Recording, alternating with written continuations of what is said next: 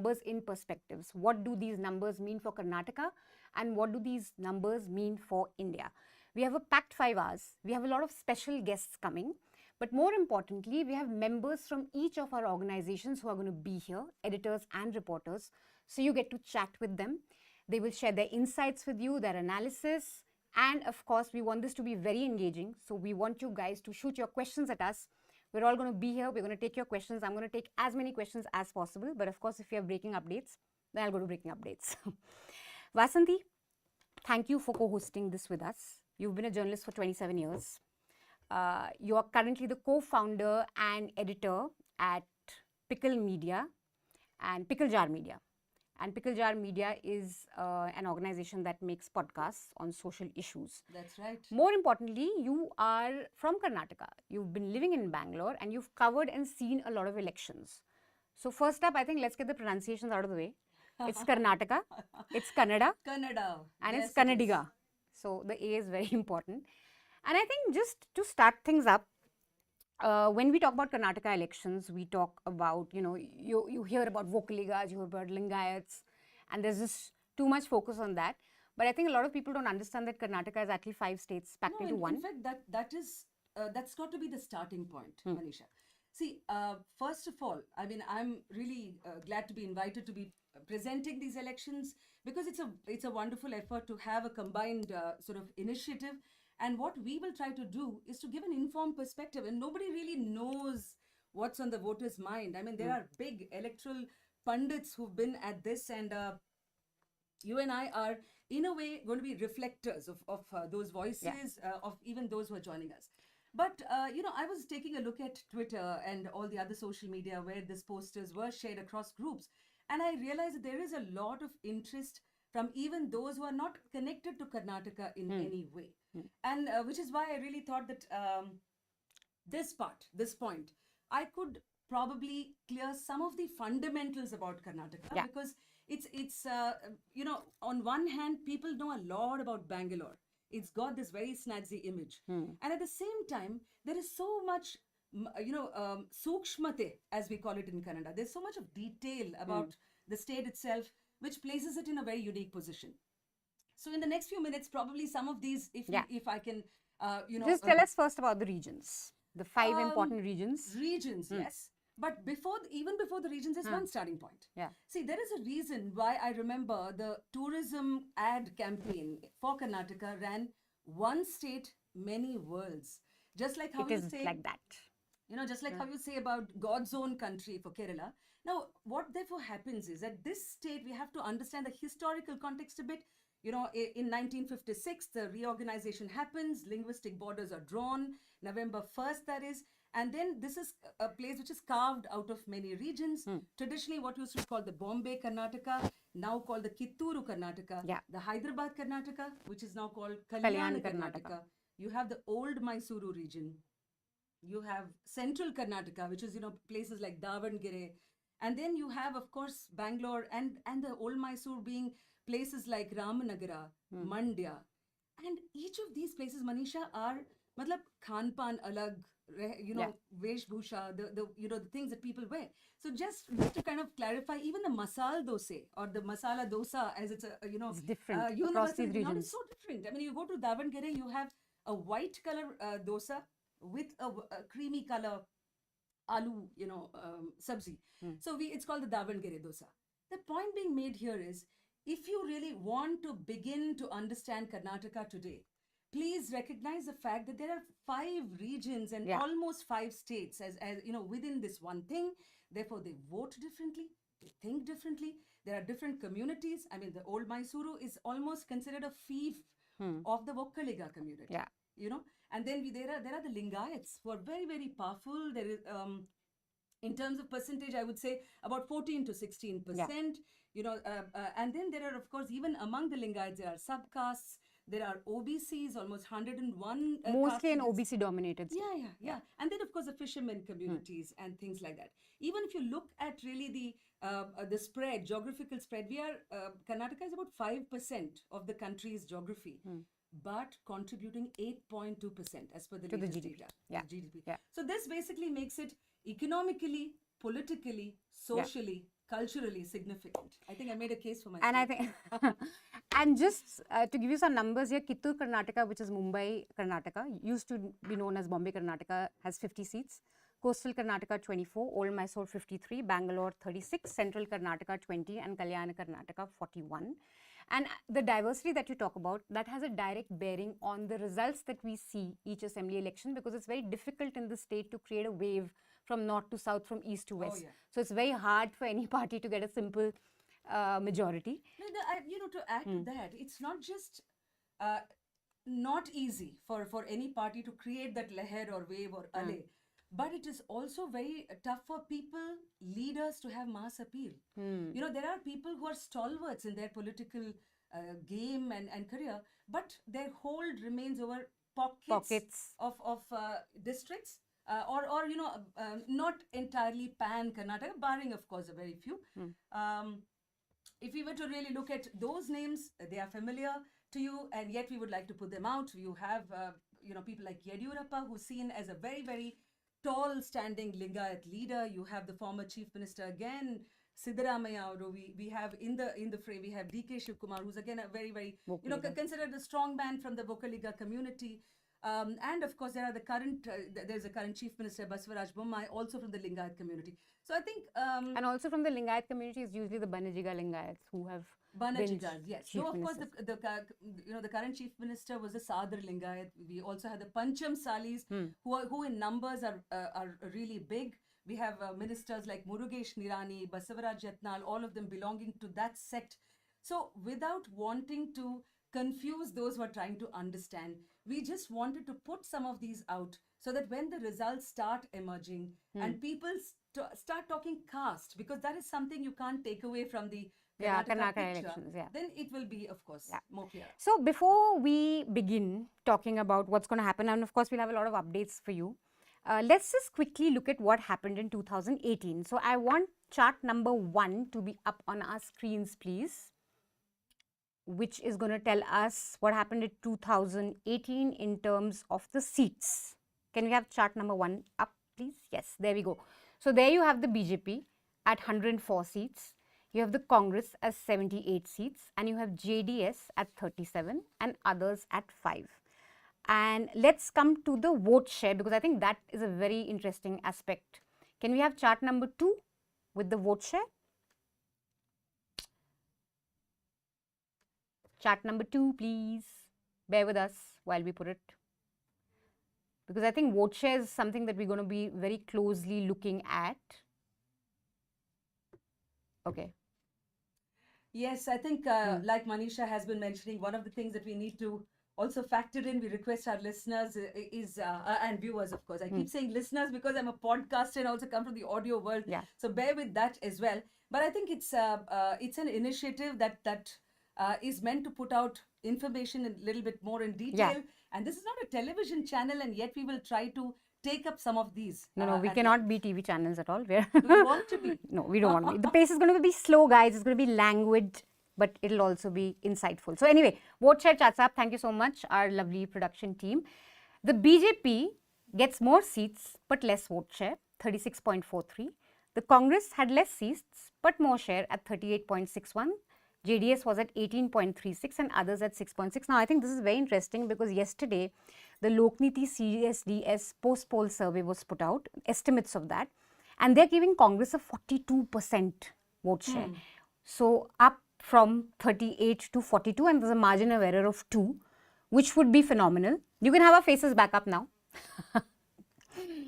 So, anyway, that will be quite phenomenal because I think the last time Congress got a vote share of 40 was 1999. SM Krishna was sworn in and Congress got 132 seats. So if this stands, then it will be really something to talk about. CSDS gives BJP 35, so we need to see what happened with the BJP vote share. There's a margin of error of 2.3, of course, and JDS at 16. Now, there's a lot of conversation about JDS being reduced to, say, a BSP-like party. That's the chatter, at least, that I'm hearing, but 16, but we don't know. Well, no, one of the things, I mean, there will be many theories. There will be as many theories as there are people and journalists, because many of them have also gone on the ground. Many of them are looking at data purely. Yeah. But Manisha, you and I have gone to the ground. I mean, in 2018 particularly, almost 14 districts, I was traveling by public transport, road, rail, even a boat in between, to actually look at what actually the ground situation is. This time, for instance, in old Mysuru region, and I was in Varuna before that, Yeah. which is the constituency of the former Chief Minister. Minister, Sri Siddaramaiah from the Congress, and he is facing Sri Somanna from the BJP, who hopes to garner the Vokkaliga votes as well as the Lingayat votes. Siddaramaiah belongs to the Kuruba community, yet again politically very significant. And if you keep hearing the word Ahinda, then you also know that there is a coalition of the backward castes. Yeah. So coming back to old Mysuru region, what you said, personally, I don't think it'll be decimated. But my feeling that I got was that certainly JDS doesn't have it easy. Also because the BJP now has been trying to have its own outreach program. Yeah, yeah. And Quite even an aggressive the push candidates that they have fielded in a place like Mandya, which is really considered one of the, politically very important place, is that even after the split of the JDS, the party tickets being given, all that angst, the three candidates there are Vokkaligas, and the BJP has tried to make inroads. I mean, should they win in Mandya, it will be almost like opening an account. We'll have to see that. But definitely, the jury is still out. What will be JDS's actual numbers? Many people are pegging it at, somewhere between 20. And some have even wagered to say, no, it's they might still reclaim. In fact, as you're saying this, first leads are coming in. Postal votes, BJP leading in 20, Congress in 15, JDS in 2. And this is the right time to bring in our lovely... You might want to repeat that for people to... Yeah. I'm going to just have Dhanya with us, editor-in-chief of the News Minute. Let's welcome her because she's right there in the thick of things and she's going to be giving us a lot of updates. Dhanya, are you here with us? Hello, Dhanya, editor-in-chief of the News Minute. Welcome. Thank you so much for joining us. What's it looking like there? Hey, Manisha. Hey, Vasanthi. Hi. Thank you. Yeah. Hi. So we are getting the first trends coming in. Remember, these are just postal votes as of now. It looks like the BJP is a bit ahead of the Congress in the leads, in these postal vote leads. But I'm just going to repeat those numbers. BJP leading in 20, Congress in 15, JDS in 2. And Dhanya, actually, before we get down to the thick of things, because these are just postal leads, like you said, you can't really take this very seriously. In fact, from 8 to 9 is when, things are really solidifying. But I think the most important thing is when we talk about Karnataka elections, so there's Vokkaliga, Lingayats and all that you hear of cliches. And then the next cliche is resorts. Yes. So I think, Dhanya, are you getting ready to be outside resorts? Have you kind of... And this segment is not sponsored by Make My Trip. But resort politics, what are you hearing from different camps? How is Congress preparing and how is BJP preparing? So all the parties have asked their winning candidates to be Bengaluru. As soon as the results start trickling in, they will be asked to leave around 11:30 from their counting centers. Because as of now, most of them are in their constituencies, they are in counting centers, but everybody has been asked to come back. So that's the first thing. But see, neither is Lingayat, Vokkaliga cliche here, and because the caste votes are important, Manisha, and I would say even the resorts are not cliche anymore, because that's the first question we've been asking politicians in the last 2 days. Have you booked your resort? Have you booked your resort? So what the Congress has been telling us is that they will ask all the winning candidates or winnable candidates to start from their constituencies at 11:30.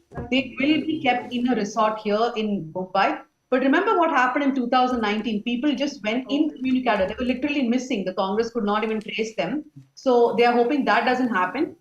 Till last night, there was a lot of confidence being exuded by the Congress camp that they will have a comfortable majority. So let's see if the magic number, according to many Congress leaders I spoke to, is 105.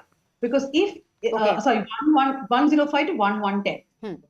So if they have that, then they're comfortable, no bookings. If it's below that, then the bookings start. No, the bookings have to start even if it is 110. Okay. But the problem is if it is 105, then they don't have to go to the JDS.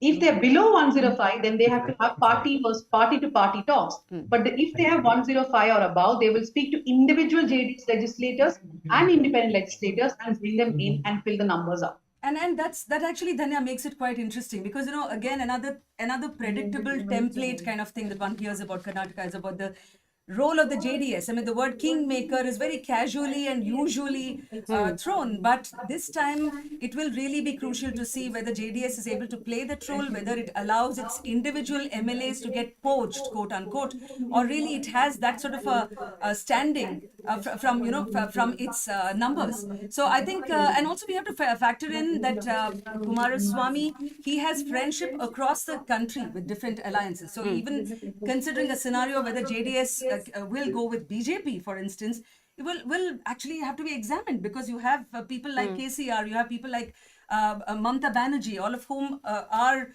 likely to forge and think of a bigger alliance. Yeah. So in that sense, I think it brings us back to the point of why Karnataka elections are significant, what these actually hold as a larger picture going towards 2024, the Lok Sabha as well.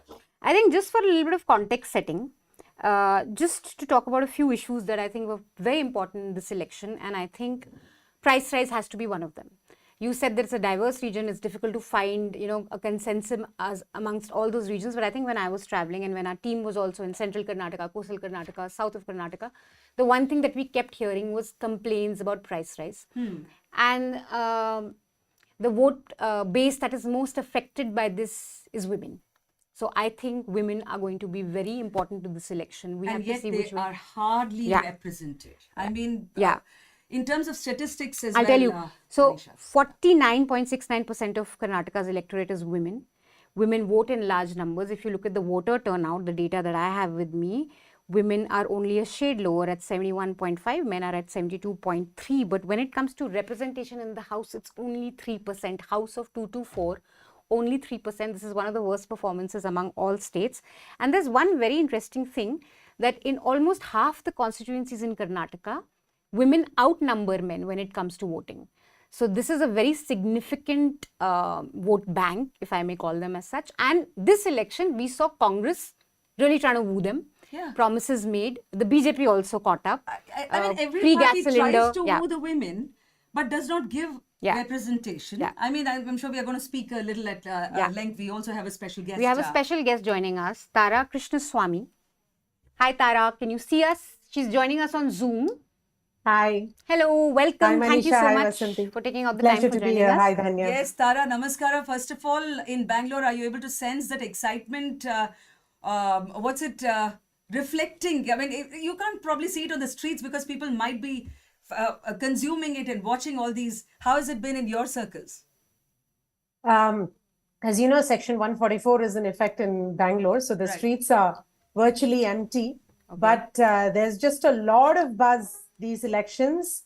And I think there's just a lot of excitement and people can't wait to, get their hands on the results. Tara, you're the co-founder of Political Shakti and a bulk of your work is ensuring representation. So I just want to quickly ask you one question on low representation of women in assembly. How do you explain this? Why is it like this? Especially when you look at the numbers in terms of the voter turnout.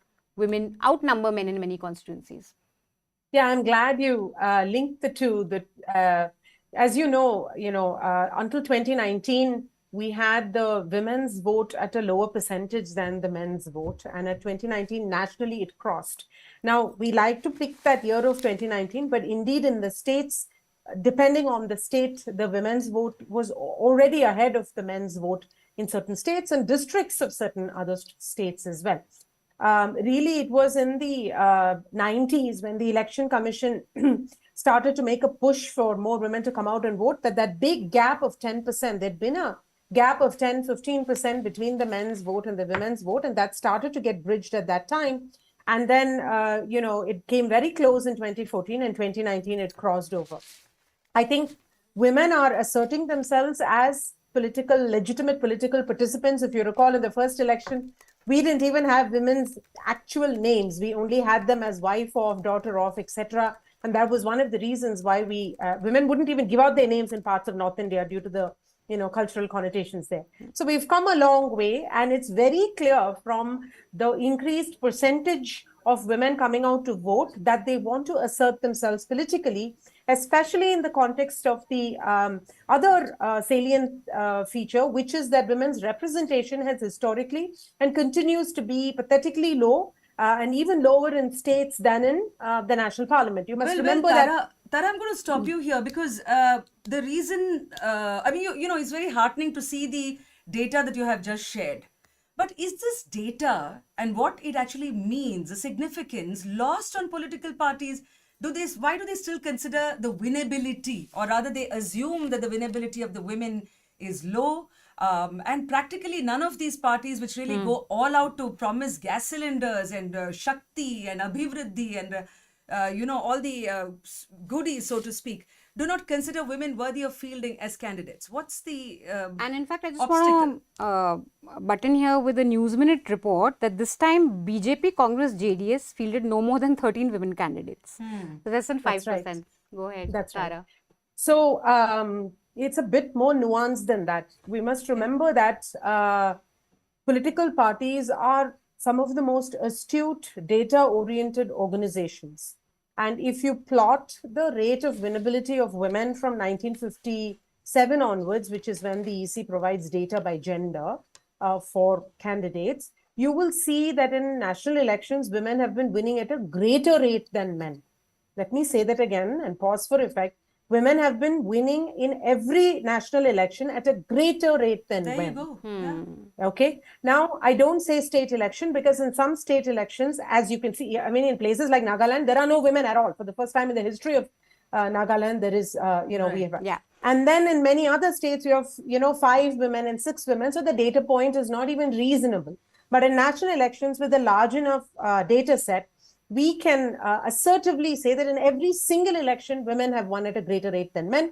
It's a large enough data set to extrapolate and say that therefore voters don't distinguish between genders and indeed in some ways patronize women at a higher rate than they patronize men. And political parties know this, Vasanti, to your question. Yeah. So given that, why do they not field women? Again, you need to put this in a bit of context because if you look at states like Rajasthan, Madhya Pradesh, Bihar, you've consistently had more women in their state legislatures, more women elected to their Vidhan Sabhas than in the quote developed states like Karnataka or Kerala or Tamil Nadu or any, or, you know, and part of the reason is because a lot of the women that are given candidacy in those states are, wives of their imprisoned husbands. Well, you know, there are a lot of men who are nephews and sons. I hesitate to say this. This is not just about dynasty and proxy because there's plenty of male dynasts and proxies. There's just no two ways about it, okay? But the point is that in places, in states that are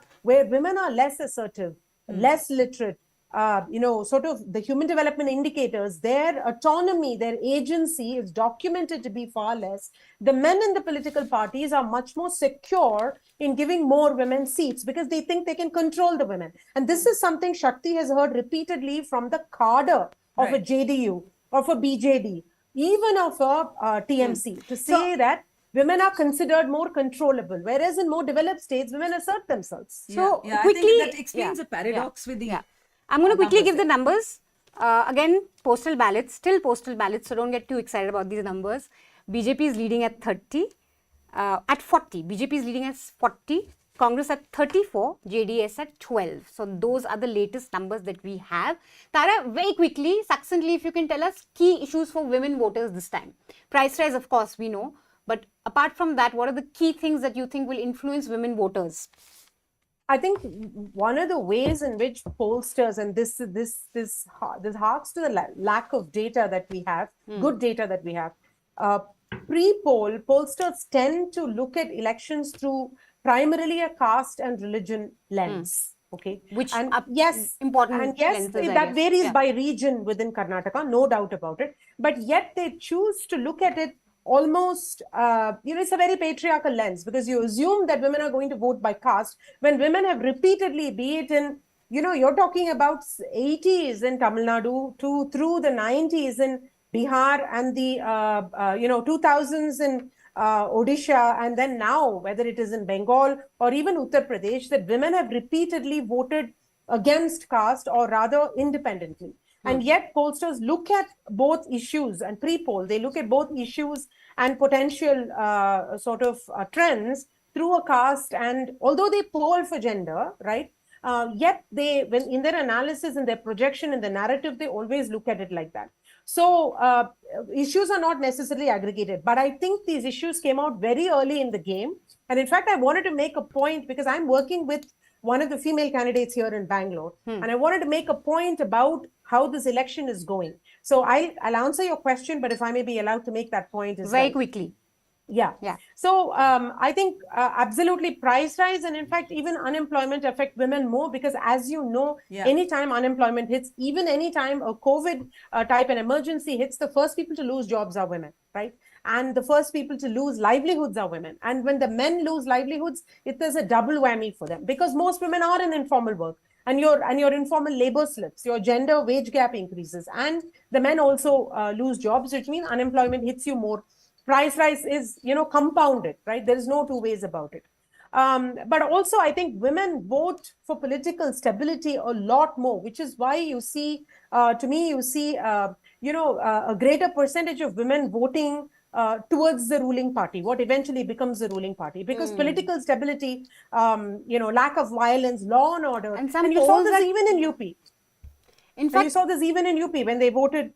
Where the branding for the UPCM was, law and order, and the branding for the opposition is lawlessness, and they voted towards it. You're right. I, in fact, saw it firsthand in Uttar Pradesh elections when I was on the ground there last time. It goes to show that women really know what counts, and therefore they are willing to look beyond the labels of parties and actually who will deliver that good work. And some of the exit polls, I think why this women voters, percentage and which party women back is going to be very important, because some of the exit polls that are giving a clear lead to Congress, the big difference seems to be in the voter percentage of women. So some of them have given Congress 11%, backing of women voters more than BJP. But we'll look into that. Thank you so much, Tara, for joining us. We're going to go to our friends at the News Minute. We have some reporters on the ground too. Dhanya, are you here with us? Hi, yes, Manisha, Hi, the numbers are coming in. Of course, our numbers are at BJP 46 and the Congress at 44 and the JDS is at 17. But I can see that TV9 is still JDS 13, Congress 36 and BJP 41. But according to the numbers, the Congress has taken a lead. I think this will keep swiftly changing because these are the postal votes as of now. So can you just repeat those numbers again for our viewers? Just repeat them. Yeah, so the numbers that we have is BJP leading in 46 seats, Congress leading in 44 seats, and JDS leading in 17 seats. TV9 Kannada, which has reporters all across the state, is at BJP 42, Congress 36, and JDS 13, and 2 independent candidates. Okay, great. And Dhanya, how many reporters do you have on the ground today? We are on 8 reporters on the ground. They are spread across where leaders are. But some of them have gone back to their constituencies, like Siddaramaiah is in Varuna, and Bommai too has gone back to his constituency. But what we've been told is that as soon as the trend set in by 11:30, most of them will come back to Bengaluru. Of course, the winning side will rush to Bengaluru. The losing side will not want to come. But if it is hung assembly, everybody will come to Bengaluru or wherever the resorts are booked. And because we were talking about women voters, do you have any insights to share with us on what were the key issues for women voters this time? And do you think we can look at them as a block in the way that I'm saying that, it's a voter block? Because if you look at the exit poll numbers, it does look like women voters have voted decisively this time. I'm just talking about the exit polls for cost of living, the prices of LPG, and even the Congress promises. Now, if the women voters really, around 11% more, have voted for the Congress, then that's also because right from the beginning, even before the campaign started, one of the first election campaign rallies was by Priyanka Gandhi in Karnataka, where she's the one who announces 2,000 rupees per woman per household, the Gruha Lakshmi scheme. Later, when the manifesto came also, there was a lot of focus on women-led, on schemes for women. So, of course, that would have had a bearing. But it is also women who take the brunt of a cost of living, of increasing LPG prices, so, which is one reason why they could have decisively voted as a bloc. Absolutely. Again, like cylinder prices is something we heard of again and again and again. That was really key. So, back in the studio, Dhanya, we'll get back to you in a bit. with more numbers and upsets. We're still counting postal ballots right now, right? Yes, we are still counting postal ballots. And we're at 40 BJP, 34 Congress, and 12 JDS. Yeah, we are 46 BJP, 46. Congress 44, and JDS 17. Okay, great. Thank you so much, Dhanya. We'll be back with you in a bit. And we have in our studio new guests. Hartosh Singh Bal from the Caravan, executive editor, and MK Venu, founding editor of The Wire. Thank you so much, guys. Now, remember, this elections online, it's an endeavor by 5 independent news organizations. We have the Caravan, The Wire, Scroll, News Minute, and News Laundry. Together, we're bringing you these elections. And part of the thing that we also want to do here is we want you guys to engage with our work. We want you guys to ask questions. I don't think there'd be another. This is the first time that all of us are coming together, of course. It's an experiment, but it's also going to be great fun because you get to ask all of us questions at one place. In spirit, we've been together. In spirit, we've been together. And we also have Yogendra Yadav joining us on Zoom. Is he here? Hi, good morning. How are you? Good morning. How are you? How? Fine, and I actually wanted to begin by complimenting you. What an exciting initiative. And as I said in one of my tweets yesterday, not only for election analysis, I think it's just good news for Indian media that all of you have come together. And something like this is actually in an age where mainstream media has virtually surrendered to the regime.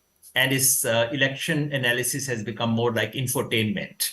That you've come together is actually very good news. Thank you and congratulations. Thank you. Is your screen frozen? Is it frozen? Because I'm seeing. Yeah, I'm in fact, yes, I saw you frozen in time, Yogendra. Sorry. Well, as long as as long as you can hear me. Yeah, we can hear you very clearly. Guys, you'll have to bear with us. We're a small, nimble group of 5 people who've come together. And agile. Agile. That seems to be the buzzword, Very especially fluid. coming from Bangalore. But Manisha, I wanted to go straight across to Yogendra and ask him. You've been on the ground in Karnataka. In fact, the Edina survey, which came out, and I think one of the earliest surveys there. So one of the things to start this conversation with would be what you had put out, or what the team of Edina had put out about the voting patterns amongst the class, for BJP. So probably that can be a starting point, and then we can, take up the next. If you permit me, can I just report something because I'm watching channels as well. Yes. And some of them are rapidly going ahead with the count. Believe it, it's only, half an hour since the counting began? Yeah. And they're reporting 158 seats right now as I speak. Oh. 158. As you mentioned rightly, many of these could be postal ballots, so we should be somewhat cautious. But in these 158, 77 for Congress, 62 for BJP, JDS at 17. More importantly, Congress is plus 23 over last time. And BJP is down 90. So 20 plus gains for Congress, 20 kind of losses for BJP. At this thing, it's going more in the direction of Congress majority, but a thin majority. More importantly, there are initial regional trends as well. Just look at how fast the whole thing has become. The initial regional trends are saying that coastal Karnataka, BJP sweep. Yeah. Central Karnataka, BJP ahead, which is what was expected. Right. Hyderabad, Karnataka, entirely to the Congress. Mumbai, Karnataka, little more to Congress than to BJP, reversal of the trend last time. And South Karnataka, still basically BJP, Congress versus JDS. And in Bengaluru, lead for the Congress. That's initial trends that we can see, more or less along the expected lines. Coming back to the ED. Caveat here, Yeah. please, because thanks, Yogendra, but I think one of our jobs here is to proceed with a little bit of caution. We've seen others before us who made major mistakes. It's very early in the day. And then flip the analysis quickly. And I think it would be great if we just wait to draw conclusions, but maybe just look ahead or look back and see what's happening. Because right now, I think it would be very premature to say who's ahead or who's winning or leading, because this is coming from channels that we don't trust in the first place, which is why we are here. Yeah. No, I think, Hartosh, one of the fundamental truths to begin, which doesn't change, regardless of which party or which election, is the flip, in terms of which party gets the voter faith election after election.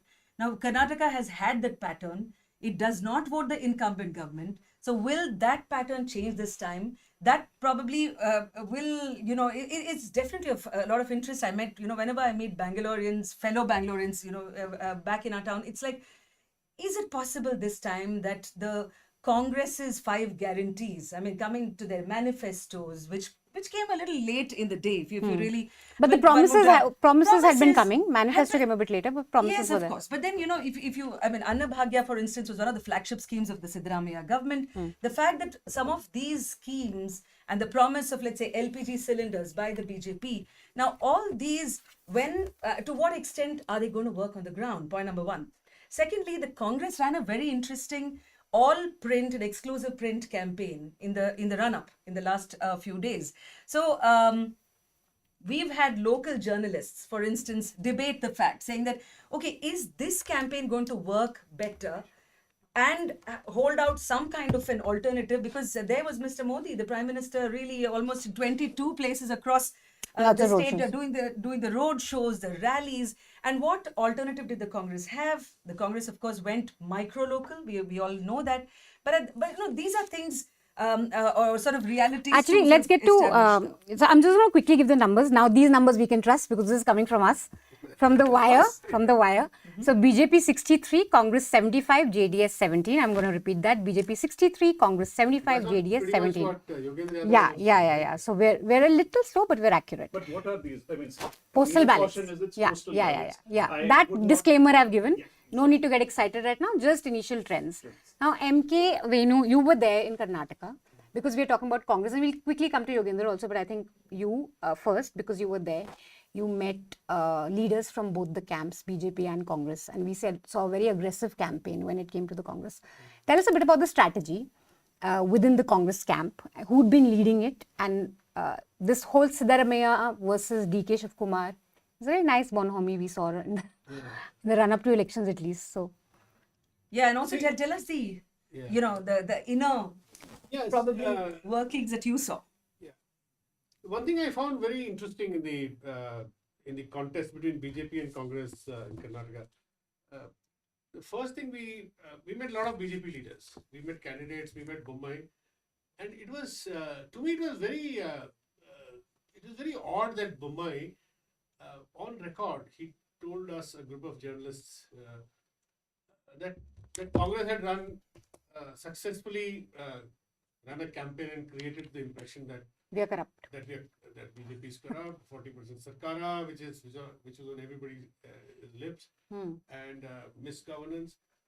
I found it very odd because I don't know whether it's something about South Indian politics that the politicians are. When they are talking to you, they try to be more rational than the ones in the north. I don't see a Yogi Adityanath. You're going to win a lot of fans. That somebody run a good opposition, run a good campaign. Okay.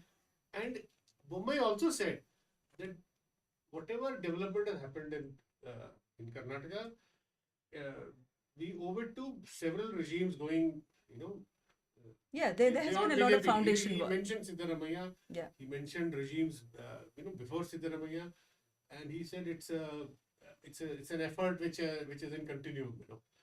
So that also I found very, very interesting because at the local level I found that they are not all that combative. The combativeness comes from Delhi, which was visible to me in several other conversations with BJP leaders also. Like I said, we met Yedurappa's son, Vijayendra. So we asked him, is it a big advantage to be your father's son, Yedurappa's son, very popular leader. So he said it's a big advantage within Karnataka. I can't say about Delhi. Oh, okay, right. So that is quite candid. So within BJP, you constantly saw the Delhi BJP central leadership versus local leadership, a certain, but that's No, this is a very interesting observation, but it also, reflected in the way the campaign was conducted. For the first time, and of course, one has seen elections both as a student as well as now, practitioner of journalism, but this was probably the first election where we did not have, we the citizens, not just in Bangalore, but I heard this when I was calling up stringers across the districts, that they did not get enough mukha-mukhi with the candidates of BJP, because either, they thought that the heavy lifting is anyway going to be done by the Prime Minister on the road shows, every candidate we met of BJP, sitting ministers who were fighting, C.T. Ravi, that Narayana, Ashwath Narayana. Then there was a candidate from Chikmagalur.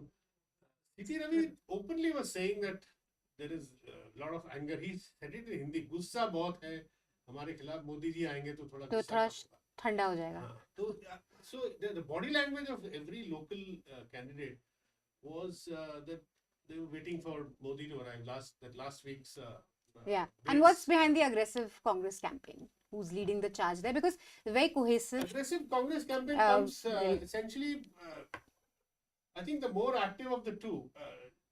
The impression we got was Siddaramaiah is clearly the most popular leader there, most accepted leader.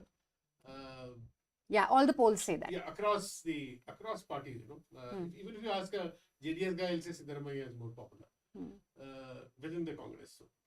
But D.K. Shivkumar obviously was the man on the ground, the executioner as it were. Okay. So that's how it worked, I think, between them. Yeah. Hartosh, this whole Delhi versus state versus central leadership in BJP neatly brings us to the question of BL Santosh. And you guys have a fabulous cover on this. Everyone should read it. You have the magazine. Absolutely, Let us show it to our viewers. All Santosh's Men. That's the Caravan's cover. So tell us a bit about this. And, there was this lot of chatter. And Congress used it very effectively on the ground that the BJP is insulting Lingayats. They're going to plant a Brahmin on you. And, that was one of the big conversations there. So just tell us a bit about that. So, and like all stories, our work is due to the reporter on the ground who you will see. Yes, we're going to get her on board. Person who's worked on it, Abhiragi here, all our team here. So I am in some ways summarizing what they have actually on the ground. I see for the BJP, this as a transitional election. A lot of things are focused on trying to understand what is the consequences nationally or otherwise, but the BJP is also playing a long game. And you are going from an older BJP to a new BJP. That is not to say the older BJP was not communal, did not use bigotry. All of coastal Karnataka is witness to the fact that that's not the case. But you are seeing a transition to the BJP geared to work like it works in Uttar Pradesh or Gujarat, where you are seeing... I have to stop you 1 minute, Hartosh. I'm getting messages saying that you're not very audible. And I am too loud. So, sorry for that. I think while the mic adjustment happens, can we go across to Yogendra Yadav once more? You when you were beginning to say about the more of the research survey, perhaps before the E-Dina numbers came out. Look, as you said, I've been here practically for the last 2 months with some breaks. And right from the beginning, I thought it was clearly a one-sided election. A one-sided election where Congress had a clear, substantial lead. And I've actually not seen any reason for it to diminish over this campaign. E-Dina, E-Dina.com is a alternative media platform, just like all of you here. They carried out a massive survey of more than 40,000 respondents throughout the state, reasonably scientific sampling. I wouldn't know about the quality of fieldwork. And their conclusion about 3 weeks ago was that the vote division would be something like this.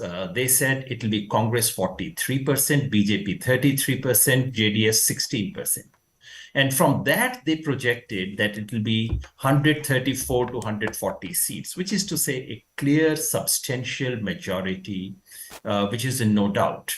And I was surprised to say that most exit polls did not show that picture. Just to pause you for a minute, because India Today numbers are coming in. It says Congress leads in 100, while BJP in 75 seats, JDS in 16 seats, and others in 3 districts. But we want to just go with the numbers on the wire. So we'll not look at TV because that's the point. So we'll stick to the wire numbers. And would you want to repeat that for the benefit of those who are watching It's on us? the ticker, BJP at 70, Congress 85 and JDS at 17. I think, is our audio fine now? Hartosh, can you do a We check? can check once because we'll run Yeah. into these fumbles. Can I say something about counting? Yeah. Over the years, what I've seen is that the initial trends are extremely unreliable. And the reason for that is that we cannot be sure that these are postal ballots, even postal ballots. The trouble is, if these were all postal ballots, we could have still drawn some firm conclusions. But the manner in which Election Commission reports is so mixed that some constituencies may be giving you postal ballots, other constituencies could be giving you round one count. So that's why it tends to fluctuate. But over the years, my sense has been that for some reason for which I have found no mathematical explanation, the party that initially does well then tends to creep up. Its seat share tends to go up. And while we have very good reasons to be suspicious of mainstream media, we should be. By and large, they have absolutely no stakes in getting the counting wrong. They did get it once wrong, but once or twice they were just playing I don't think it's professional about goof up. Yeah, but I don't This was think just professional technical goof Yeah, up. yeah, yeah. But by and large, they gain nothing by giving you a wrong count because they would be foolish after a couple of No, hours. no, no. And see, we have the numbers on our ticker, so we can go to that. And I think this 1 hour is nice for context setting and conversations. Hartosh, can you check once now? Can you do a sound Yeah, check? yeah. We'll run through a sound check to make sure it's okay. It's fine. Bear with us, guys, while we do the sound check. Say 1, 2, 3, 4, 5, 6, 7, 8. 1, 2, 3, 4, 5. I think 6, it's 7. as realistic as it gets. Yes, This, yeah. yes. Do we have Hartosh mic'd up properly now? But Manisha, you and I are, and I think just also No, to we just want to make sure. look Okay, at some of great. those, yes, overall early trends. If it's really true that Jagdish Shettar is trailing in Hubli Dharwad Central, ST Somashekar of BJP trailing in Yashwantpur. I mean, Jagdish Shettar particularly significant, former Chief Minister himself, tall Lingayat leader, and that is a candidate who the BJP lost to the Congress in the midst of all the ticket giving angst. There's also Janardhan Reddy who's leading in Gangavati. Somarna is trailing both in Varuna as well as Chamrajnagar. Now, this is also significant because in Varuna we have the former Chief Minister Siddaramaiah. I was there on the ground, and it's it almost seemed like at one point the former Chief Minister wanted another constituency to actually vote in, but the Congress denied him, and he was contained in Varuna. But if the early trends are any indication, Somarna is trailing. He's a Vakkuliga. Swami and son trailing. Yes. Wow. Yes. That's quite amazing. You know, I want to say something. If the gap between, as the present trend goes, if the gap between Congress and BJP is about 25, Congress is leading, right? And if this trend continues, then you're looking at a slightly hung situation because JDS will get at least 20 seats. So that means from the remaining, 200 and whatever, 5 odd, 4. If this is the split, 25. But let's see. Like we said, it's too early. So let's just circle back to Hartosh because you were in the middle of a conversation and then your mic bubbed up. So BL Santosh, the Lingayat versus Brahmin fraction, and how the Congress was using it. Well, yeah, as I was saying, and again, I think I would prefer to stay with this because I think early conclusions are dangerous. Yeah. We've seen them often go wrong. The early leads are misleading, and we are in no hurry. We have the whole afternoon with us. We'll come to Leisurely. Leisurely. I do strongly think that the point I was making is that the BJP is in a transition in Karnataka. From the old BJP to the new BJP, which is now governed more the Amit Shah and Modi pattern, trying to imitate the patterns of the north of Gujarat and UP. Finally, in Karnataka, they are nowhere near succeeding, but they are transiting to that. It's still an upper caste party in Karnataka. In a way, it is no longer in Uttar Pradesh or Gujarat. They are trying to reach out to different regions. This election will still very much see that same division. I think Yoginder has made the point. It's very difficult to separate out caste and class, though Yoginder has tried. Yeah, we'll come to Yogendra on that because because even when you look at the Lingayats, even class is working along caste because the Lingayats are not one single caste. So you can't do that analysis so easily. There is that issue. That's true. So what the BJP is doing is actually trying to spread its reach. It is using this RSS booth level management, which already had, with trying to cater to small castes with cultural changes on the ground in the way you icons, working on subcastes, because it is not possible any longer to look at elections in terms of caste. You have to look at, basically, I call our elections as a jati level analysis. Castes within castes are what parties are working on, and the BJP has understood this dramatically, and they are trying to replicate this. In Santosh is the man who is key to this transition. BL But Santosh. unlike the North, he's not the face. He cannot be the front man for this transition, which is why the BJP is facing a problem in the post-year. And you can tell our audience why he can't be pausing the... you here because you know, there have been lots of viewer comments. Kumaraswamy and son trailing particularly is of significance. We also have Sudipta Mandal joining us on Zoom, and he is somebody who can definitely give us a clearer, you know, his perspective on the coast, which he had reported on quite extensively. And Sudipta, if you can hear us, you know, the moment you say BJP and Dakshina Kannada, they, you know, that's such a strong connection. But you know, in terms of this time, what is it looking like? Is there any new perspective that's emerging? So there are some forces which are gathering pace in coastal Karnataka as they're churning within that Hindutva formation. You know, we've always thought of it as this one region where the RSS kind of has complete control, but we've been seeing fractures in that. Now, whether it will play out in this election is not as important for me as somebody. I mean, I've been following this region for close to 16, 17 years now. But say, for example, the rival candidates, the rival Hindutva candidates who've been put up in coastal Karnataka against the BJP. You have Pramod Muttalik, the chief of the Shriram Sene, contesting against a BJP candidate in Kallarka. We went across to interview him the last time, and he said that there are 32 Hindutva organizations who have put up small candidates across the state against the BJP. Now, these are really, for me, interesting because I think somebody said it earlier, you know, not just the BJP, but I think the Karnataka as a whole is still undergoing that transition. We still haven't settled on a political ideology or party. And these are forces that will continue to kind of shape the Hindutva of the future and politics of the future. So therefore, I'm saying there's a lot of churning happening over there. Another thing, you will see this emergence of subaltern Hindutva, this Brahmin versus non-Brahmin in that coastal Karnataka region. We saw how the Nalin Kumar Katil's SUV was really shaken, and you know it shook the party, and the Brahmin factions or the Brahmin dominated RSS, you know, where the toddy tapping Billava community saw themselves as becoming tools or being used by the Brahmins of the BJP, and that contradiction, how it plays out in the coming years. Some of you might know that the Billavas of coastal Karnataka are now trying to build an alliance with the Tiyas and the Iravas and of Kerala, and the SNDP, which is the Sri Narayana Dharma, Guru, SNDP, the Tiya thing started by Narayan Guru.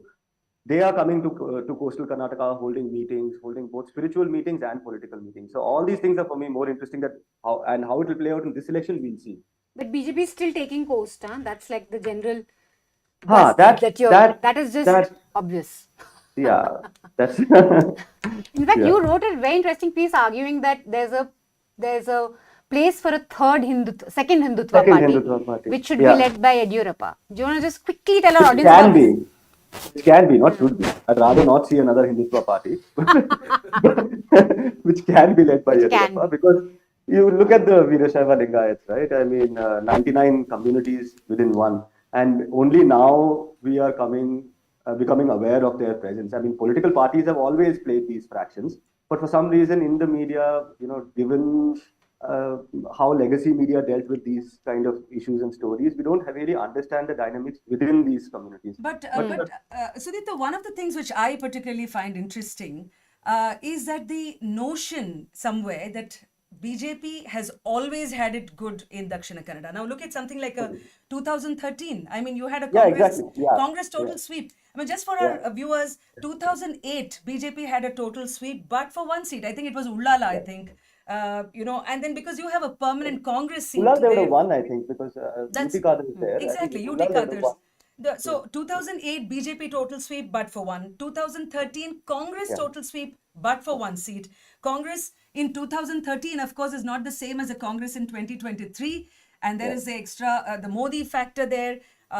Many situations have changed, but this is something which people don't probably know about the 2013 the coast voting for the Congress. So what was Yeah, no, it just goes to show that Hindutva alone cannot, do the trick for the BJP. They need other things. They need that booth level management. They need that engineering which can bring different communities which are otherwise not really sociable into one political formation. All of those things also play a large role. And 2013, of course, also don't forget what Yedurappa did in that election.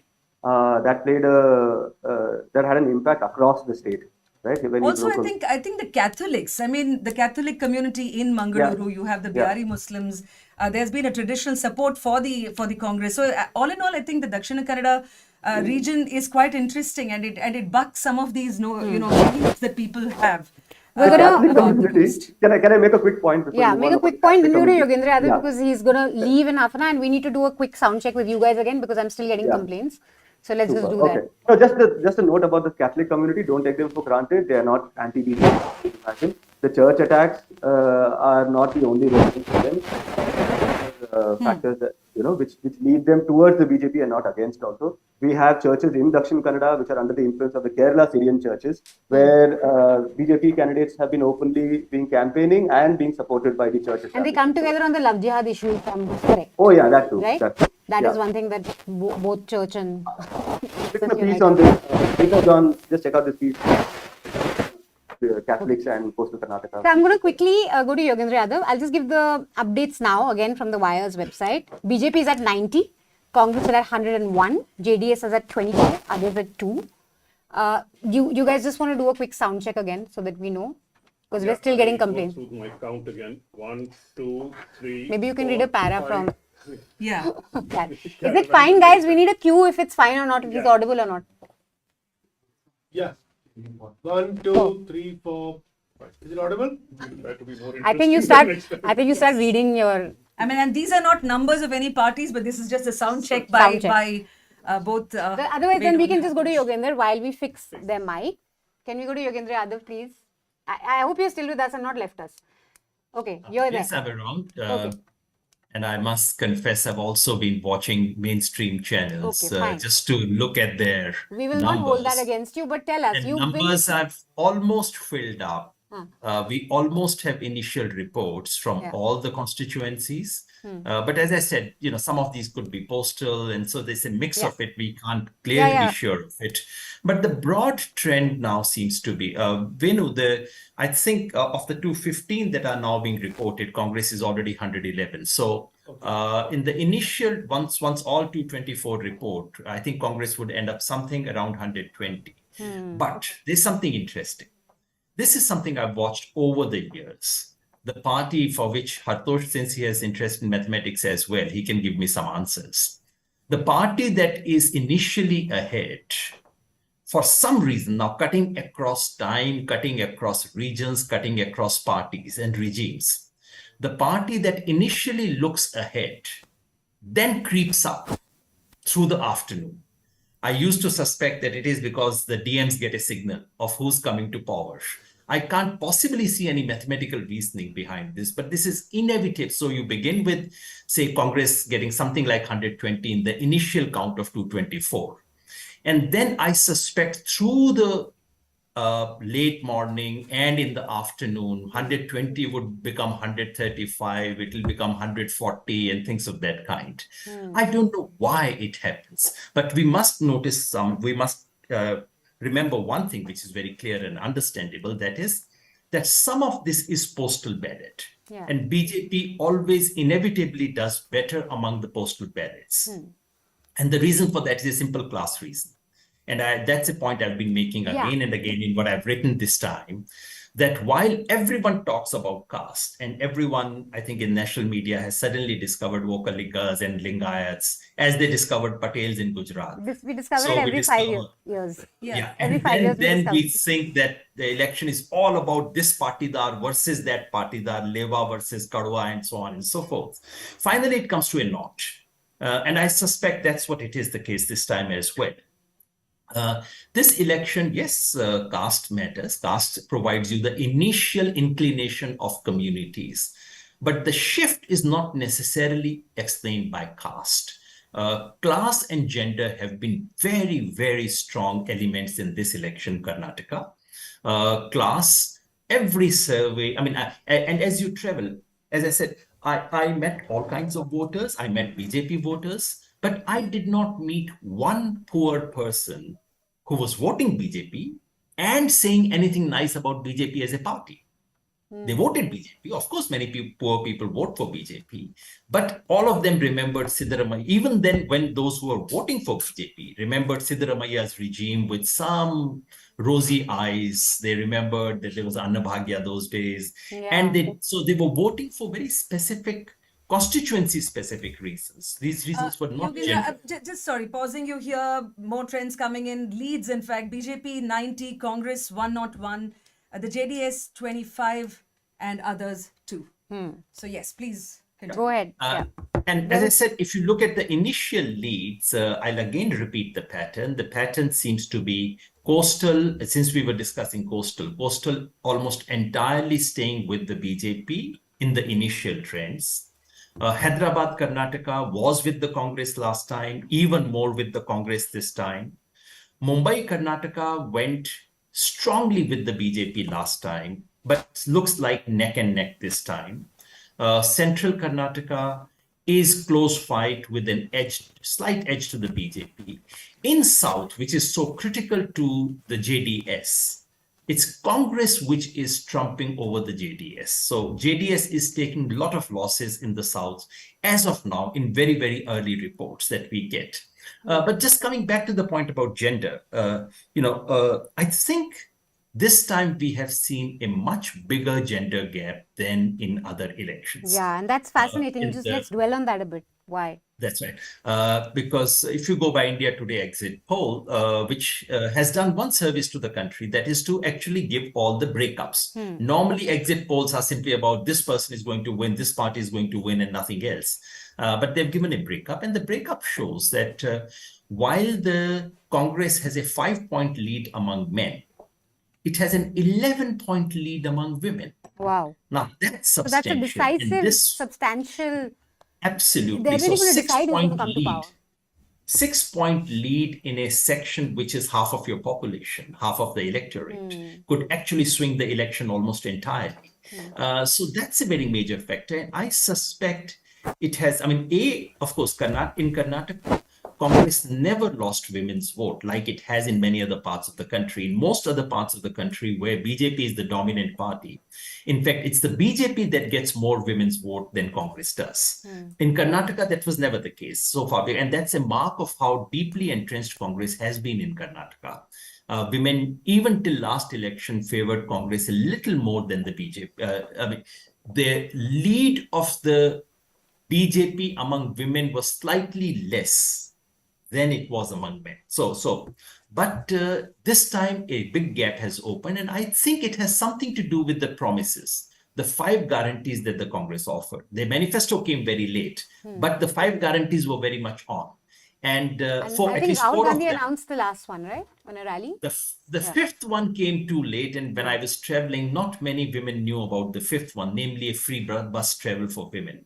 But the 2,000 rupees for every head of household, woman has head of household, was something every woman knew. In villages, in small groups, women who were not educated, who were not interested in politics, even they had broadly some idea, kisi se suna to tha, kisi saheli ne bola to tha. There was that sense. And I suspect that's something which has helped the Congress. And when you were traveling, did you also meet, say, BJP voters, women, who were then going to Congress? And if you did, what were the reasons? Like, what are the main pain points or anger? everyone would begin by talking about gas cylinder. This gas cylinder became the emblem of price rise. And as I keep saying, in India, price rise is not inflation. These are two entirely different things. Price rise is a way of talking about poverty. It's a way of saying, I can't afford the things I want. So everyone spoke about gas cylinder price. And as this woman told me, that, initially we had our chula, we were all right. Now they've got us to shift to a gas. But come to think of it, and this is the point I find very interesting, when we are interacting with people in central Karnataka, North Karnataka, it is not as if people believe that this can be reversed when, let's say, the Congress comes to power, whether the price of a gas cylinder. So these are some of the things. In fact, price rise in people in their wisdom will know that it's not something that can be exactly contained by the state government, and which is why it's very tricky. And I remember what senior journalist Krishna Prasad, who also undertook some of these travels, across, and he was mentioning even in his piece about James Reston, the former executive journalist of the New York Times, who said while observing Indian elections that when the voter is casting the vote, it is almost like a sacred communion between the voter and democracy, and it is a sacrilege to pry, meaning that we can speak of price rise, we can speak of anti-incumbency, we can speak of how much narazgi, let's say, the voter felt against the incumbent government, but whether this is going to actually translate into how they have voted. I mean, there are people, even in a city like Bangalore, who said that, this government has been lackluster, non-performing, but of course, we need the national picture. Talking about price rise, and as Yogendra, we went to many village hearts in our travel last week of April, and we found that this gas cylinder, every woman that we met mentioned that gas cylinder price had doubled. Now the point is, Yogendra is right. Inflation is always an issue, but once in a while, just as corruption is always an issue, once in a while these issues get elevated to a higher plane on account of some pain point, which gets deepened. I think in this election, gas cylinder has deepened because this government has been very insensitive to have allowed gas cylinder prices to double. 400 to 12, and people would say that. And I am certain that this will be an issue even in some of the North Indian elections later. And their earlier campaign of having provided gas cylinders, it was a major plank, Labharti plank. I think it is slowly eroding. It is eroded first in Karnataka because Karnataka is more literate also. I think this is going to have an impact in other elections also. Okay, now before we come to Hartosh, One thing, go for can you it. just pull up the Election Commission website right Yeah. now? Because for the first time you are getting Leads from and election, trends, yeah. and you're getting vote percentages. There's a 6 or 7% gap so far. And Wow. it is initial votes which the BJP should be leading. I don't think we rush to conclusion. In fact, but I'll it just is read the finally leads. interesting, yeah. I'll just read the leads. BJP at 8, Congress at 12, JDS at 1. Those are the seats. Seats are the leads I'm getting. I think it has not been refreshed. It's Okay. 25 to 12. The Congress, Oh, wow. Okay. The BJP. And there is a 46 to 39% gap in vote share. That is what is coming through right now. As we go along, I think this will be interesting to watch because this is data that I think we can totally rely on in some senses. What we're going to do is we're going to quickly go to a package that the Caravan magazine has made on BL Santosh. And when we come back, we'll make sure that all our mics are working and fine. No one's too loud and no one's too muffled. So just watch this package and we'll be back quickly.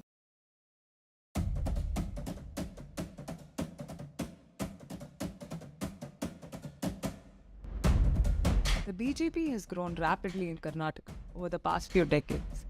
This might lead us to believe that the brand of Hindu nationalism RSS promotes has always had support here.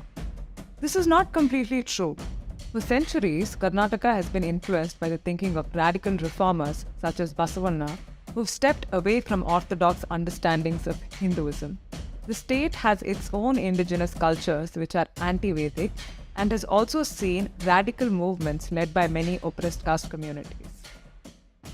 Over the decades, the RSS has tried many methods to increase its support base. In coastal Karnataka, it banked on its polarizing programs such as Gauraksha. It altered indigenous ancestors that people prayed to and presented them as Vedic deities. This Hinduization gave the RSS mass support in this region. But to grow further, they've been trying to push other well organized caste groupings of Karnataka too towards a singular Hindu identity. The latest phase of this has come under the leadership of B.L. Santosh, who strengthened the BJP's organizational structure and effected a generational change in their leadership. With the Lingayats, who are BJP's core voters, the RSS legitimized groups within who are more Brahminical, such as the Panchapitas. This has been done at the cost of invisibilizing everything that the Lingayats represent, including their anti-Vedic resistance. RSS is now roping in other communities using their religious leaders or is creating religious leaders from scratch, all to reshape the region's cultural markers and pushing myths in their place as the reality of the Kannada past. In all the cultural experiments that the RSS has tried, be it the appropriation of local deities in coastal Karnataka, the mobilization around Ram Janmabhoomi when Yediyurappa was the BJP state president, or at the Baba Budangiri shrine, it saw minimal pushback from the state's political opposition. The Congress failed to counter the RSS project of cultural reshaping in Karnataka. If there is anything to be taken away from the past 4 years of the BJP's rule in Karnataka, it is the long shadow these changes will bring to the cultural fabric of the state.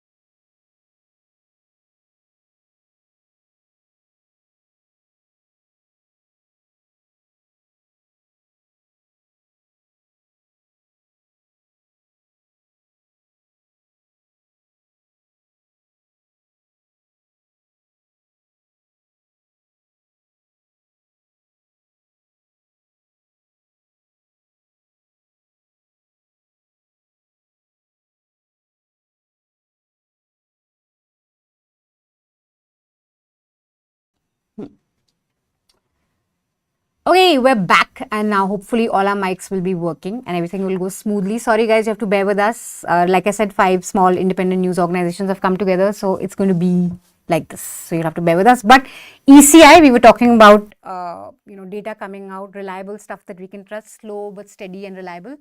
Vote percentage: BJP 39%, Congress at 46.3%, JDS at 7.8%. And Venu, you had some questions of Yogendra Yadav, so just go ahead. Yogendra, but now it's more or less clear that the results are, they reflect what Edina or even some of the exit polls said, especially the India Today poll that you mentioned. In fact, I found it fascinating that your Edina poll and India Today exit poll were very similar numbers, right? So Yeah, not mine, Edina's. Yeah. so I mean, I said you because you Yeah. kind of assisted. I them. reported it. Yeah, you that's right. guided them, right? So now, and coming back to your piece on class, that this is the first probably election if not the first, at least one election where people have voted on class lines. And I found it interesting in your piece. You said that even among Dalits, the better off Dalits voted for BJP and the poorer Dalits voted Congress. So, so this caste class, this overlap, do you think this is durable or this is cyclical? That a time comes when people vote on class lines. Yeah, those are precisely the questions we should get into, Venu. That Congress tends to do better among the poor is something we've known. In Karnataka, the slope has been particularly sharp, which is what I showed, and which was confirmed also by the exit poll and by every other poll that has now come. The interesting nuance is something that you've just noticed, namely that there's a class operation within every caste. Upper caste tend to favor BJP overwhelmingly, but the poor among the upper caste go more for Congress. Among Lingayats, the poorer Lingayats is actually where the Congress gets slightly better share. And this operates among Dalits as well. BJP tends to do better only in the upper stratum of the Dalits. So there is a class operating within every caste. If we are looking at Karnataka election, not merely for what happens in Karnataka, if we want to get the larger trend, because for us, I mean, the reason why all of us have been so interested in Karnataka is that because in many ways, it's a gateway to 2024. If the opposition lost Karnataka, honestly, all the mainstream media, Darbari, Godis, and everyone would have created so much of dankai around it that this is the end of it, forget 24, done deal, and so on and so forth. All that would have been. So Karnataka provides an opening, a possible opening now. Of course, it's not, of course, winning Karnataka does not mean Congress wins 24, but at least it keeps the opposition's hopes alive. And that relates to the class point, which is Karnataka in some ways also provides a template for the opposition. Keep it simple, focus on the real issues. Do not be frightened of talking about Bajrang Dal or whatever. That's a piece Hartosh has written. Maybe someday we should have a longish conversation about that.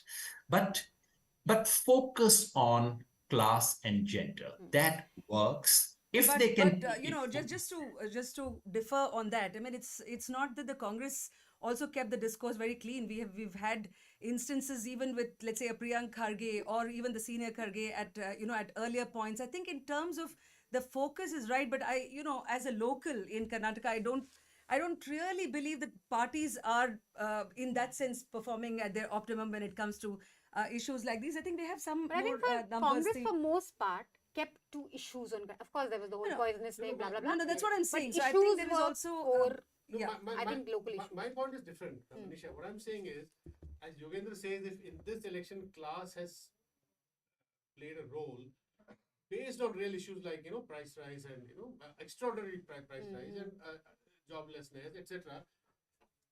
Will this repeat in the Lok Sabha elections in Yogendra? Will this repeat in Lok Sabha in Karnataka? Because surveys have shown that Lok Sabha people are reverting in good measure back to BJP.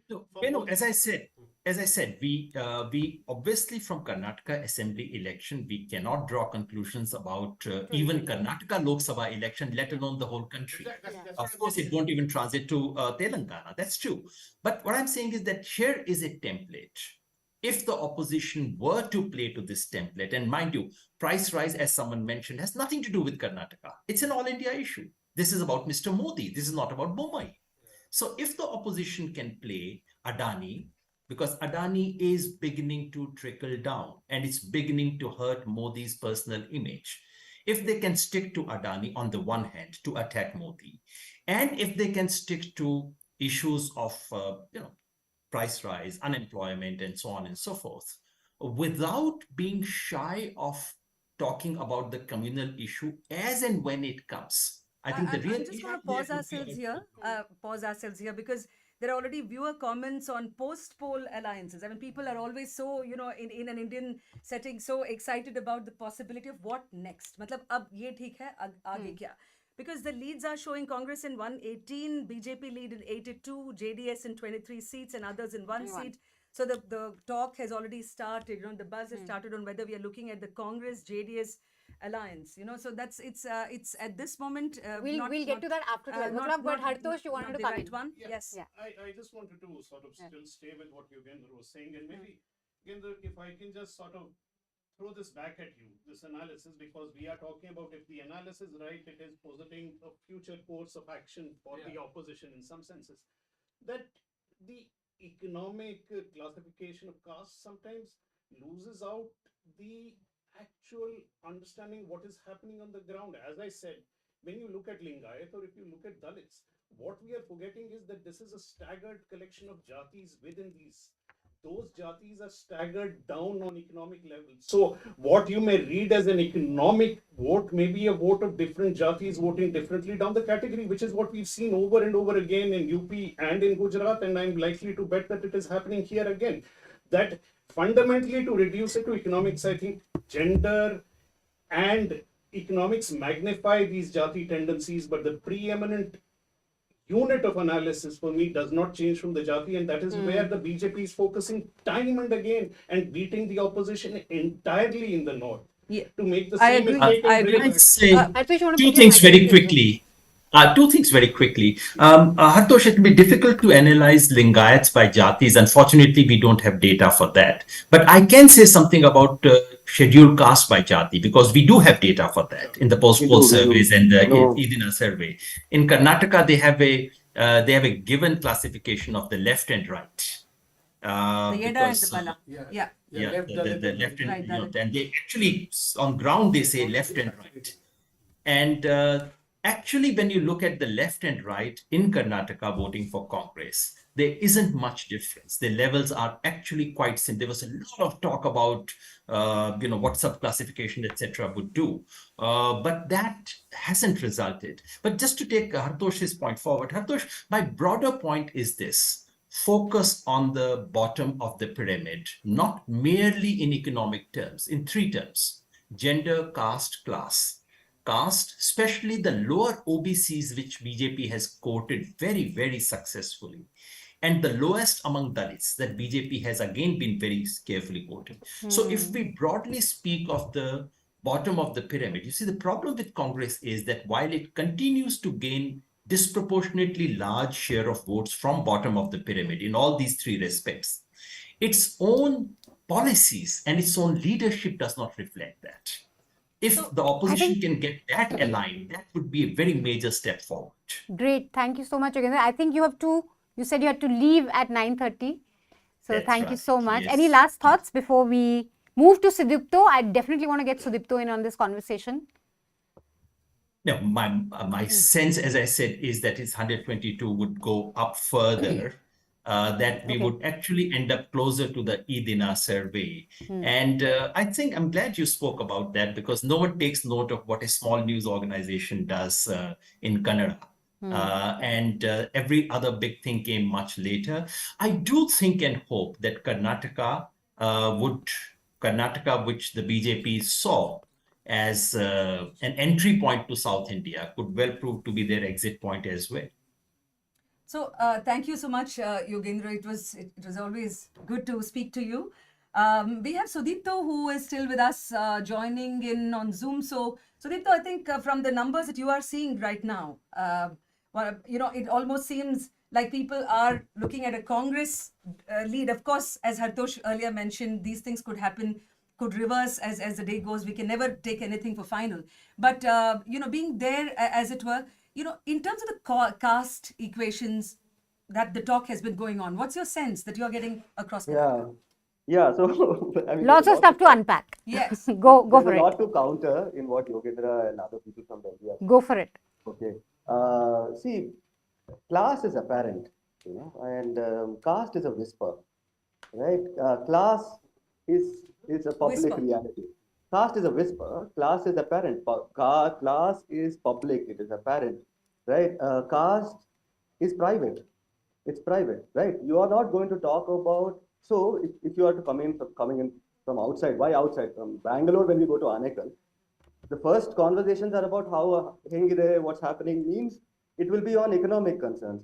Well, I lost my job, pandemic, this thing, and all that. It is after you establish some amount of rapport, in their own language, then the other concerns come in, and that's the base concern. In this entire analysis, I would say caste is the base and class is a transitionary thing, because it could depend on the price of gas cylinders, it could depend on the price of petrol, it could depend on a lot of things. Okay, so I completely would like to dismiss this entire thing. Reject this analysis. Good. Yeah, this absolutely, because you come in, with one band baja during elections, land up at somebody's house. Somebody's landed up at your house. Somebody has landed up at your door clearly. They don't have work and they don't have money and all of that. And I can't for the life of me imagine this Karnataka elections in the absence of the conversation on caste, because that has been the big conversation leading up to these elections. Every community, apart from Brahmins, and including Brahmins with the EWS and all of that, everybody is talking about affirmative action. Everybody is talking about a share in the pie. And these are, how do I put it? These caste groups are constantly in preparation, It is a reality across millennia. In between, you have these examinations which come in with the elections, in which suddenly you ask a bunch of questions. In that period, they may give you an answer which may have something to do with the cylinder. Sudipto, pausing you here. Sudipto, just for the leads, BJP, I mean, this is Nielsen data, the wire. BJP 79, Congress 120, JDS 23, and the others are at 2 for us to know. And just to repeat, BJP 79, Congress 120, JDS at 23. These are the leads. Right. Continue. Right. No, I was just saying that, castes are constantly in preparation for power, for a share in the power. And elections come like midterm examinations, right? In this churn which is constantly happening. And at any given point of time, there may be some immediate concerns which may result in a different kind of an answer. When I say answer, I mean answer to the reporter, answer to the ballot as well. But for me, the interesting thing is that in Karnataka today, no party or no voter can have a conversation about, say, the reservation matrix within Karnataka, because it's something that needs to be decided in Delhi, right? So I think there will be a greater consideration of caste, in the what do you call Actually, that? I wanted to jump in here, Sudipto. One very interesting thing I want your thoughts on the panel's thought on it. Rahul Gandhi stressed on caste 2 weeks before. That was a very... Sidramaiah talked about old school social justice politics. He said 75% reservation. Yeah. So right? just as a reporter, can you tell us conversations around how were people receiving it? How big was this? How do you weigh this as a factor in terms of the results that we're going to see? So the communities who are within the reservation matrix, right, which is actually 75% of the population, crunched into less than 50% of what you call quotas, right? Now, these communities have been watching this very, very closely, because you have some communities which want in on the reservation in the matrix, right? For example, then the BJP also did did that, right? They included some sections in SC quota, in STs. I think tribals also, they included a few. Yeah, so there are demands for internal classifications among tribals. There are communities such as the Kurubas who are demanding tribal status. There are Panchamashalis who are a privileged community within Lingayats who are trying to get a greater share of the pie. Within the SC, you have literally 4 primary communities pulling in 4 different directions. Right? So just to add to what Sudipto is saying, when we speak about Panchamasalis, the more it's easier when we relate it to actual names of ministers. For instance, we have Murugesh Tirani, we have Basavaraj Yatnal.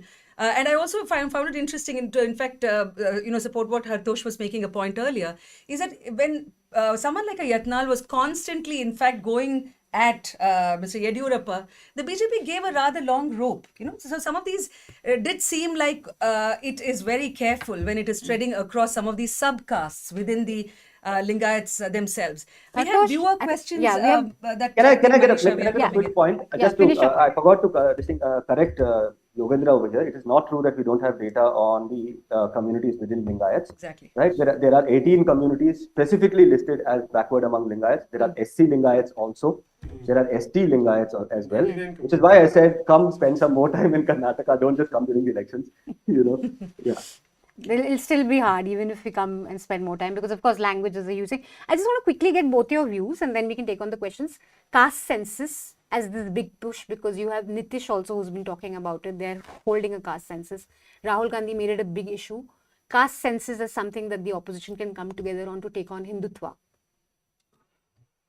Look, I think this dichotomy, and here I am echoing a lot of what Sudeep has been saying, I think, is that this dichotomy doesn't work. Hindutva is also a strategy that is working with caste. That is what the BJP has done in UP. It has done in the Hindi belt in Gujarat. We keep forgetting that. Without working on jatis themselves, to believe that the caste census itself will damage the BJP is not necessarily true. What is happening with the lower EBCs with the EBCs, not the lower EBCs, that's the wrong term, with EBCs in UP, what is going to happen in the Hindi belt? Let us not anticipate that this will be a magic wand. It is necessary, it is something that has to happen, but to believe that the BJP will also not gain out of this, given the kind of politics they've been doing in the north, is a misreading of the situation on the ground. It's very interesting. So no, I partially agree with Hartosh. BJP has successfully managed, lower OBCs, EBCs, in especially in UP, Uttar Pradesh is very critical. But we've also seen rumblings among the lower OBCs in UP. Leaders have come out and said that these guys are just giving us the crumbs of the table, symbolic, some post they'll give, but real power sharing hasn't happened. So they have experienced for 10 years what kind of power sharing is happening, And this caste census comes in the backdrop of these, we've seen these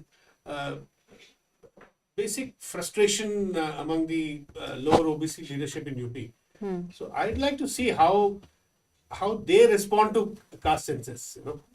It definitely, in my view, acts as a glue for opposition unity, but not the only issue. There are other issues, but this is one issue which brings them on the same page, as it were, and that's what Stalin did when he had a meeting of regional leaders, opposition leaders on social justice issue. So I think it's definitely an issue. Yeah. do you want to take some audience questions? We should take some audience questions. Yes. In fact, I have one go for it. which has come in, and this says that kindly confirm if in the state elections of the centre there is no seat reserved for women candidates. This question comes from Raghuvinder Singh. Well, Raghuvinder, you're actually right. The 73rd and the 74th Amendment reserves 33 to 50% of seats for women in rural and urban local governments. We had Tara Krishnaswamy earlier, who has been working a lot towards increasing women participation in the legislatures. But here's what she actually had mentioned, and I'm reading out her quote, that for state and national legislatures, a constitutional amendment reserving seats has not been passed by the union government. The last time it was tabled was in 2010. It was passed in Rajya Sabha, but it failed in the Lok Sabha. She also mentions that the Modi government is the only government that has not tabled the bill, despite many states passing a resolution through 2022 supporting the bill. So I think that answers your question, Raghuvinder Singh. And I'm just going to update everyone with the wire data. It's 9:36 and the numbers that I have are 80 for BJP, 117 for Congress and 23 for JDS. And I think Hartosh is right. It would be very useful to look at what the Election Commission data is telling us.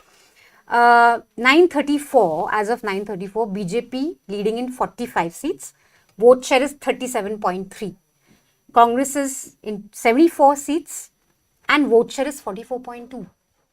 That's quite something. Gap? And 37.42. 7%. Yeah, 7%. And JDS is at 16 and 10.4%. That's what we are getting at 934. So Sorry, Sudipto, just again had to pause you for some of these things that are coming in. You were making some really fine nuanced points about the understanding of castes and many other things as well. Oh, well, yeah. But is there a question? I mean, I was just saying that, there are so many of these tasks which are mobilizing. You said that we had data, contrary to what the data. Yadav was mentioning. Yeah, I pulled out this thing. I shared it, in fact, just last evening. I was doing this research for my article on Lingayats, So there's this government study itself. Like right now I'm reading from it. There are Kuruba Lingayats. There is Lingayat Medhar. Look at this, for example. Lingayat Medhar is included in the list, in the latest state list as entry number 1B under category 3B, apparently based on the report of the Chinnappa Reddy Commission. So even when the Chinnappa Reddy Commission was around, the first backward classes commission under LG Havanu, all these commissions have taken note of the various subdivisions among Lingayats. And I'm looking at this list, people who are artisanal communities, who went to bamboo work, pottery, carpentry. Then you have Yedurappa's own community, the Banajigas, who are the trading community. The Banajigas again are not one community. There are multiple trades, and therefore there are multiple subdivisions among the Banajigas. You have the Panchamashali Lingayats. They're not one community. Among them, there are multiple subdivisions. And so I'm just saying that there are all these factors at play which are not very apparent when you first come into the elections. And Vipto, because you travel in the coast quite a bit, I wanted to know that coast you have this situation of right-wing groups like Ram Sene also contesting and giving a fight to BJP. Do you see that impacting them in any way? The BJPs, in the sense, and what is the appeal? I mean, I just want to know how important that will be. It's like asking, does the SUCI have any impact on the CPIM? Okay. Right, or the CPIML has. The thing is, in puritanical politics, right, you have purer and more distilled and more fractious kind of interpretations of the ideology. Yeah, go for it. Yeah. No, I'm just saying that you have these, little, in the ideological question of Hindutva, you have Puritanism and then you have the purer than thou. And this conversation, whether it has electoral impact or not, whether this conversation has electoral impact or not, it is a conversation that is embarrassing the BJP on Hindutva. Right, when a Pramod Mutalik asks, what happened to me? You're talking about Bajrang Dal.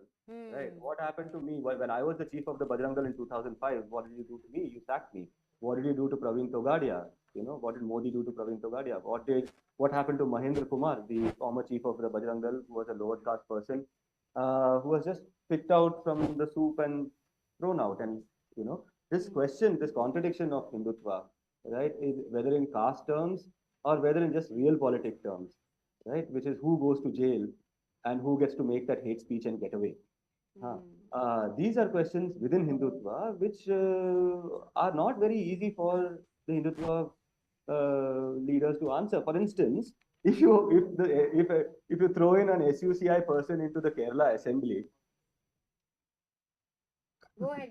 No, I'm just saying, I'll give a parallel. If you throw an SUCI person or a CPIML person into the Kerala Assembly, can you imagine how they'll catch the contradictions of Pinarayi Vijayan, right? And that is something within the left conversation, which is a difficult conversation to have, right?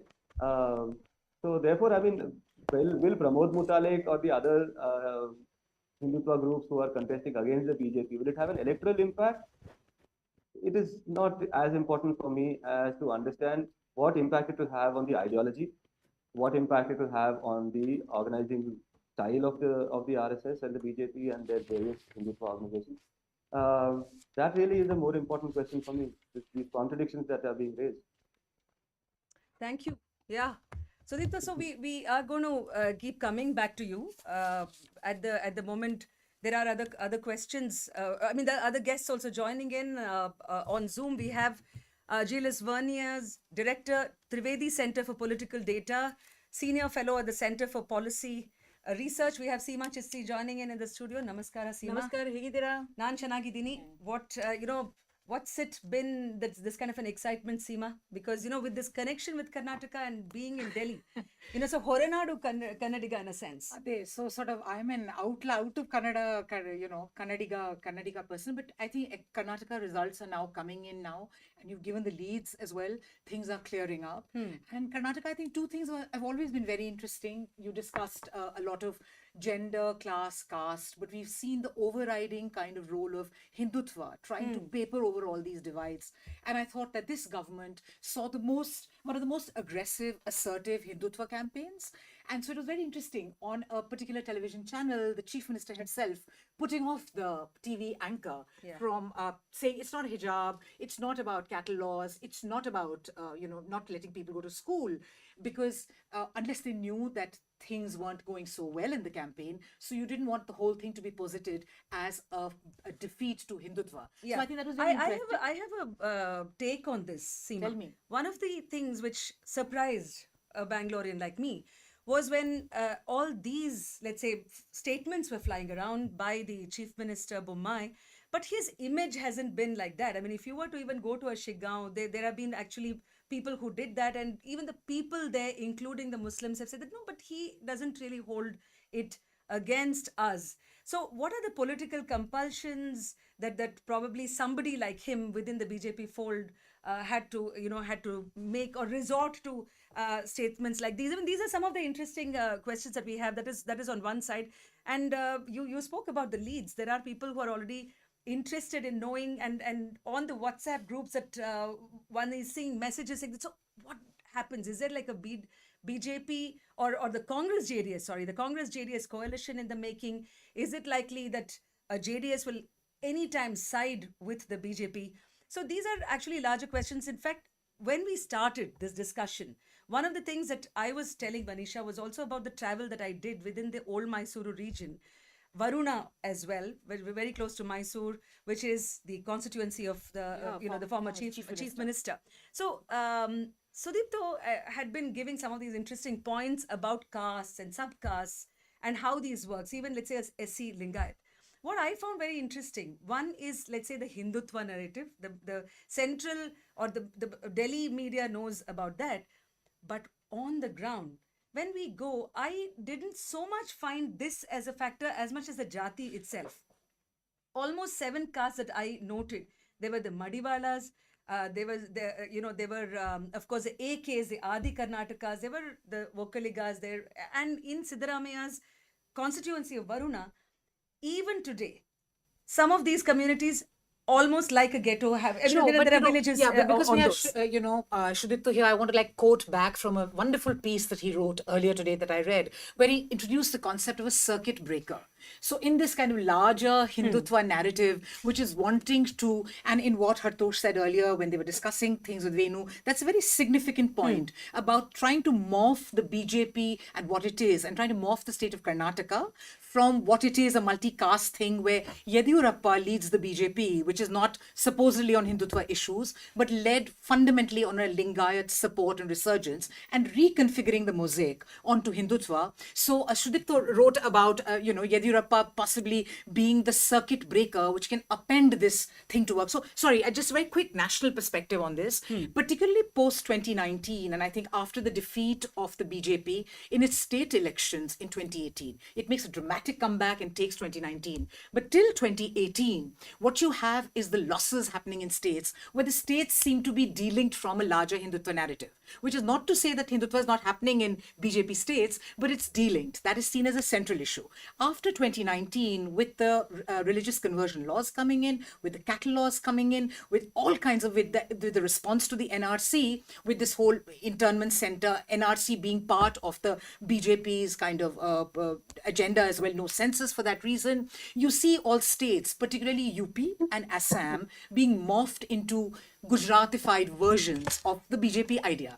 So I think Karnataka went down that road too, pretty much so. But now there's an attempt to kind of almost jettison that perspective, because any kind of a loss or a setback, we still don't know who's lost and who's won. But if these leads continue, then a loss here would probably be also interpreted as a loss of Hindutva. And I think that is something that the BJP would like to avoid. If I was the BJP, I would certainly want to avoid that interpretation. I'm sure there are many lessons going, from but from shall this we go to our election. guests? For the parties, there are guests waiting. There's Kavita Lankesh with us. Kavita, can you hear us? Hi, Kavita. It's a pity. Hi. Hi, we don't have you on, oh, we have you on screen. How lovely. So it's lovely to be with Kavita, who's a screenwriter, a documentary maker, a filmmaker, somebody of tremendous repute. So I just want to ask her to take a little break from politics, but not quite break from politics. She deals with freedom of expression, speaking, etc. So Kavita, tell us how much do you think that campaign slogans, what do they do to social fabric? Is there a connection? Or people say, this is just happening, sumne, this is all campaign stuff, things will come back. Do they always come back? And do they change? Do they change how society is configured? I don't think so. Especially the rallies, which have been held massively in the last few days in view of the election. I don't think that really matters because finally what matters is the kind of incumbency they've had in Karnataka the last few years with the BJP ruling and the kind of difficulties people have been facing in many ways. Especially after the aftermath of Corona, and after that also, in terms of price rises, everything. So there's a lot of, against wave towards BJP. But I don't know how far the ground, but you were discussing something interesting about Hindutva. I don't think that has made a large mark, which I'm happy about in that sense. So I think here they left Hindutva side and going to caste issues. But in certain ways, maybe that also has broken. I don't know. Let's see what the trend happens today. I'm also equally eager to know what happens. Yeah. I just want to also go a done. bit, Kavita, just pausing you here, just to tell our viewers about the leads. The Election Commission data, BJP 52, Congress 82, JDS 16, and the others at 5. Of course, still in the trends and leads category, all of us are aware that there will be some point probably when things are reversed and then we all get back to okay, so where we concluding early. So these are some of the things. We're not as smart as the people who read the Bihar election and post ad break switch. So as we're not smarter, we'll just wait. That's true. But Kavita, as somebody, I think we'll wait, but let's be optimistic also at the same time. Let's be optimistic, I hope. But at the same time, again, a coalition government will be a disaster in that sense because again, in 1 year, everything will be, already they're making. Earlier it used to be like the resort politics or thing that will poach the MLA. That used to be kind of in a hidden agenda, but now they're openly saying it. We are going to the Operation Lotus. That has been openly said that we are ready to do that. So I don't know these kind of political statements. I don't know how far it's even going to give a very stable government. Since you are a filmmaker, Kavita, this question from one of our viewers is to you, which is that issues like the Kerala story or the issue of love jihad as seen in the coastal region, which is a big issue there, how much of effect or impact have they had on this time's elections?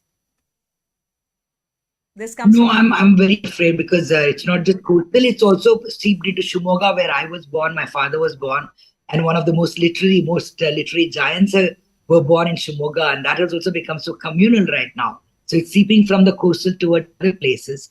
But as a filmmaker, I would say that there's a huge agenda behind the RSS and BJP where they're pumping in a lot of money to keep this Islamophobia and, polarization kind of divide and rule kind of things, especially in the medium of film because it's such a powerful medium.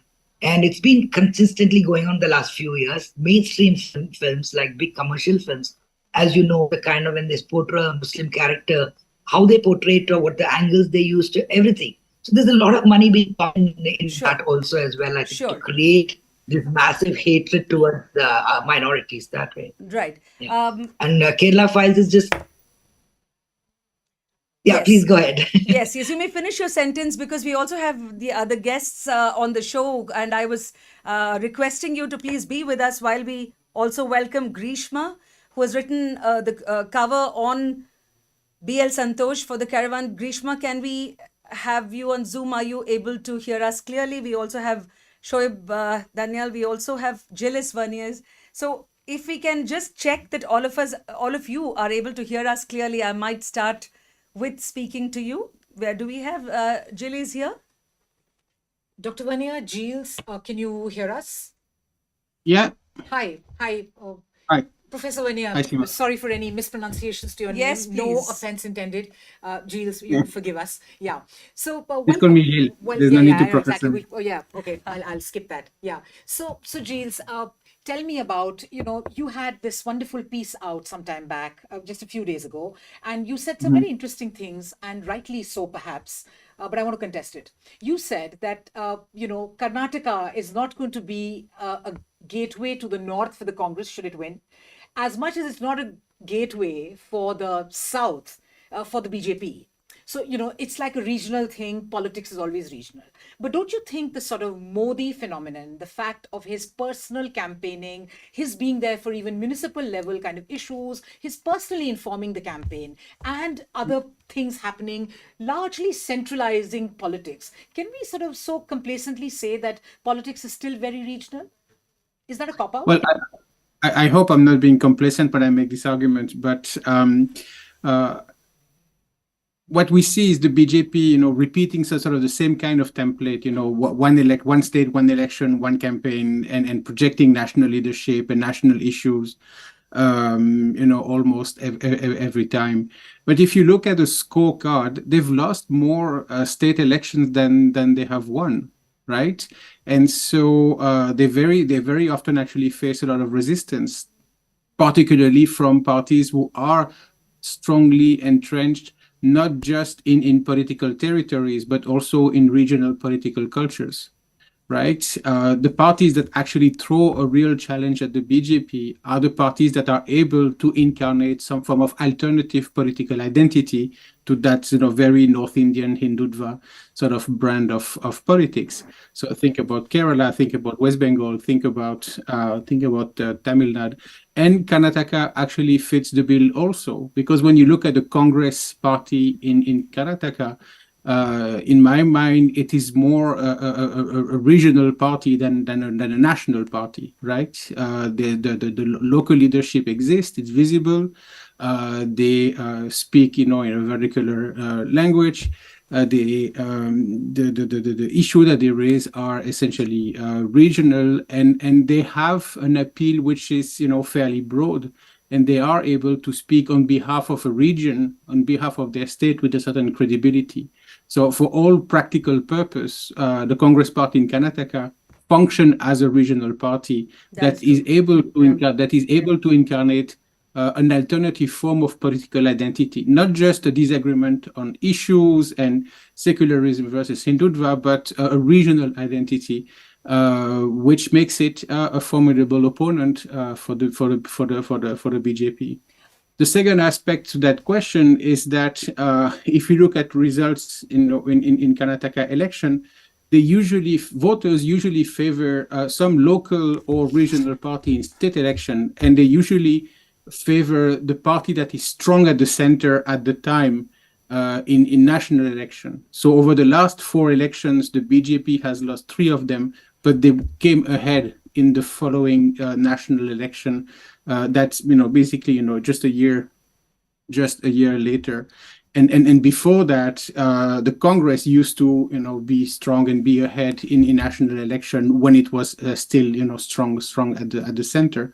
So we've seen across states in India voters making a distinction between state and national elections. Karnataka has been doing it for a very long time. Yes. Yeah. It has So, had that pattern. just very quickly on how much of a bridge is Karnataka between the north and South India. So Karnataka has always not been like a typically South Indian state, which has its own, we may describe the Congress there as a regional party, but it's never really had a regional party in the way that, say, Kerala would have a certain different kind of politics entirely. So do you also see Karnataka as a bridge? Because when Advani starts his Rath Yatra, etc., the first kind of flirtation with northern winds, as it were, northern disturbances, happens in Karnataka. It's via Hubli, etc. So is there something that Karnataka results campaigning will inform us about India?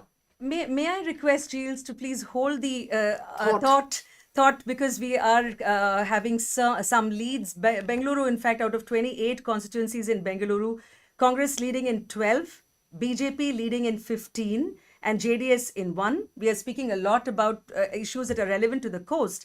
And in Dakshina Kannada side, which is the Mangaluru, Udupi and all that region, out of 19 constituencies in coastal Karnataka, Congress is leading in 7 seats and BJP in 12, which one would say is on expected lines. But in the Hyderabad Karnataka, which is now known as Kalyana Karnataka, out of 40 constituencies in Hyderabad Karnataka, Congress is leading in 18, BJP in 17 and JDS in only 4 seats. So we are getting more leads and we will update you. But meanwhile, it's back to you Back to your for thought. your thought. Yeah, so obviously when a party performs in a state election, they will, spin it to their advantage, right? So the Congress will make the claim that, this is a sign this is a sign of resurgence. This is a sign that, it's a strong state unit and Rahul Gandhi can sort of work together and it puts, Congress on a stronger foot to negotiate alliances in the immediate future and all that. But the problem of the road towards the north for the Congress is organizational, right? You cannot transpose the kind of organizational strength that the Congress has in Karnataka because it is regionally anchored into other states, right?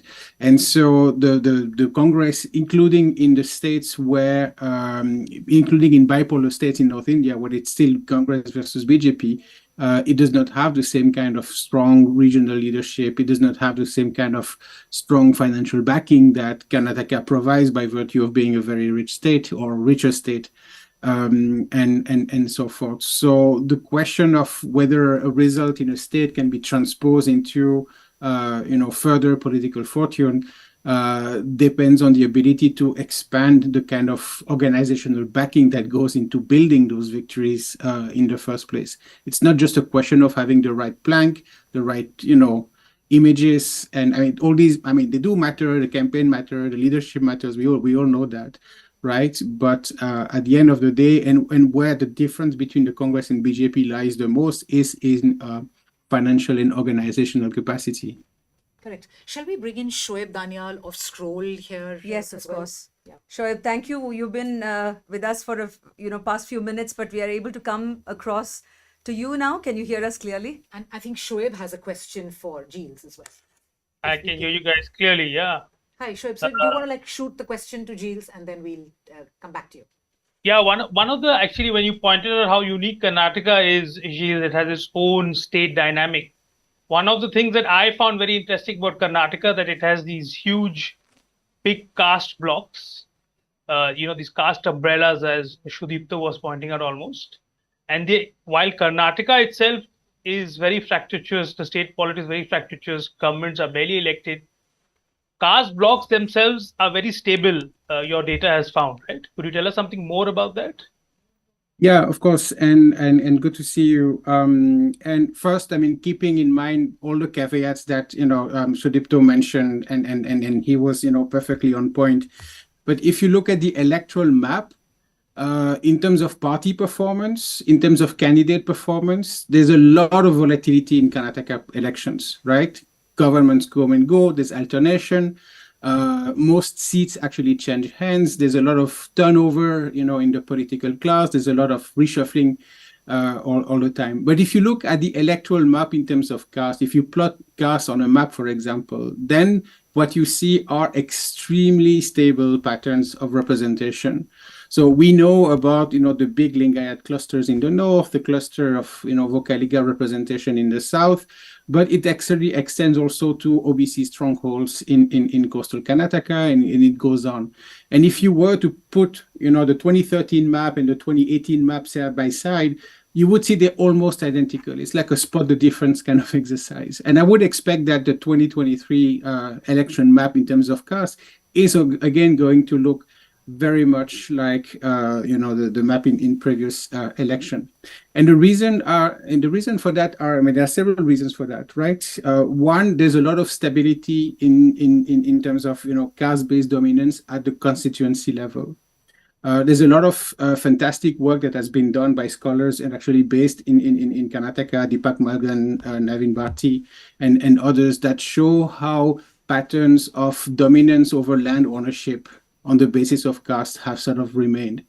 And so political parties, when they pick their candidates, when they forge, when they think about their caste-based strategy, they basically sort of replicate, they follow these local conditions. And so the caste nomination strategies of parties is roughly similar. And so even if we associate Lingayats as supportive quite massively the BJP, in reality, all three major parties provide representation to these two major castes. And so if you look at the composition of the assembly back to the 50s,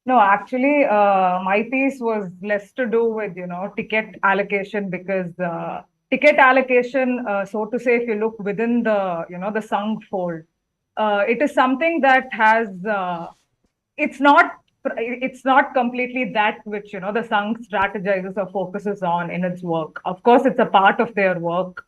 But my understanding and work was more to do with what BL Santosh is doing as, the next generation leadership that he's trying. I mean, he's trying to set himself and a method as the next generation leadership of Hindutva. And he's trying to take over from or completely override Yediyurappa, right?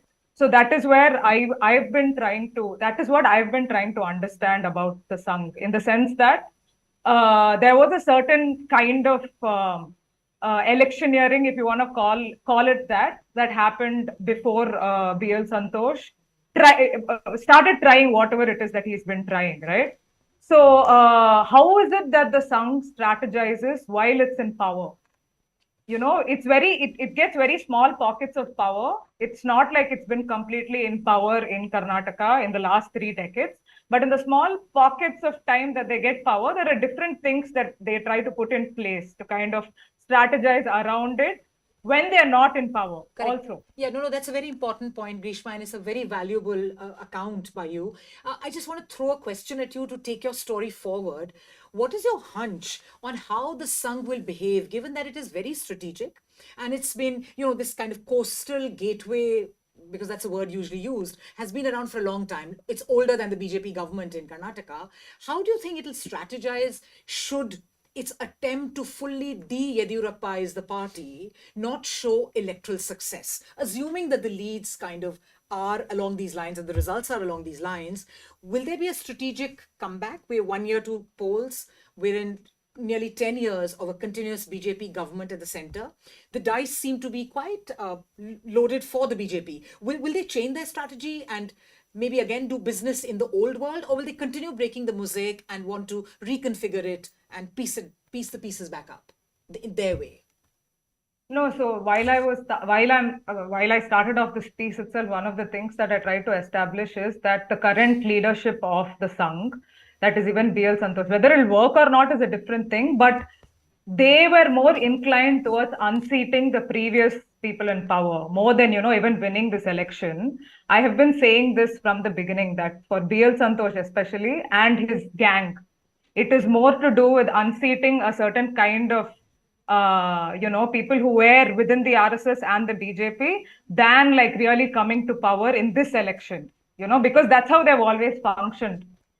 When I say they, I mean like this round, this generation, right? But then if you were to look at the BJP in Karnataka, right? I mean, you have to look beyond the coastal region as well, because the first wins that came, of course, like the municipal election wins came from coastal Karnataka, but one of the first times that the seats surged were in the 90s after, what happened at Babri. And at that time, the state president of Karnataka was Yediyurappa. And there were different things that they did. Lingayats at that time weren't completely with the BJP, but there were different things that even Yediyurappa and other leaders did at that time, including Anand Kumar and everybody else, even Ramakrishna Hegde for that matter, who switched over to BJP in the late 90s. They did a lot of things at that time, which actually we need to go back to. We start our journey of Hindutva in Karnataka from coastal, but I feel like there are so many other players in this kind of whatever you want to call it. What game would you like to call it? Roulette? I don't know, dude. I don't know. It's some kind of golf. Yeah. It's some kind of power politics, if you want to call it that. So we have to go back then, because at that time Yediyurappa didn't have. Yeah, exactly. Yediyurappa didn't have his Lingayat base, right? With Ramakrishna Hegde's help is when he brings in the Lingayat, different castes of Lingayat, so to say.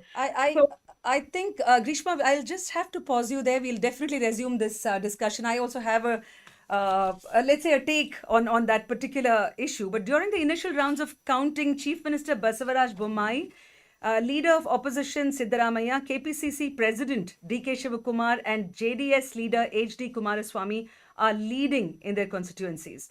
So we are talking about Shiggaon, we are talking about if it's H.D. Kumaraswamy, we are talking about Channapatna. as well as Varuna near Mysuru.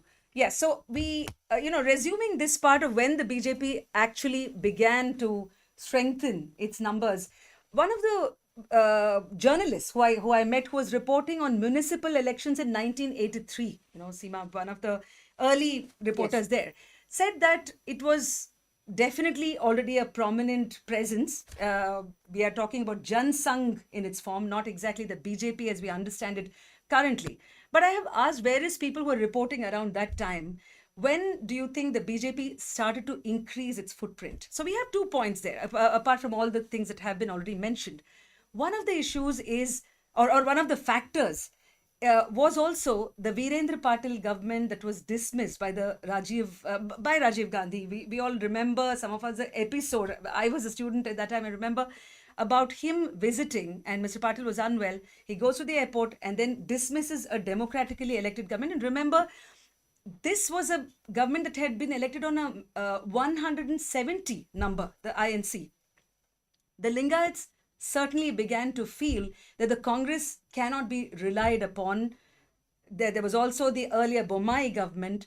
That is point number one. When the Lingayats felt that now they did not have a party that is going to fulfill its aspirations. Correct. So we're talking about 1990. Actually, I was coming to that. Sure, If I had finished my Sure, point, sure. right? So I was trying to say that the reason why Ramakrishna Hegde moved away from, from the JDS, so to say, and so even the Lingayats shifted is because by then there was like a volleyball, if you would, right? But they were also in power. Yes. Yeah, they were also in power for so long, and hence there was a vacuum that was there for the longest time, and that's exactly when Yediyurappa was the state president of the Bharatiya Janata Party, and it was the same time that a leader like Ramakrishna Hegde, like a proper Brahmin leader, moves to BJP, which is where I feel like his allegiance was. So he moves there, and with that, so like there's an entire shift of the Lingayats, and what happens is, this is very important. The Lingayats, for the longest time, have always said that they have this distinct cultural identity, and they continue to say that, and that, they have this tradition and all of that. I agree with all of that. But when this shift happened, and after that shift, the BJP kind of starts funneling in more Lingayats and other communities, the other communities are the ones that get Hinduized. Right? There is this chunk of Lingayats that continue to say till today that they are culturally superior, etc.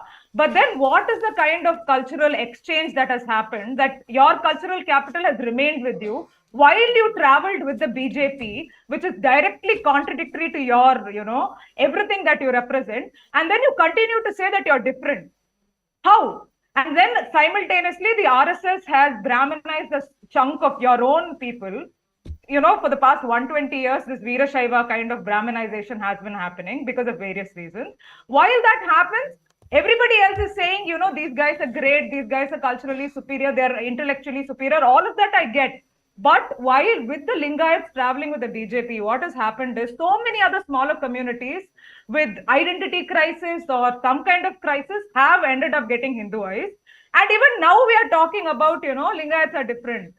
You see the kind of, the people, there is a huge chunk in between that the Lingayats have facilitated to Hinduize.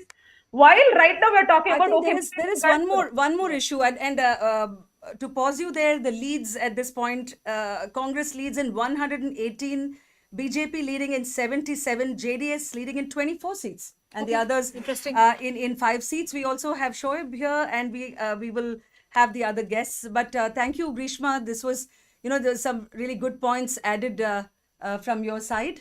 Do we have Shoaib at this point? Yeah. So basically, what I'd like to say is I'd like to correct what I think Grishma and Gilles had also brought in. The fact that what Gilles said, that there were these strong caste blocks that are almost independent, and the BJP really does not like that. BJP does not like a non-high command center of power. What we saw in this election, it has tried its best to actually cut out big caste leaders, and as an alternative, it's brought in Hindutva. So you saw this extreme Hindutva suddenly arise in Karnataka of hijab bans and halal, and the slightly tragicomic story of 2 men invented who supposedly assassinated Tipu Sultan. Yes, a little more on that after this. Yeah. Puri and Nanjagowda. So very interestingly, when they brought up that story, and it was actually doing well. There was a movie about to be made. It was probably called the Tipu Sultan Files or something. I don't know, but there was a movie that was about to be made. But the person who actually nipped it in the bud was this Mata from Vokalika Mata from Old Mysore region, and he came and he said that this is completely false. This is fiction. And then the wheels just stopped grinding at that moment. The BJP got embarrassed. The BJP apologized. So this one Mata had this Vokalika Mata. It's an old vocal. In fact, it's actually from this Nath Panth, which is also Yogi Adityanath's Panth, as it so happens. But they are really seen as a very respected institution amongst Vokalikas of the old Mysore region. So this is how powerful caste is. That's what the BJP wanted to end. And if the BJP does as badly as the leads are saying it is going to do, it would seem like this stratagem, this gambit has failed. In fact, in the last ends of the campaign, we saw a resurgence of Hindutva when they brought up Bajrang Bali. But before that, the BJP actually had already retreated from issues like hijab. Hijab actually wasn't an election issue, at least amongst the BJP. Probably Muslims were still voting on it, but I don't think the BJP was pushing it till the end. I think I just want to ask Janaki Nair has joined at this point. So, which is a great point, because Shoaib, I want you and Janaki to kind of inform us about also changes in education and history feeding present day politics. Also, Karnataka is the only state, Vasanti, which sees a pushback against textbook changes, and it pushes the change to get changed. There's a retreat. Yes. So over to Janaki and Shoaib. Yes, and in the midst of the leads that are at the moment coming in, we told you about the Congress lead in 118 seats and BJP in 77.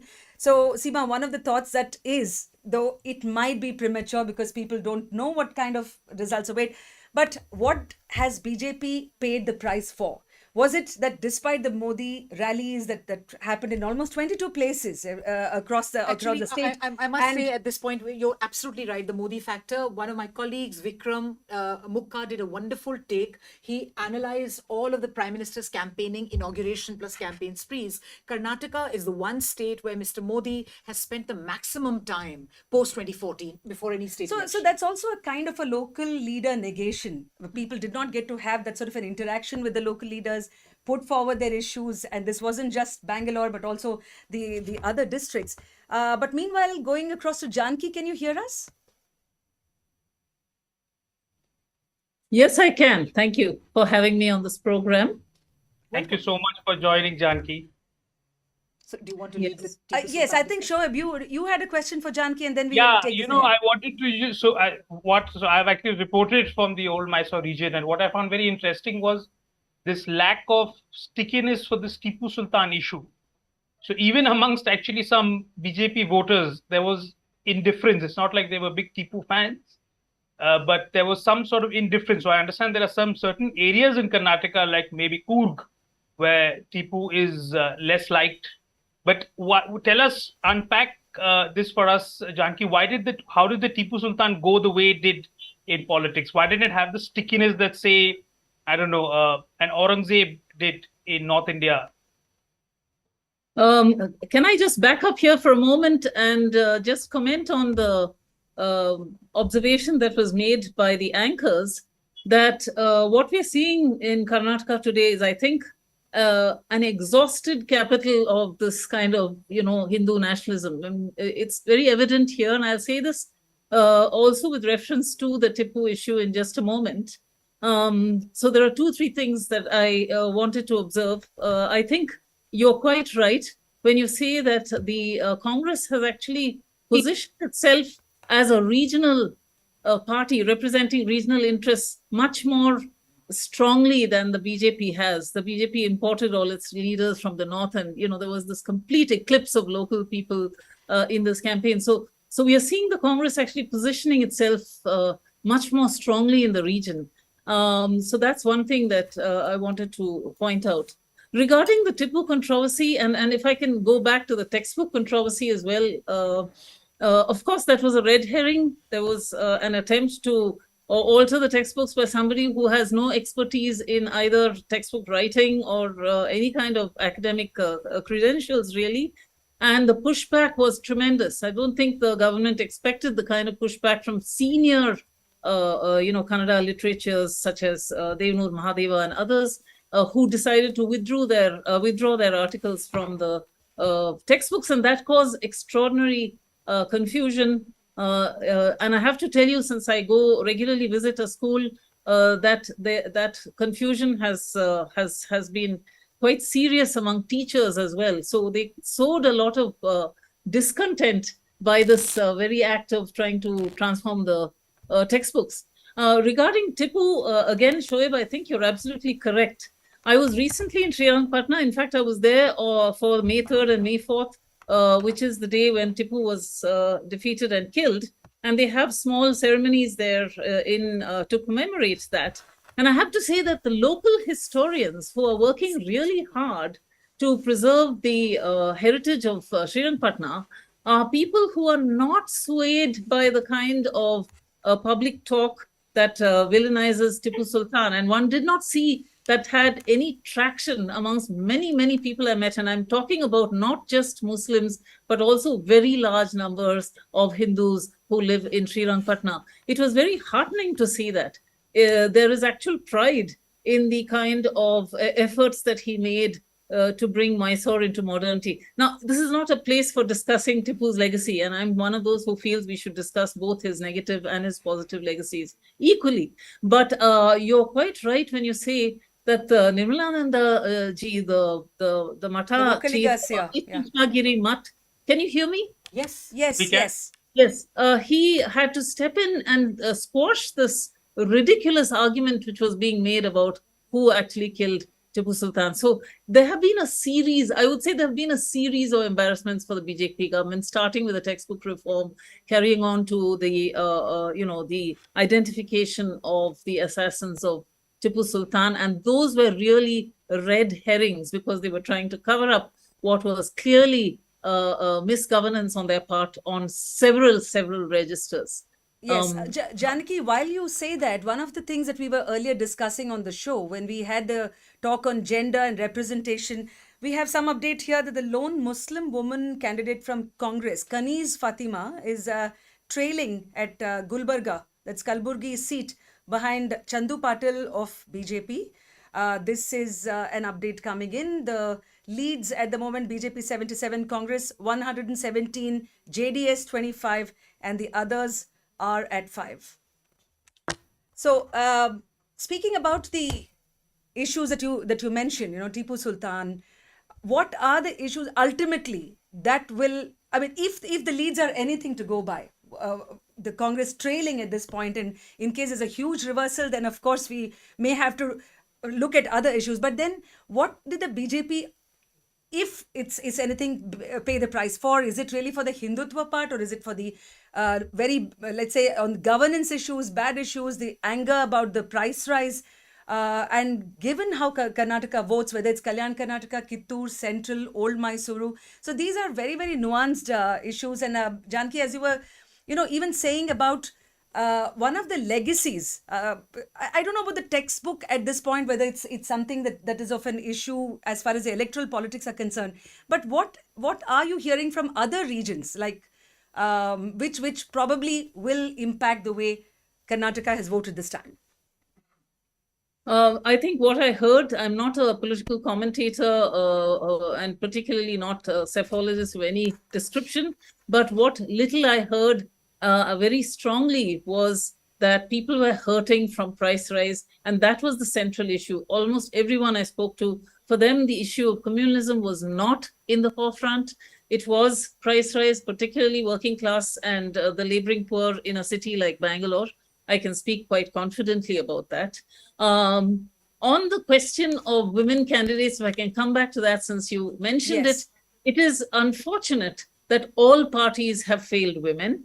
They have refused to put up women candidates. And it seems like they're all waiting for the bill to be passed, which will actually entitle women to a 33% share of legislatures and parliament, because then it will be an equal burden on all parties. So it's a ridiculous situation. Only when it's an equal burden on all parties, candidates will be put up by individual parties that support women.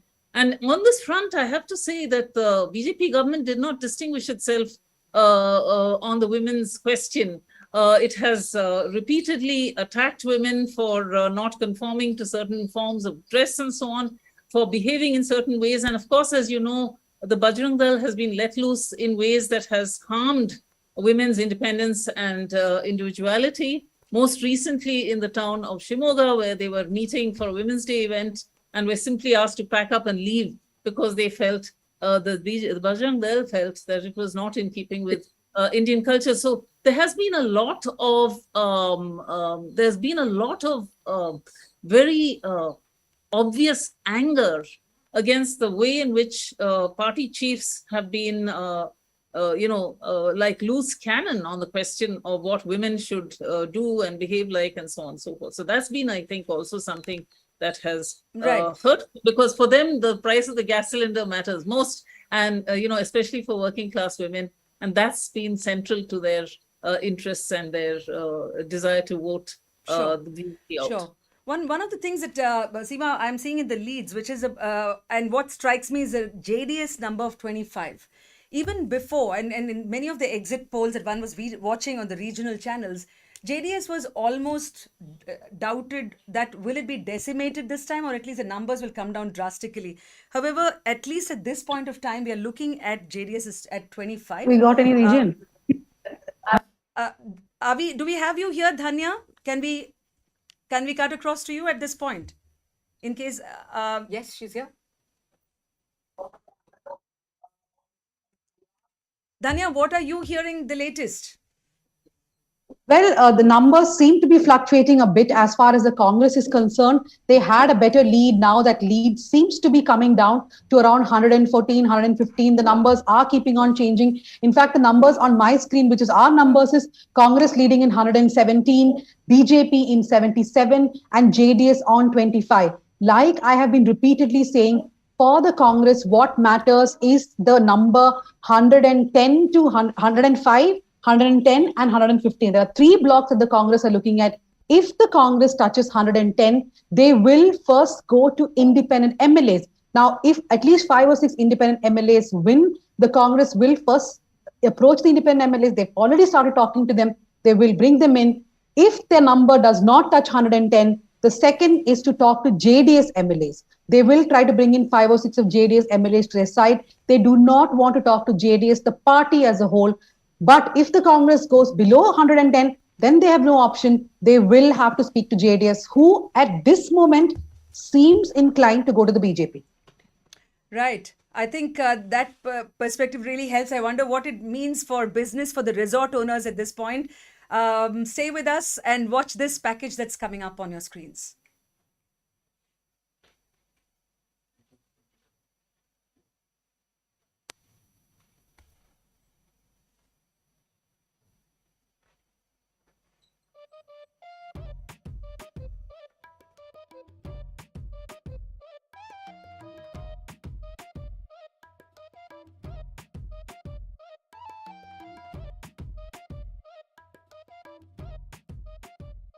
An 18th century Muslim ruler has become an important figure in 21st century Karnataka politics. Who am I talking about? Well, the television news guys love to hate him. 8,000 मंदिरों को तोड़ा। टीपू सुल्तान नायक या फिर खलनायक? 40 लाख हिंदुओं का धर्मांतरण किया। कर्नाटक चुनाव में बस यही होना बाकी था। पाकिस्तान से टीपू सुल्तान की एंट्री हो गई। बीफ खाने पर मजबूर किया। सतीश जी क्यों एक जिहादी को एंडोर्स कर रहे हैं आप? 1 लाख हिंदुओं को कैद किया, 2000 से ज्यादा ब्राह्मणों का कत्लेआम किया, 1783 में जिहाद का ऐलान किया, 27 चर्चों को तोड़ा, और ये तो कट्टर सुल्तान की निशानी है। In the run-up to the Karnataka elections, there were a lot of fake news and disinformation being floated around, but one of them particularly was extremely amusing and fascinating. This was regarding the death of Tipu Sultan, and the BJP and right-wing started to push a narrative which claimed that two Vokkaliga leaders, Uri Gowda and Nanje Gowda, were responsible for the death of Tipu Sultan. For many years now, we have studied that Tipu was killed in the 4th Anglo-Mysuru War, and he was killed by the British soldiers. But this particular twist to Tipu's death has been particularly interesting. The BJP in Karnataka tried hard to make Tipu Sultan an electoral issue this elections. ನಾವು ರಾಮ ಭಕ್ತರು, ಆಂಜನೇಯನ ಭಕ್ತರು, ಆಂಜನೇಯನ ಕಾರ್ಯ ಮಾಡೋರು, ಆಂಜನೇಯನ ಅಭಿವೃದ್ಧಿ ಮಾಡೋರು. ನಾವು ಟಿಪ್ಪು ಸಂತಾನದವರಲ್ಲ, ಟಿಪ್ಪು ಸಂತಾನವನ್ನು ಟಿಪ್ಪು ಸುಲ್ತಾನ್ टीपू के बारे में आप क्या जानती हैं? मतलब जानती तो बहुत थी, मगर अब ये एज में आके जरा बहुत भूल गई। मैं होता एक पहलवान, वो अभी वो टाइम में फ्रीडम फाइटर था, अभी लोग बोल रहे हैं विलन है करके। वो तो फ्रीडम फाइटर बोलते हैं सब लोग, हमको भी मालूम नहीं, वो पुराना लोग को ज़्यादा मालूम पड़ता है, वो गाइड लोग को मालूम है। The genuinely politicians are very rare in our India. आजकल का पॉलिटिशियन इस बेकार बेकार बेकार बेकार है।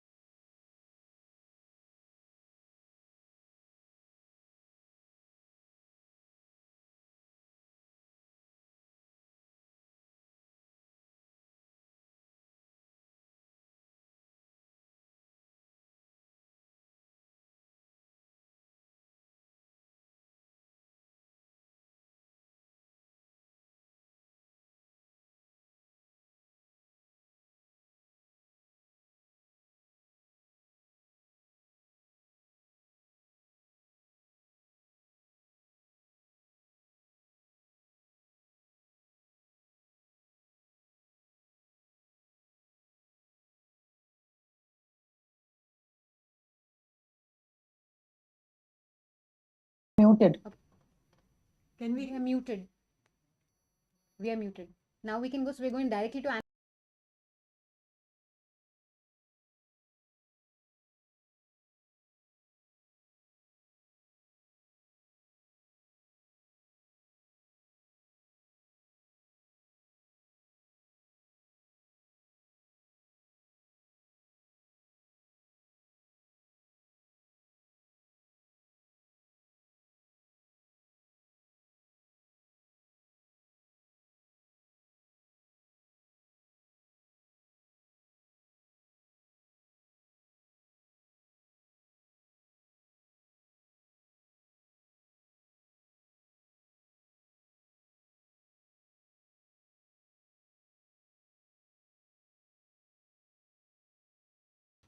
You, Anna, straight away?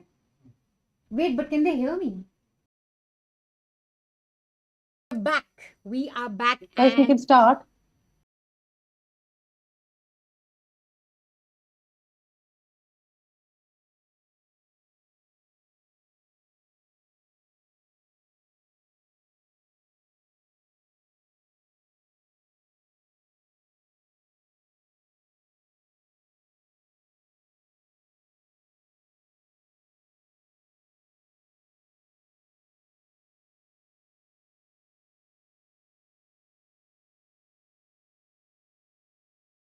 To Anna from the News Minute. She's outside Yediyurappa's house, so we're just going to get all the updates from her quickly.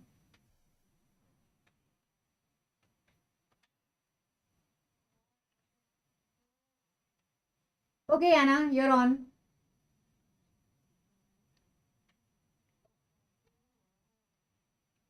Can you hear me, Anna? Okay, 1 second. Some issues happening We can go as back always. later. Yeah, we'll just go back to Anna.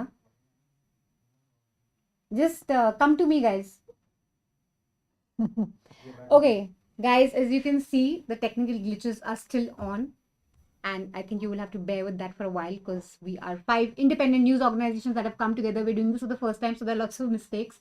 Sorry, but we're still going to get you some numbers. And now this is really action-packed time. Giving you the updates now. BJP is at 73, leading. Congress at 112, JDS at 30.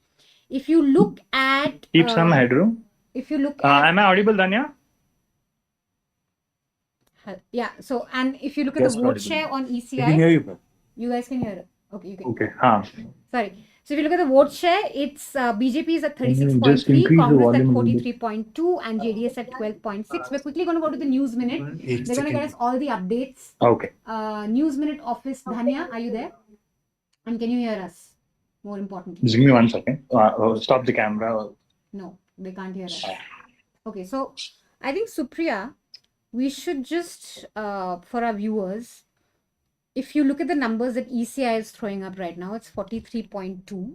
Spectacular. Which for Congress would be, if these vote shares hold on, it'll be quite spectacular for them because the last time they crossed 40 was in 1999 when SM Krishna was sworn in and Congress got about 132 seats. So do you want to just tell us a little bit about the vote share that Yes. Congress has maintained? Yes, this will be possibly their highest vote share in like 25 years. It was 40.8 in 1999. Then it fell to 35.3 in 2004, 34.8 in 2008, 36.6 in 2013, which is when they actually got a clear majority. And then it actually went up in the 2018 election, although their seat share came down. But this time, not only do they have a very high vote share, but as you just mentioned, in terms of leads, they're doing rather well. And we've seen, and so, yeah, it's pretty clear now. But now what we want to do is we want to go to the News Minute office. Guys, production, I think we are mute. News Minute can't hear us. So we're just going to unmute ourselves so that our friends at the News Minute can hear us. Yes, Dhanya. Dhanya is WhatsApping me at this moment as we speak. Unmute. Hello. Yes, Dhanya, we're coming to Dhanya. Can you hear us? Can you hear us now, guys? Unmute. Yes, and I'm putting in caps, right? Unmute, because none of us can hear you. I mean, you are just becoming like a TV channel where you hog the limelight and you don't want to come to others. No, this is the News Minute hour. This is your hour because you guys are on the ground and you're going to tell us everything that's happening. Please, we want to know everything. Go for it. We just gave the vote share latest from ECI, but tell us. Yes, so I'm going to go across to my colleagues Pooja, Anna first. Pooja, give us all the updates. What's happening? The numbers for the Congress seem to be going down a bit. They had more leads in the beginning, but now their leads are coming down. It's 150. It's anything between 110 to 114. That's definitely not good news for the Congress. And the JDS seems to be leading in at least 30 seats. Now, just to give some background to our viewers, Pooja is someone who believes that we have to stop calling JDS kingmaker, spoil sport, etc. Especially the word spoil sport, Pooja has a problem with. So I think they're bigger than kingmakers this election, Pooja, if the numbers stay the same. And there are many of us. Absolutely. Thanks for the vote of support. But yeah, I heard one more new term this morning on India Today, was it, where JDS was being called Joker. I think that is my new favorite. Hate it completely. But no, look, we have been maintaining that the Congress numbers and the JDS numbers will be directly, proportionate. As long as JDS is getting more than 30, Congress will be in trouble because in old Mysuru and in parts of Bengaluru and overall, the vote bank of JDS and Congress are very closely tied. They fight with each other for Vokaliga seats, Vokaliga votes in old Mysuru, and in places like Hyderabad, Karnataka, the minority votes are split between Congress and JDS. So bad news for Congress because JDS numbers are going up. But quickly to give you a couple of updates on who's leading and who's not. The biggest news at this point of time is that Jagdish Shettar, former Chief Minister of Karnataka, who came from BJP to Congress just a few days ago, is trailing, and it looks like he will not be able to, make it through because the lead of his opponent, that is Mahesh Tenginkai of the BJP, is now over 10,000. So that will be a difficult task for him to catch up. We also saw that Arvind Limbavali, an RSS strongman, a senior BJP leader who had not been given a ticket, his wife Manjula was given ticket from Mahadevpura, is currently trailing. I particularly want to flag this off because this is one constituency where the News Minute had done a report from, where we had exposed that the voter list was being manipulated perhaps, and there was a data theft, voter data theft. It started from Mahadevpura in Bengaluru, and the latest is that the BJP candidate Manjula Limbavali is currently trailing from there. A few other leaders who are leading are DK Shivkumar, Siddaramaiah of the Congress party, and also we understand that N.A. Harris, who is a strong man from Bengaluru, is trailing. Rizwan Arshad is trailing. So it looks like there will be quite a few upsets for the Congress this time around. Pooja, I want to quickly ask you one thing. If I can just ask one question. Just on JDS, I'm very curious because right now I'm just checking the Election Commission website. It's saying 29 seats. Their vote share though is 12.8%, and from 18 it's come to 12. So do you see the situation evolve in terms of the number of seats they have? Do you think all this chatter around JDS being reduced to a BSP-like party, what do you make of that? No, I don't think that will be accurate in this situation because see, we last time around, I'll give you an example why we cannot take vote share to be, the final dictating factor. Congress had a larger vote share than the BJP, but the BJP had a larger number of seats than the Congress, and it is, the difference was over 24 seats between the Congress and the BJP. So we cannot take vote share at face value. Manisha, you and I had traveled to Old Mysore, and we know that JDS had a very specific targeted campaign, right? So they are very sure of where what their strengths are, where they can win, and they're focused on those seats. So even if their vote share does come down, it could still mean that they could get over 30 seats, which again, like I said, is bad news for the Congress. Because last time I got 37, so yeah. Yes. Any surprises as far as JDS is concerned, Pooja? Are they doing well in the seats that the family represents? No, the biggest upset for them will be Nikhil Kumaraswamy, who was trailing from Mandya. He'd lost the 2019 Lok Sabha elections from Mandya, and the biggest grouse of voters in Mandya was that after that, the family and the party abandoned Mandya, which is their core. For our viewers, it is the core of the Kannada heartland. It is a Kaveri basin and the biggest strength of JDS. And this time around, the next generation face of the JDS after Devegowda Kumaraswamy, it was touted to be Nikhil Kumaraswamy, and he is trailing. That will be very, very bad news. But H.D. Kumaraswamy is now currently leading from Ramnagara, which is his constituency. So we'll have to see if Nikhil can catch up, but it looks difficult at this point. Will there be word of internal sabotage? Is the family feud bad enough for people to conclude that? No, I don't know if it is internal sabotage, but I think it's just indifference on part of JDS. They did not look at long-term strategy. Like I said, I think the family was so upset with the voters of Mandya because Nikhil lost. They abandoned their core voters, and that is now, I think, being reflected. They should have stayed back even after Nikhil lost, kind of cultivated him as the next generation leader, some sort of a voter connect. It looks like, and I think for voters, it's good news. You can no longer just flaunt your name, Nikhil Kumaraswamy, and just get away with anything. You have to connect with the voters. You have to put in that hard work. Only then will they respond to you. So I think that's great news for Karnataka politics generally, but terrible news for JDS. Especially a state which has that many dynasts in the fray. So President is 43, if I could just add the number from BJP. Sorry, how many? 43 dynasts from BJP alone. Parivarvad. So Danya, do you want to go to Prajwal? He's outside Devegaura's house. Yeah, and I also want to ask Prajwal about the numbers. Now, if you look at Old Mysore region, Prajwal, the initial trends are saying that the JDS is leading in around 20 seats. Now, last time, out of the 67 seats in the Old Mysore region, JDS had won 29 seats. If that's the trend, if in Old Mysore region, the JDS is going to be losing on seats, what must have changed on the ground? Kumaraswamy, for viewers who do not know, has been on a Padayatra for many months now. He was going from constituency to constituency almost every week, and there were visuals of people gathering to welcome him, to speak to him. What could have gone wrong, Prajwal? of H.D. Devegowda, and there's a lot of uncertainty in the JDS camp. I was speaking to party workers, I was speaking to people here about what's happening in the elections, and even though there has been an upward tick in the numbers in the last few minutes, there is a lot of uncertainty whether JDS will be a decision maker today. Whatever word you want to call it, joker, kingmaker, decision maker, there is a lot of uncertainty whether it will come to that today. So part of the reason that the workers here are talking about is that in the old Mysore region where the JDS is traditionally strong, they are doing quite well. They're doing reasonably well, but not as well as they did last time.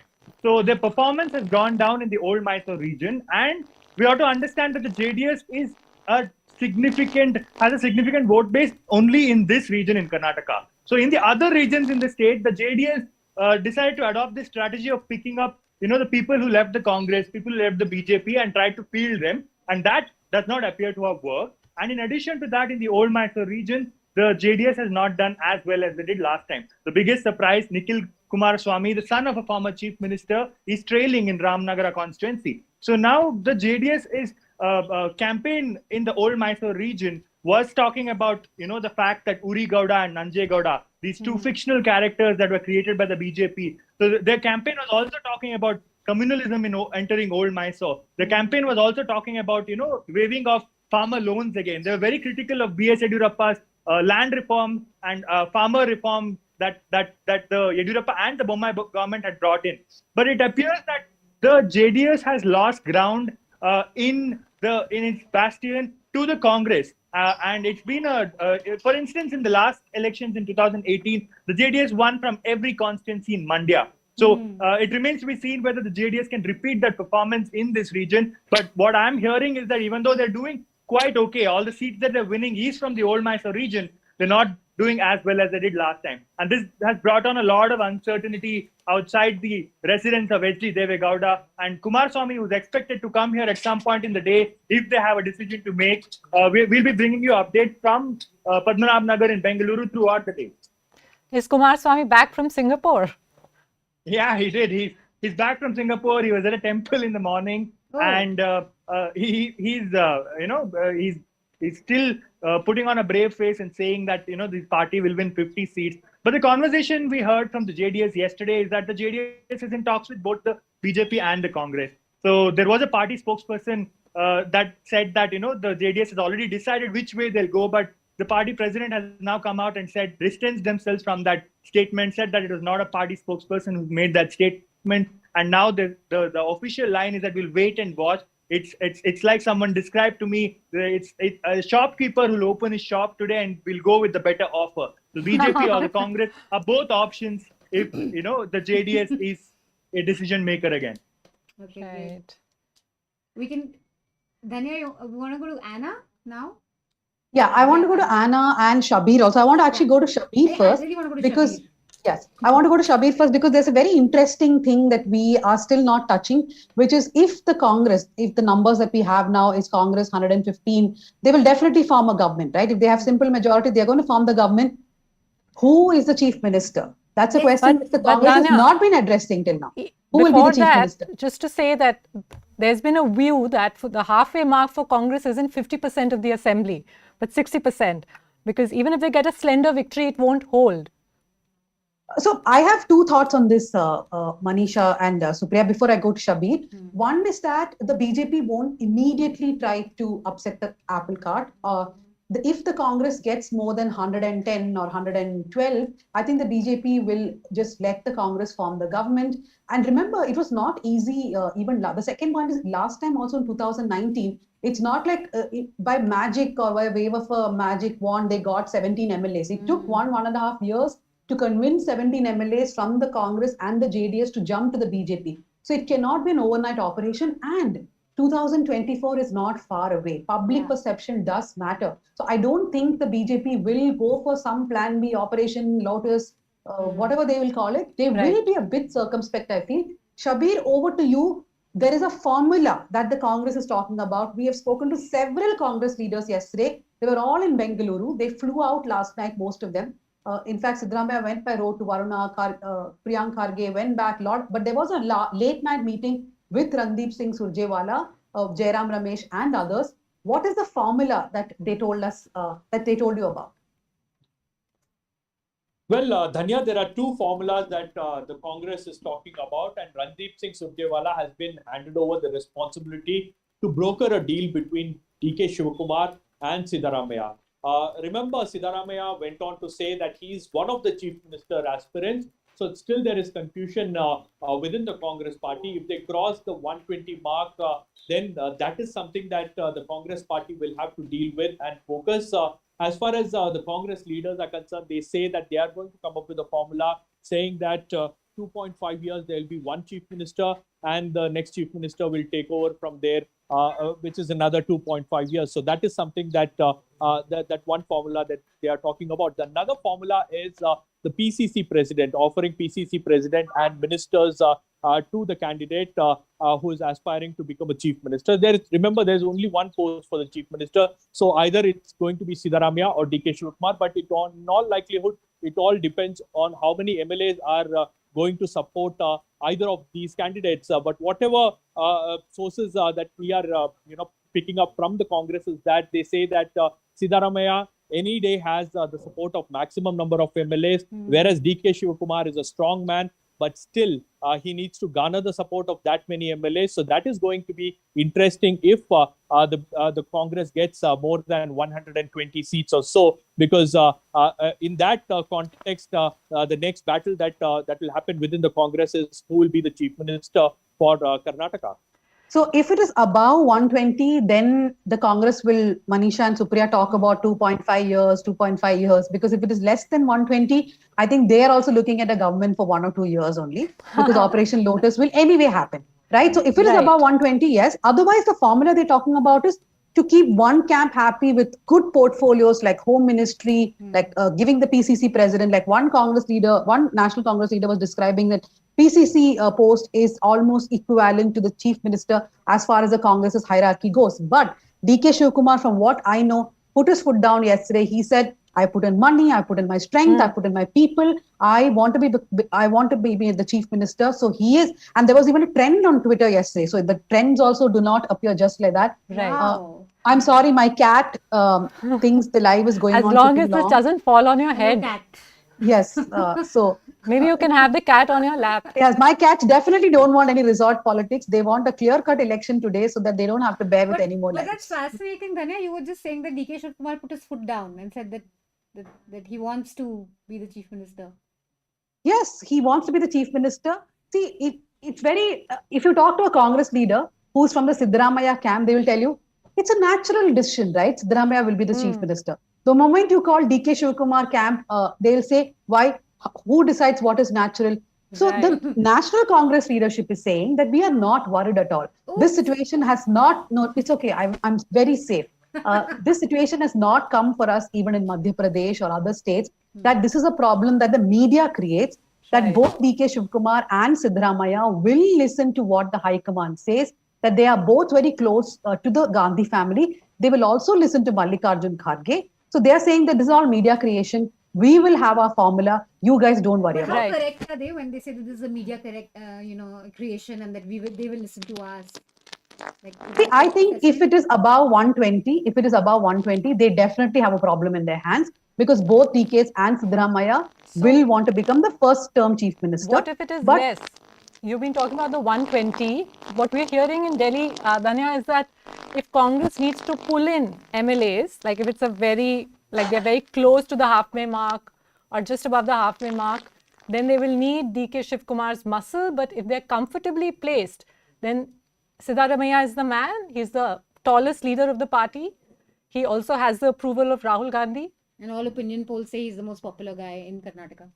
What are you hearing? Yes, definitely. Siddaramaiah has the upper hand, I feel. But like I said, DK Shivkumar is not someone that the Congress can easily ignore, right? In fact, one provocative question that I've asked every Congress leader I called yesterday is, if you select Siddaramaiah, what is the possibility of DK Shivkumar walking out of the Congress? If it is vice versa, what is the possibility? They are both like, no. These are Congress loyalists. They understand what is at stake. That will not happen. We should not exaggerate. If it is Siddaramaiah who becomes the first, if it is above 120 and Siddaramaiah becomes the chief minister for the first term, then DK Shivkumar will accept it. I don't know. The Congress seems very calm. But another Congress leader said that what is more worrying for them is what will happen if they win more seats than even losing. I think Pooja has more updates from the Congress, so she just wants to give those updates. Yeah. Come. Let's go to Pooja. Yeah. So what we're hearing is DK Shivkumar has support of AICC leaders. At least four senior leaders in Delhi have thrown their weight behind him. And Siddaramaiah, on the other hand, has the support of local leaders, including some of the probable, winning candidates. So that is what it looks like. And the latest buzz, and this is coming from the AICC president camp, is that Siddaramaiah does not have much to lose. He's already said that this is his last election. So what can you offer him? DK Shivkumar still has a couple of decades perhaps of politics ahead of him. He has age on his side. So it looks like currently that there could be some compromise where at least in Lok Sabha elections, because Congress needs Siddaramaiah to campaign and get a big chunk of the 28 Lok Sabha seats in Karnataka. So there could be some compromise offered to Siddaramaiah at least for the next 1 year. And like Dhanya rightly said, one formula that they are seriously considering is 2 years of Siddaramaiah for sure. By then he will be closer to 80, and after that maybe look at some other role for him. Meanwhile, mind you, DK Shivkumar and people that he will point will get very, very important portfolios. There could be home, even a DCM position created. And also it has been communicated that Siddaramaiah, even if he's made the chief minister, will not have the kind of autonomy he had last time around. He was given a free hand last time. This time, his wings will be clipped. There will be some sort of checks and balance. So he won't be chief minister of 2013. Kharge is an important name. Let's not rule him out just yet. Sorry, Manisha, you had something to say. Just, we're getting some audience questions. I think you'd be perfect to answer this. One is, if Congress comes into power, what is the probability of Congress fulfilling its promise of doing caste census in Karnataka? Too early, but still. Well, we'd probably begin with them publishing the caste census they have carried out in 2014. We've spoken about this quite a bit. In 2014, when Congress was in power, there was a caste survey that was conducted.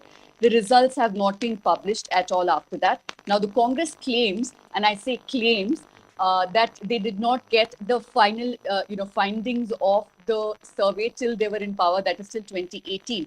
Now, I have spoken to a dozen people who were involved in this process, and they all contradict this claim. And they say that as early as 2016, the report was final.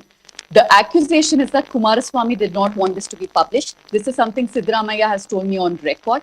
And then, of course, after that, the BJP government also didn't publish. So to begin with, we should ask the Congress if they will publish. Siddaramaiah has gone on record to say that he will ensure that first thing, the caste census, the findings will be published. That we have to check. Will there be another caste census? I doubt.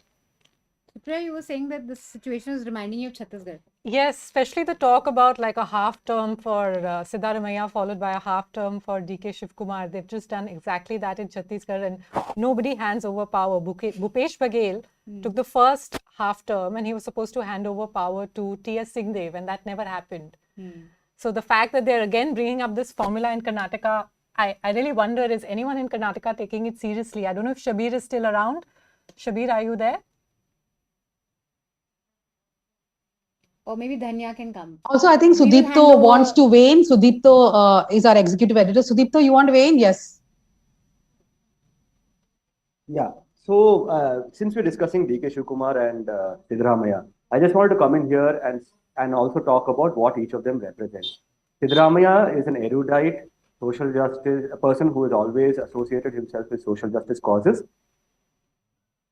DK Shivkumar, on the other hand, is a mining baron, money bag, who has always been seen with the DK Shivkumar is not a mining baron at all. DK Shivkumar is classified as a farmer.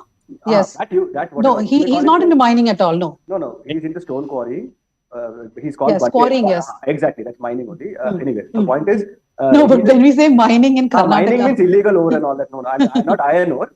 Stone mining. He's called Bande Shivkumar for something. I remember this guy as somebody when I was a reporter for the Hindu in 2013. There were some people who had defected from his side and moved over to the rivals. After he won the election, he made sure that these JCB, these earth-moving machines, dug out a trench around that person's house, which was like 6 feet deep and 6 feet wide. And this was a message to the entire constituency that, I am DK Shivkumar, I'm a Vocaliga leader. everything regressive, everything right-wing, everything reactionary, everything casteist in the Congress is represented by, in my opinion, DK Shivakumar, and the opposite is true of Siddaramaiah. And the reason I say this is because look at the caste census, look at the anti-superstition bill that he wanted to bring in, look at any progressive legislation that Siddaramaiah wanted to push in. The Congress defeated it, right? The Congress, the party, his own party colleagues. Why is the caste census not there? Because people like DK Shivakumar are opposed to it. Why is he opposed to it? Because it will expose the fact that this trope that is created of Vokkaliga dominance in Karnataka politics, that they are numerically strong, that will be exposed. DK Shivakumar will be an, ideologically, when the Congress is trying to project itself as this, oh, we are such a peaceful party, we are about Bharat Jodo. Okay, DK Shivakumar represents an antithesis to that sentiment. Okay, it'll in fact defeat all the progressive forces that have gathered to bring the Congress to power. Great. So we're just going to quickly go to the numbers. 1044. I have the update from 1044. BJP at 73, Congress at 115, JDS at 29, and others at 7. And if I just go to the Election Commission website, which is slow and steady, yet very trustworthy. Let me just refresh my laptop. We have some internet issues. Are we having internet issues now? I'm not able to get onto the ECI site. Vote share on the ECI website is the same as, broadly the same as what we said right at the beginning. BJP at 36%, Congress at 43%, JDS at 13%, and others at 5.86%.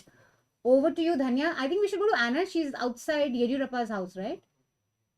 Yes, Anna is outside Yediyurappa's house. Anna, what is the mood there? BS Yediyurappa, if the numbers go and if the BJP loses, it's definitely going to be, from the beginning, the speculation has been that if the BJP loses, one man who has some advantage out of it will be BS Yediyurappa. The logic behind that is BS Yediyurappa sidelined, BJP loses, then BJP will have to agree to whatever he says for 2024. Anna. Well, there's not much activity happening here, Danya. We saw Leher Singh, who is a Rajya Sabha MP and is close to Yediyurappa coming in. He's considered the link man between the High Command and the state unit. So he was here just a short while back. But otherwise, not much activity happening at Yediyurappa's residence. In fact, there was a visual put out about an hour ago of Yediyurappa tracking the numbers very closely. Just before I answer your question, his son, remember, is contesting from his seat. Shikaripura, there were some anxious moments sometime back because it looked like he was trailing at one point, but he's back to leading at the moment. But the margin is, rather slim. It's about a few thousand votes, if I'm right. But yes, in many ways, this election, he could be the happiest man if things pan out as they are. Because in many ways, this is an experiment for the BJP. They did make him step down as chief minister in 2019. He did not lead the campaign, so to speak. It was Modi that they projected as the face of the BJP campaign here in Karnataka. But that said, of course, the BJP is leading in places where Modi did campaign very aggressively, including Bengaluru and, of course, in coastal Karnataka region, where they are strong and they continue to be strong. They were strong and they continue to be strong. But yes, in many ways, for Yediyurappa, he did want this campaign also to be about his son. It was considered he's considered his political successor. And he, of course, had told the media that he's retired from electoral politics. He had stepped down from contesting from Shikaripura. So, yes, in many ways, what happens to Yediyurappa, he's touching 80, his political future, his son's political future, that is the question. Manisha, if I can just go to Sudipto, because yesterday we published this really long story that Sudipto wrote. Quickly, Sudipto, are you thinking, the story was that there is space for a second Hindutva party in Karnataka and BS Yediyurappa should lead it. Sudipto insisted on a provocative headline. So if things don't go well for the BJP, Sudipto, what is BS Yediyurappa and his son's future like? Yeah, I'm happy about two things. Firstly, that the article was written. Thank you for pushing me to do it, But the other thing I'm happy about, or rather I feel like the article now has become a little safe. Yesterday, when we published it, there was still this outside chance that the BJP could perhaps do well and, other dynamics would come into play. But now that it has been proven what happens when Yediyurappa gets sidelined. This is the second time, right, Danya? Like in 2013 also when they tried to sideline him, we saw what happened and how the Congress came back. If I'm not wrong, the numbers are also looking very similar to the 2013 numbers, right? Finally, and this whether Yediyurappa, again in my piece I was arguing that this will be an I told you so moment for the Veerashaiva Lingayat leaders and that entire mobilization that has happened in that community. It is an I told you so kind of a moment. Now, will Yediyurappa, harness this moment? Will he be the face of this resentment? I don't know. But definitely, this only goes to, in a sense, vindicate what I wrote, which was a little dicey at the point when I wrote it. But now I feel like I feel a little vindicated because the Lingayat Veerashaiva community is going to continue to play some very important, not games, how do you put it? I mean, they're going to participate in some very interesting political experiments going forward. So today's victory or loss does not just lead up to who forms the government, but it will also have an impact on what happens to Karnataka's politics. I want to go to Prajwal Bhatt next and then Pooja and Paul. Prajwal, the numbers are changing in Old Mysore region. There are pockets where the Congress is gaining. But if there's one region which remains unchanged as far as the BJP goes, it is coastal Karnataka. That's where you have been reporting the most from.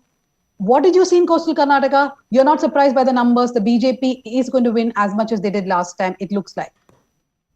There is no surprise in the numbers coming out from coastal Karnataka. The BJP swept this region in the 2018 election, and Sudipto and I traveled in this region. We spoke to Hindutva leaders who were disgruntled with the BJP. So there is the undercurrent that Sudipto has mentioned in his article yesterday, but that has not affected the BJP as much electorally this time around. So even though there is space for a second Hindutva party, even though there is space for there were internal rebellions that the BJP had to cope with, this region is once again going to be swept by the BJP, and all the indications are pointing to that so far. So the last time around in 2018, in the three districts that we consider coastal Karnataka, Udupi, Dakshina Kannada and Uttara Kannada, the BJP won 16 of the 19 seats. So there were only pockets of the region where the BJP did not win the elections last time. And it seems that the trend is going to continue again this time around, even though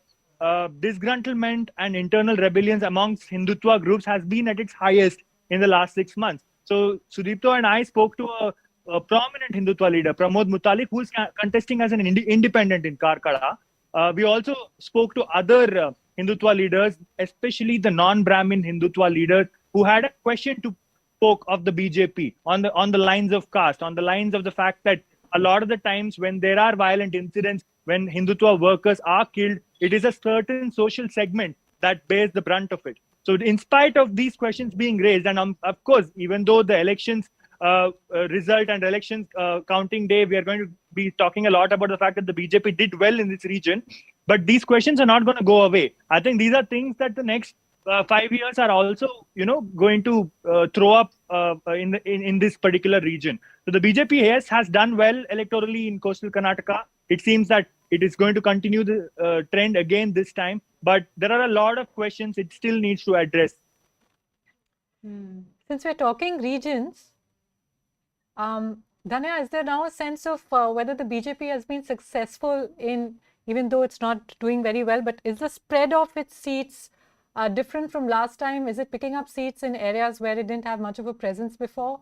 Or is so Supriya, the numbers that stand for us as of now is BJP is leading in 73, the Congress, so BJP is leading in 71, the Congress is leading in 117, the JDS in 30 and others in 7. I think the two regions that the BJP is doing considerably well, one is the Bangalore region, where I think they're still leading in around 16 seats, and the coastal region. But in Bombay, Karnataka, Central Karnataka, Hyderabad, Karnataka, etc., which is Kittur and Kalyana, Karnataka, the BJP is not doing too well.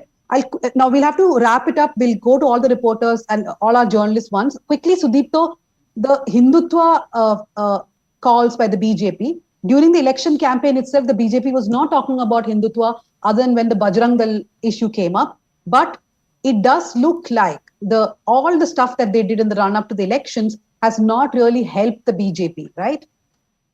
Yes, because they failed on one fundamental front, which is governance, which is the basic function of governance, which is an arbiter of how wealth is distributed, right? That is essentially, I mean, finally, it comes down to how did they deal with the budget? Where did they allocate money? Which are the communities they supported? And all of that, now, I mean, there was a time we used to be very concerned about the rise of fundamentalism, of fascism, and how the BJP is embracing these kind of politics. But this should reassure those of us who think that India is for the taking, Karnataka is for the taking. All you need to do is raise one Hindutva issue.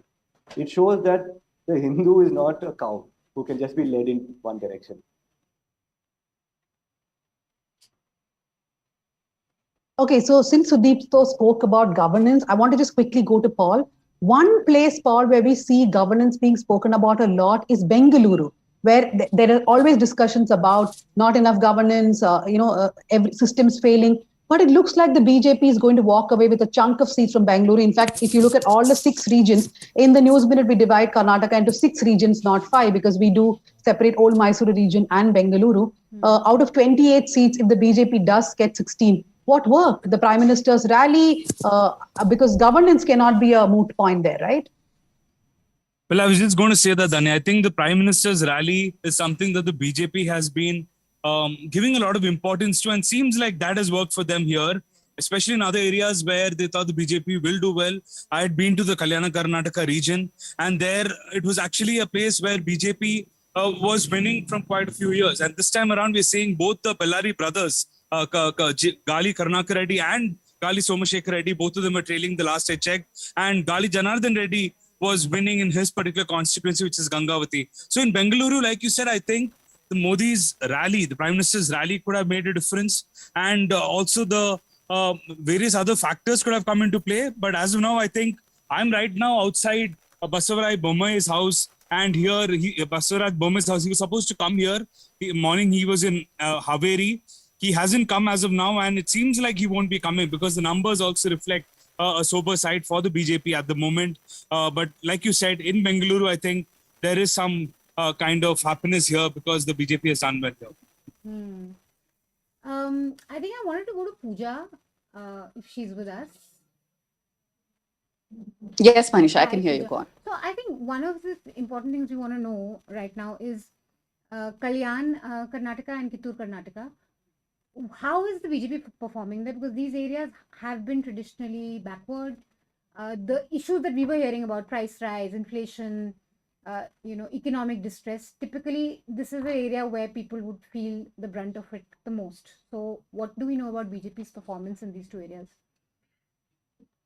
So, Manisha, Kalyan, Karnataka, which is also called the Hyderabad, Karnataka, is one of the most backward, areas in the entire country, not just the state. If you look at the issues of this region, we are looking at severe malnutrition, no road connectivity to many villages also, and price rise will be a huge factor here. Traditionally, BJP has not had much presence here. Now, contrast this with Mumbai, Karnataka, or Kittur, Karnataka, as it's called. A huge chunk of BJP's votes has come from this region traditionally. 50 seats from this region, and right? 6 districts, but 50 seats. Right? Yes, this is a well-off region. Yeah. This is bordering Maharashtra and Goa, and a lot of Marathi-speaking voters in this region. So BJP has successfully combined Lingayats, who are also in large number, the Lingayat vote bank plus Maratha plus Hindutva vote bank, and they've done exceptionally well in this region. Just to give you numbers, last time out of those 50 seats in Mumbai, Karnataka, BJP had won 30. Congress had won 18. This is 2018. And the numbers changed again when the defectors went from Congress to the BJP in 2019. So here the BJP is currently not doing very, very well, particularly in Belagavi. We're yet to get the exact numbers, but BJP is not performing as well as they did last time. This will be a huge concern for them.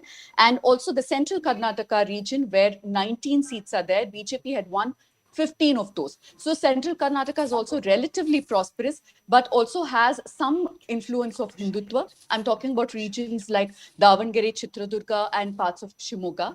So there is a little bit of influence of Hindutva as well, but not as hardcore as, let's say, the coastal Karnataka region or the Mumbai Karnataka region.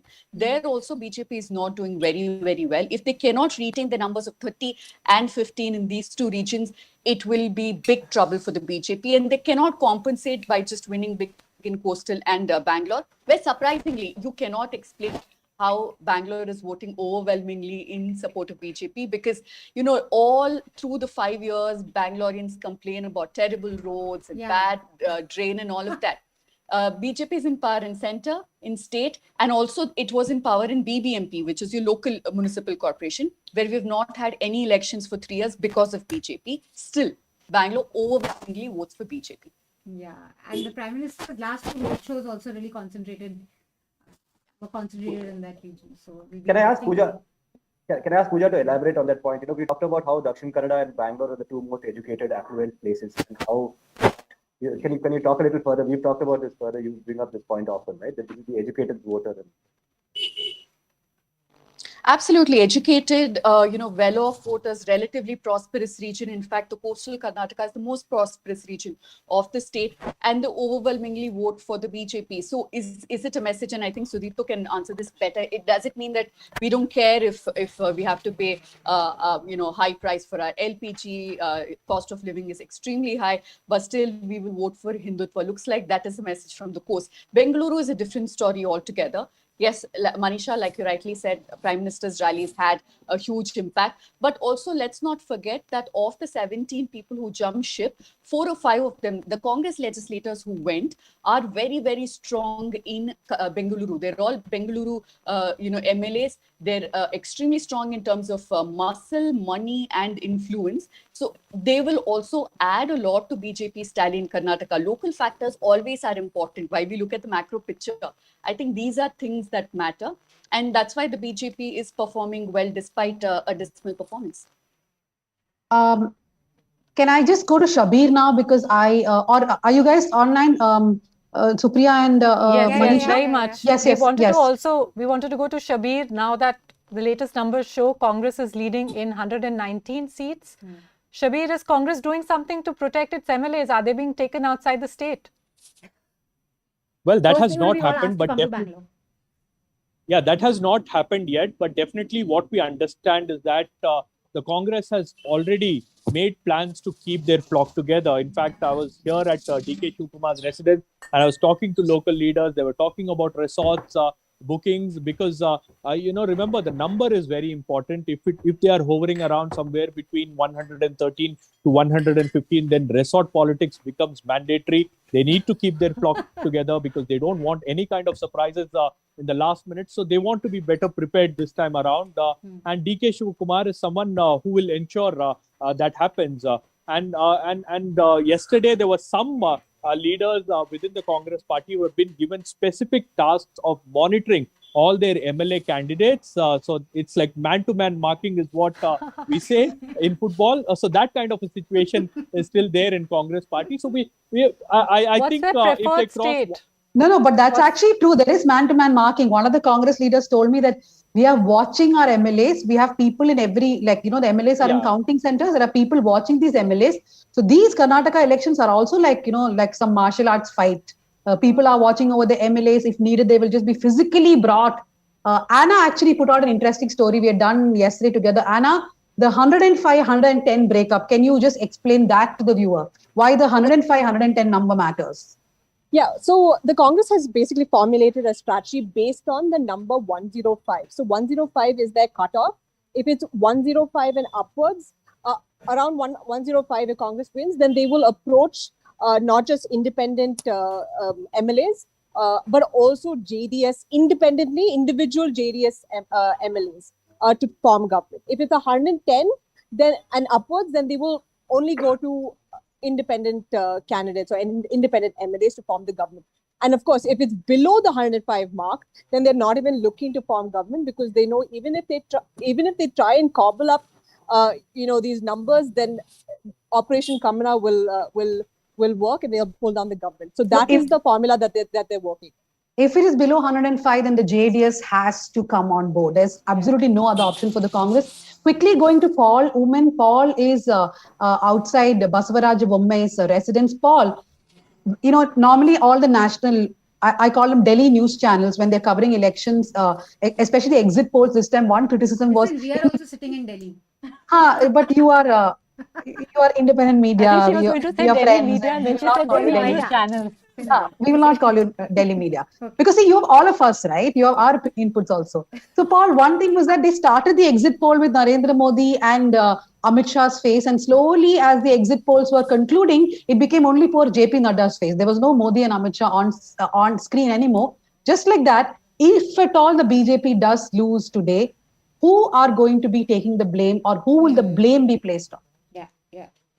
Well, it seems like it will be Basavaraj Bommai, because it was during his tenure that they had a lot of controversial legislations that were introduced, like the cow protection bill, also the anti-conversion bill, and also a lot of controversies regarding moral policing. There's one particular incident I remember where he was in Mangalore, Danya, and he had spoken to the media almost justifying what the vigilante groups had done. So we have seen various controversies during his tenure, and it seems like somewhere or other these controversies have had an impact on their on this particular election. And like I had pointed out earlier, Danya, this particular election, they did not project Bommai as the face of Karnataka this time. It was Modi all the way. In fact, Basavaraj Bommai himself had said it was the Prime Minister's rally that is going to be of utmost importance. So they were banking on the charisma, on the personality of Prime Minister Modi. And it seems like you pointed out, when the numbers were put out in the exit polls, it was initially Prime Minister Modi, and as and when the numbers came in, the national channel soon moved it to JP Nadda and then also Basavaraj Bommai in many cases. So it seems like Bommai will take the blame for this particular result that has come in, or at least what's coming in as of now. We'll have to wait and watch for that, Danya. Pooja, what is your take? Who will be blamed other than Basavaraja Bommai for a loss if the BJP does lose?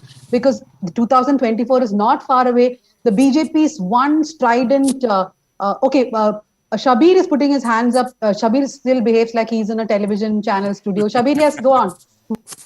Old habits die hard. And yeah, I would say that the role of BL Santosh is also very important, because in this election we have seen some footprint of BL Santosh in terms of selecting candidates. In fact, Jagdish Shettar, the former chief minister, not some footprints, massive footprints, I would say, and Jagdish Shettar, who blamed him, saying that he wanted to sideline senior leaders of the party. He wanted to sideline B.S. Yediyurappa. So all this, will also come on him, because as far as the BJP is concerned, BL Santosh has been given the task of expanding its base in the southern regions of the country. So BL Santosh is the man who has been holding these operations and who has been behind the scenes working on different strategies as far as the BJP is concerned. And it's very rare that an organizing secretary of the BJP comes out and speaks directly to the party workers. In fact, just ahead of election, Santosh was there holding spaces on Twitter, and he was talking about a lot of things. And in fact, he was someone who was also taking questions from the party workers when asked about the confusion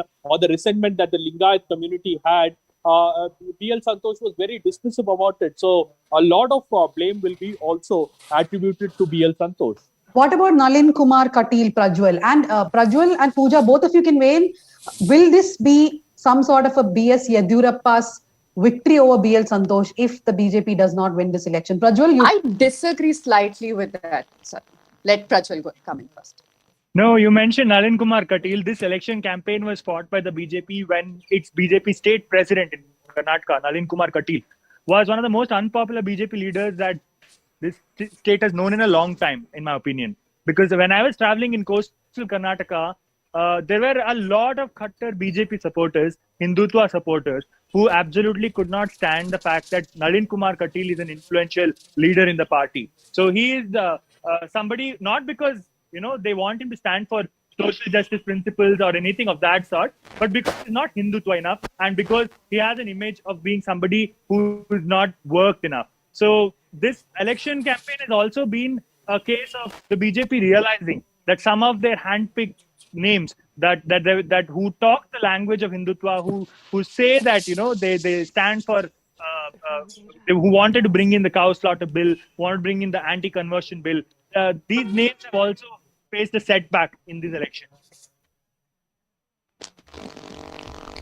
Yeah, Tanya, yes, Manisha, I was saying, yes, BL Santosh had complete control over ticket distribution, and he is to be blamed. But I don't think the BJP will sacrifice him at the altar. They will put Basavaraj Bommai's face on this loss.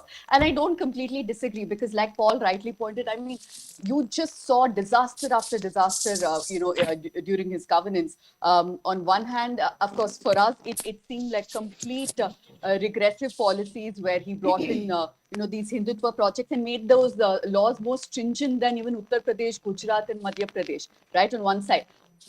On the other side, corruption, it was completely uncontrolled. I just have to point out that for 3 years that Bommai was in government, from what BJP says, the central leadership did not step in. They did not come in, and they weren't hands-on like they usually are. They wanted the situation to play out, pan out, and then towards the end, see, it's almost like they're willing to let the local leaders battle it out so that you can place the blame and weed them all out, weed the old crowd out and bring in their own people. Also, I think Yediyurappa will have to take some of the blame, not because he's responsible, but the central leadership will pin it on him. They will say that we've given you charge, we've asked you to go around the state, campaign for the party, which he said he will, and he did as well. But you did not manage to get complete majority for us. So he will be kind of, made to work harder for 2024, and also his bargaining power will come down a little bit, I think. Pooja, will Annamalai also take the blame? Well, he should, and I'm sure Shabir will agree with me. But again, I think we have to cut back to the Delhi studio, guys, because TNM time is almost over. Yes, No, Shabir Supriya. on Annamalai. Please. Yeah, Shabir one important. 1 point, please. Shabir on Annamalai, please. There's No, a lot I of just- talk. There's a lot of talk that Annamalai has been telling people that he was the one who was actually selecting candidates and all of it. So if not in Karnataka, probably in Tamil Nadu, there will be a lot of celebrations because Annamalai has gone to Karnataka and he has made things worse for the BJP. Probably that will be the narrative that will be, trending in Tamil Nadu at least. Shabir is not able to suppress his smile. Yes, thank you so Manisha. much. Before we let them go, Dhanya, we've been talking about who gets the blame for BJP's rather poor performance, but Congress is going to get where it seems like it's getting, which is past the halfway mark. Who gets the credit other than, of course, the leaders that we've been talking about, DK Shivkumar and Siddaramaiah? Behind the scenes, there was an election strategist at work, Sunil Kanaglo. What was Yes, his who role? takes the credit in the Congress is the biggest headache for the Congress, because DK Shivkumar and Siddaramaiah are taking credit. Of course, they have to take credit because they have also come together, set aside their differences for some time. The last day of the campaign, we saw this video which the Congress put out, a very unique thing where the two leaders speak to each other. But that's the biggest headache now, because who becomes the chief minister is the million-dollar question. As far as Sunil is concerned, he joined the Congress a few months ago. This is his first big election. And I think the whole Pay CM campaign was also from his brainchild. So that definitely worked for the Congress. I've been speaking to Sunil for many years when he was working in the BJP, then he was with the DMK. And I keep asking him, in fact, yes, recently I asked him, will the elusive Sunil now speak? He said no. So elusive Sunil never speaks, but it does reflect well on their strategy, right? Normally the Congress is always reacting to the BJP, I feel. Whenever there's a campaign, the Congress is always, if the BJP says something, they will react. But this time, they were very clear that they are going on local issues. They focused on cost of living, price rise, on corruption. Corruption was not something that the Congress really believed in. Most Congress leaders would say corruption is not an issue, but I think they figured out it is. Even when the Bajrang Dal problem happened, when the Prime Minister wrongly equated Bajrang Dal to Bajrang Dalis, and then Kharge apparently called Narendra Modi a poisonous snake. When the BJP was going on an offensive, the Congress really was reacting well. Normally, the Congress takes a backseat. In fact, I certainly expected the Congress to go back on the Bajrang Dal promise, but it did not. They stuck their neck out, and I think that has also helped them. In fact, we could just quickly take one question. We have an audience question: if Congress will ban Bajrang Dal if they come to power. I don't think they never said they will ban that in the first place, but you want to take that? They never said they will ban. They simply said that any group which spreads hate speech, we will take all legal action, including a ban. But remember, legally also it is not for state governments to simply impose a ban. Yeah. That it has to also go to the union government. So, and whether they can really ban or not, the point is the Congress taking that strident stand has helped them, especially consolidate the Muslim vote. If you look at any exit poll, it has said there is a clear consolidation of the Muslim vote for the Congress. And this decisiveness, like I said, even when the BJP went on the offensive, the Congress never backtracked. That's really helped them. Great. Thank you so much, guys. Danya, you're Yes, obviously going to can stay I quickly with us. make a point? Yeah. Go Go for it. Just to extend what Danya is saying, that Congress did take a stand, and that stand was a result of Siddaramaiah, Kharge kind of people in the party who are trying to push a progressive line. Okay, and if it And was, Rahul Gandhi also. And Rahul Gandhi also. Now, all of this question of whether the Bajrang Dal will be banned ultimately is a question which will become a little difficult to answer if someone like a Shiv Kumar comes to power. So, Dipto, maybe you want to take just one quick question that we're getting from the audience. You mentioned that there's a Siddha SOC Justice face of INC, but is inching towards 80. Are they local younger leaders in INC? No, the question to Sudipto from a viewer is that you were mentioning that Siddaramaiah is the Ahinda leader, is the leader who represents social justice. Amongst the younger lot of the Congress, who is the leader who represents that? Priyank? Which is Mallikarjun Kharge's son. Priyank Kharge, well-read, actually reads, I mean, look at the company he keeps. Both Siddaramaiah, Kharge, father, son, everybody, just look at their circle. Intellectuals, writers, lawyers. Look at DK Shivkumar's circle, Well, I have to disagree with Sudipto before we log out. Every party needs a Siddaramaiah. They also need a DK Shivkumar, fortunately or unfortunately. Great. Thank you so much, guys, for joining us. We'll be back with you in a bit. This was really nice. And then you're going to be with us for a bit more.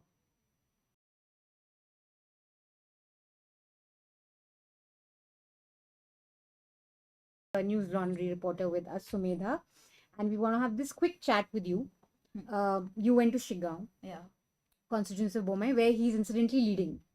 And I just want to quickly add, by the way, Yashpal Suvarna from Udupi, who was a cow vigilante, by the way, he's leading with 44,000 votes. But anyway, back to Bomai.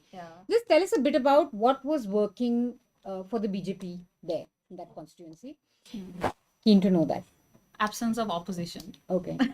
Because so they are in Shigaon constituency, like the first time BJP came into power was in 2008, and it was only because of Bamai's hard work.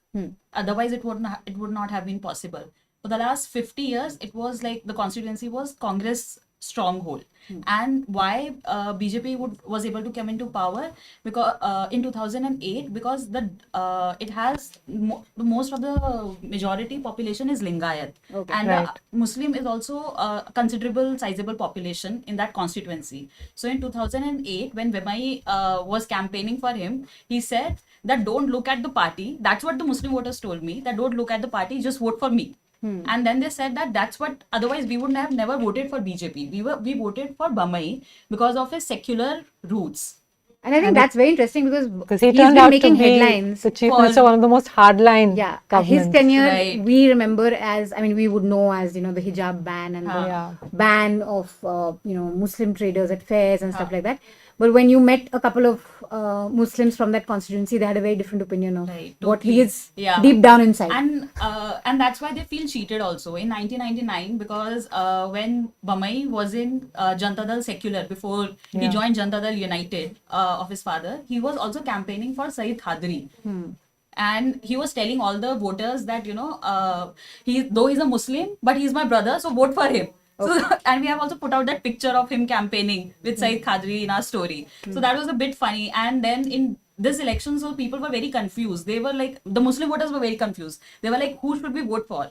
Like whether we should vote for Bamai, who they have seen as a chief minister, or they have seen the Bamai as their MLA in 2008. So that was like something very confusing for the Muslim voters. And the other thing which was not, which is working for him is the Modi magic and Yogi magic.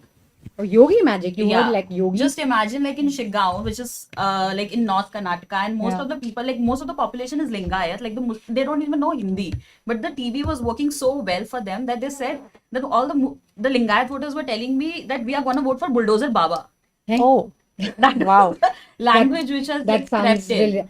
Okay, That's so surprising. That's surprising. that's surprising. Given I mean, I would expect that in the coast, but But in there is a Shigao, yeah, that was very surprising. and to there me. was no communalism there. Like the Muslim, it was very difficult for me to talk to Muslim voters because they were so scared. Earlier, they said that we have been living this in this constituency for so many years, and the Lingayat voters have also voted for the Muslim MLA because they have come up in the past, like Saeed Khadri. But then they said that but now the communalism is very recent in that constituency because of the WhatsApp forwards, which were also working. So they were very afraid whether they should speak up their mind or not. And I think that is one problem that, I mean, that's a concern. I think it's a valid concern with many Muslim voters when you go, especially during elections, they don't want to come on video and talk. Yeah. Anyway, thank you for that. We're going to quickly go into a package. I think it's time to talk a little bit about the Prime Minister's rallies. We'll do that after this segment. So let's just play a package from the PM's roadshow from Malleshwaram that we attended and listen to some of the voters there, why they support the Prime Minister, why they support the BJP.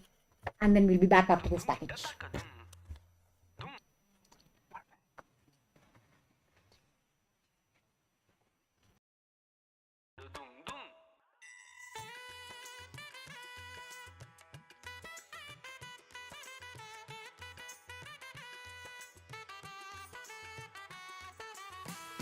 BJP our Jiva is a Daicha Manava. We never found such a person in our life. We are so happy that we found such a devoted person for BJP. Congress, we are fed up with them. Why? Why? We gave them so many years. They have not done anything else.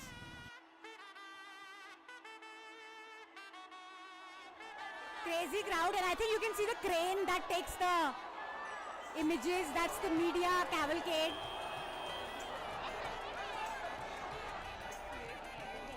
PM Modi is very nice person. World में पूरा great leader है ना. You can judge. Oh, who is the PM? Okay. And when we after this 2014, when we went to the Japan, that was a different. Okay, Modi ji is the prime minister. Modi has become number one in the world. How? See, all the nations are coming in the friendly and solving the problems of the Indian issues. So who do you support? Gandhi ji. Gandhi ji? Rahul Gandhi ji or Gandhi ji? Not normal Gandhi ji. Money. It is there in our money notes, right? Modi, I like his sincerity, his hard working, and no corruption. These people have just made it back from the rally. Now entire roads in Bangalore have been blocked, so you can see there's like a lot of traffic and small roads are blocked. So it's a bit of a mad city today. We'll try and talk to some people who have come from the rally. Who put out that opinion poll?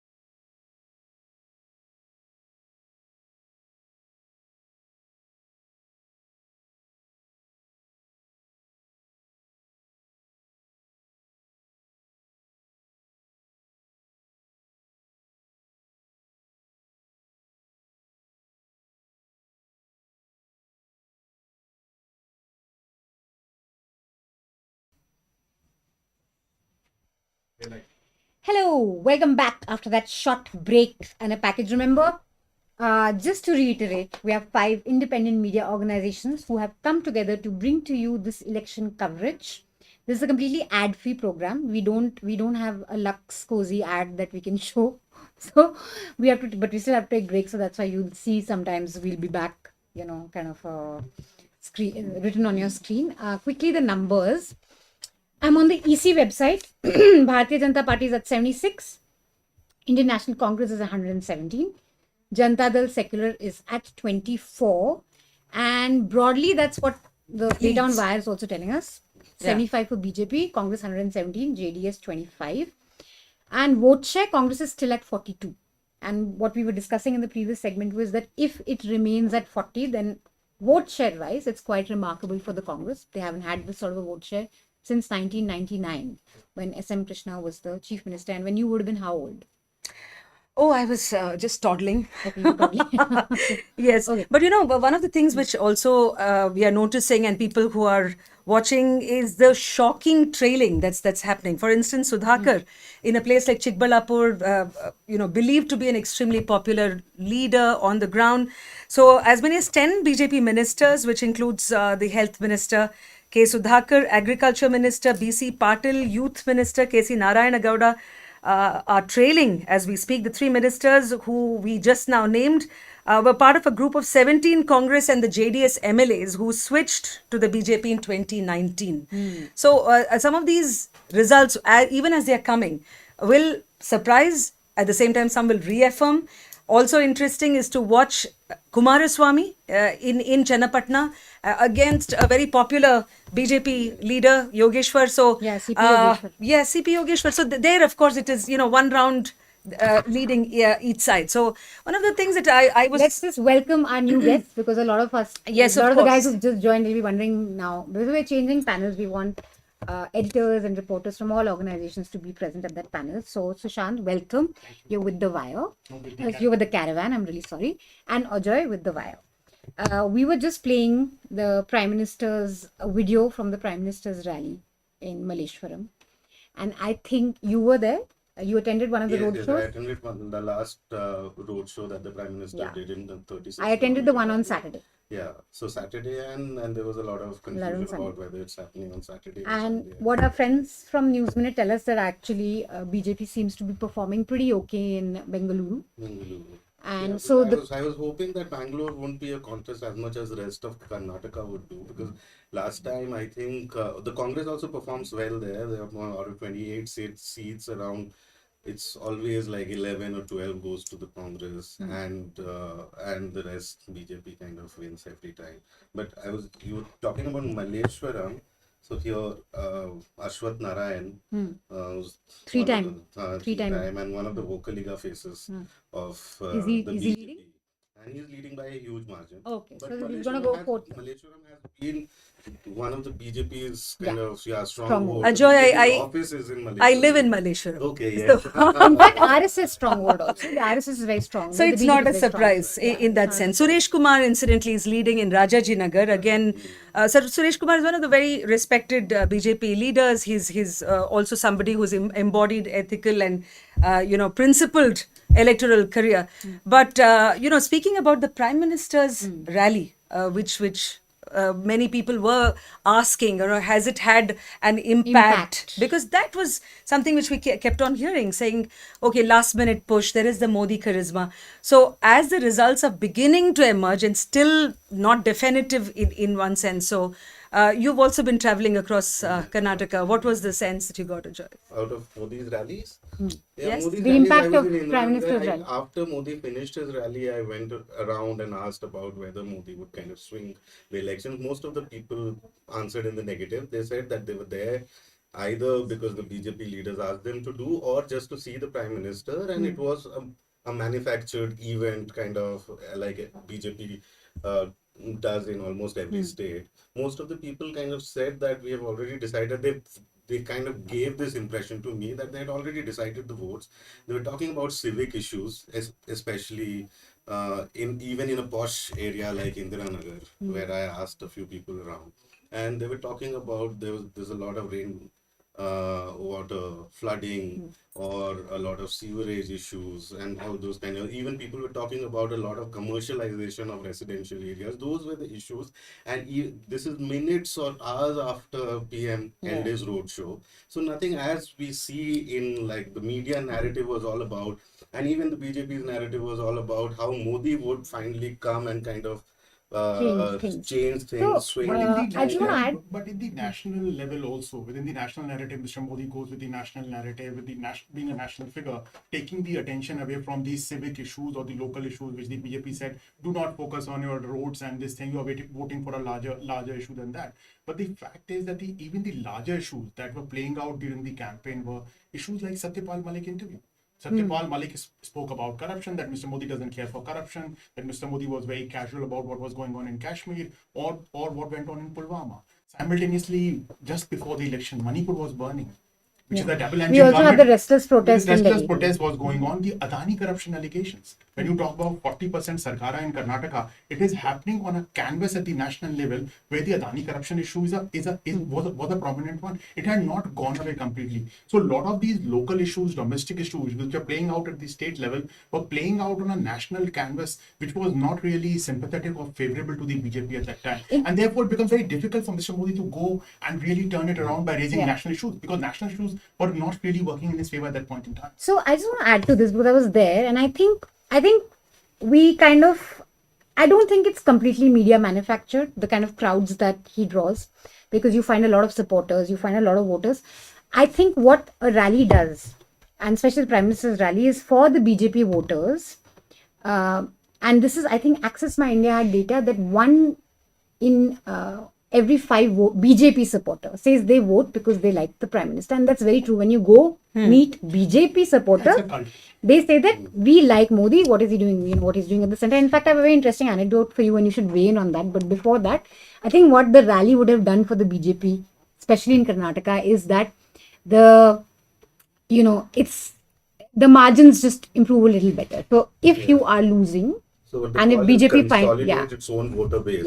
Yeah, that is what BJP. If the BJP is losing, if it is right now, we don't want to call it or anything, it's a little less embarrassing because the Prime Minister has done rallies and it just gives them that bump up. I think each of the BJP workers or even local level leaders I spoke with, they were kind of they were kind of very how do you call it? They were very excited about Modi's coming to Karnataka because they felt that their house was not in order. Internal factions there, the workers on the ground were not as aggressive as they were last time, and a lot of things were working against the government, which the BJP workers and top level leaders hoped actually that Modi would come and kind of completely overcome these kind of issues and swing the mandate in BJP's favor, which was of course not the case because the reality was completely different. The anti-incumbency had already taken roots across Karnataka, as we can see. And I think a lot of people would say that Mr. Modi, had he not campaigned, BJP would have got 30-40 seats. I think that is for sure. The loss is a little less embarrassing, is what. And I think that we have to give it. I do think, like with the Prime Minister, the cadre gets activated, and a lot of people find reason. BJP supporters who may not go out to vote will say. Even in Gujarat, where BJP Modi comes and excites the BJP cadre, but the ground level conditions, the electoral conditions, I feel have already been made by the time Modi comes. Like it cannot decide the win or loss, but just the margin. So probably a kind of increase in a few number of seats, again of like kind of 5 or 6 seats, but the social coalitions was breaking the BJP. In North Karnataka or in coastal Karnataka, they're still holding on to it because the social coalition is kind of coming together on the basis of Hindutva. But where it is like kind of Lingayat, Adivasi, Nayaka community or Dalits. So those where I could clearly see that those were breaking, and one reflection of which is the tallest Adivasi leader of BJP, B. Sriramulu, is trailing by a huge margin. He's almost sure to lose against B. Nagendra of Congress in Bellary rural. And do we know anything on the scheduled caste and scheduled tribe seats overall? Do we know how is the BJP performing there? That will have to figure right now. But as far as the trend goes, like for example Mumbai, Karnataka, where I saw that the Lingayat vote share of the BJP was not breaking to a large extent. Yes, they were upset, but they had no option, and they were kind of BJP could manage to kind of consolidate them. But among Dalits there, and the Naika community, where they did not have a BJP leader like Ramesh Jarkhioli, and in other parts where Naika community, they were kind of feeling like positive about having a change, voting for the Congress. And we'll have to particularly see how Kalyana Karnataka kind of is performing, which is where Congress's OBC, Dalit, and scheduled tribe votes, they come together against BJP's thing. Okay. But we'll So, have to. so actually, even when you're speaking about Kalyana Karnataka, those were also some of the places where the rally happened. Like for example, in Sindhanur, Raichur, and besides, of course, in about 22 places. I mean, 22 rallies. So we have either in Kalyana Karnataka, there is Bijapura, which is Vijaypur, and then we have the Kitturu Karnataka side, Belagavi. Other places, Bangalore, Kolar, Chenpatna, Belur, which is in Hassan, Mysore itself, Chitradurga, Central Karnataka, that is Hospete, Kalaburgi, Moorbidri on the coast, and Uttar Kannada, we have this thing. Yeah. So, yes, I think we need those kind of diced results, details, but we also have Siddharth at the moment, Siddharth Varadarajan. Are you able to hear us? Joining us from where? We want to know. Can you hear us, Siddharth? Can. Hello, hi. Hi. Founding editor of The Wire, welcome. Thank you so much for being here. And where are you joining us from? I'm actually in Tallinn, Estonia. Okay, wow. Of all places. have you caught up on all the results? Yes, of course. I've been up since, it's a 2.5 hour time difference, and I've been up since 5 a.m. my time. So, yeah, I'm fully caught up. I hope there is lots of excitement about Karnataka verdict in Estonia. There is actually, because, among the people that I'm interacting with, because I'm here at an international conference, people concerned about the state of democracy and so on around the world. And, I think that, let's not be facetious. The fact is that Karnataka, this isn't a result just about one state. I think that the true significance of this election is that we are now clearly in the home stretch for the 2024 Lok Sabha election.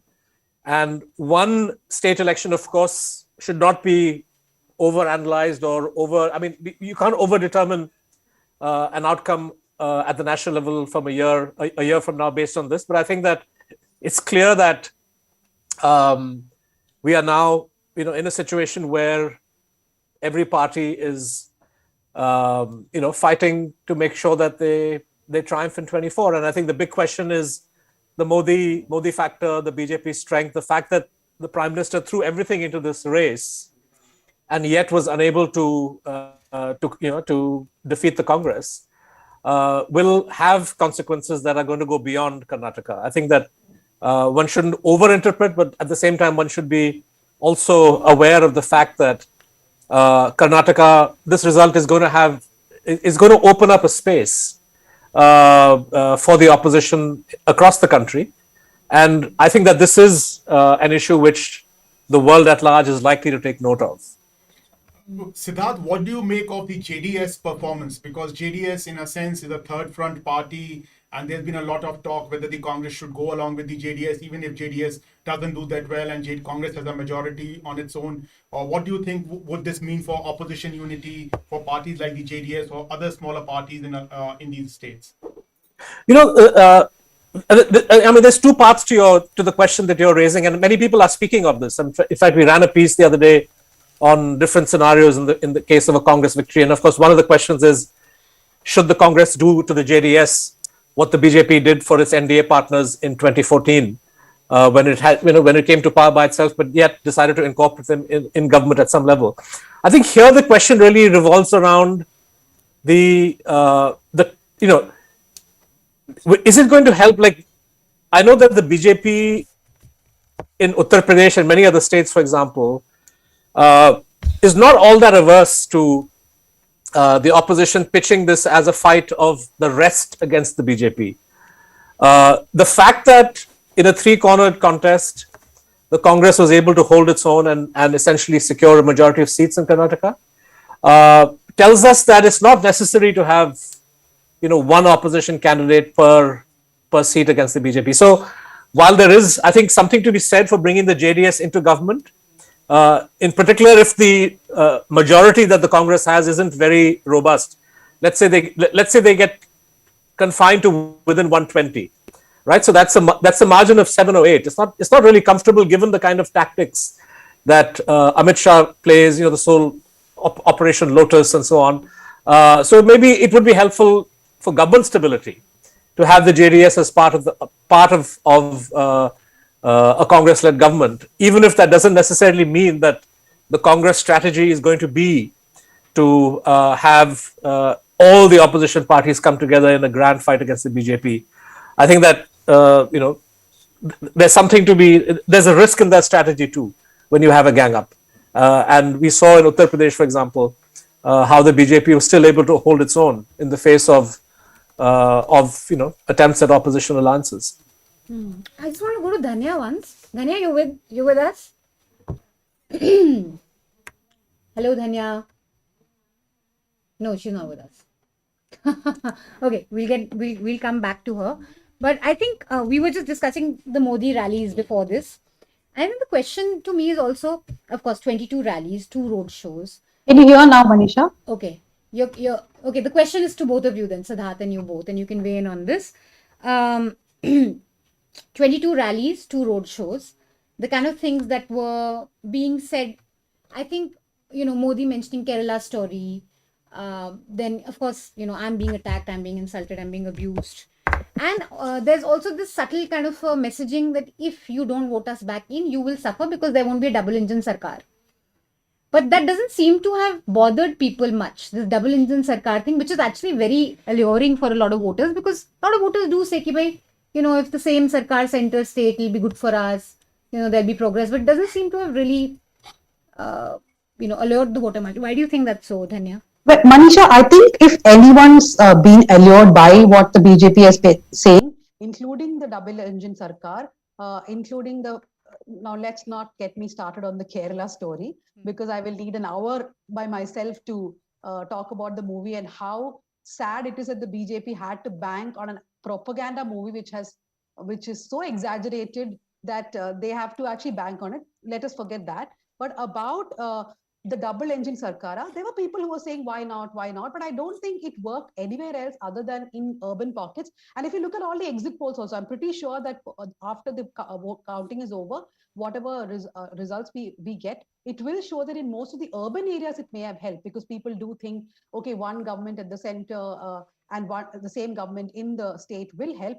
But there is also realization that this is against federalism, right? And there has been a lot of discussion about that. So double engine sarkara definitely not working much. Also, Karnataka has a strident example of B.S. Yedurappa once sharing stage with Narendra Modi and asking him on stage that we have not got enough money for flood relief. Can the union government please release money? So if double engine sarkara really works, then a chief minister wouldn't have had to make that plea in front of a prime minister in a public event. So examples are there, but I really think what has impacted the BJP is the price rise, and that's something the Congress has been driving in. In fact, the last day of the campaign, one video which kept going, and I think it was the day of the voting also, there was an LPG cylinder kept in the Congress office, and DK Shivkumar is praying before it, and they played an audio of Narendra Modi from when he was the Gujarat chief minister, I think, or some other time when he was the opposition leader, where Narendra Modi says in Hindi,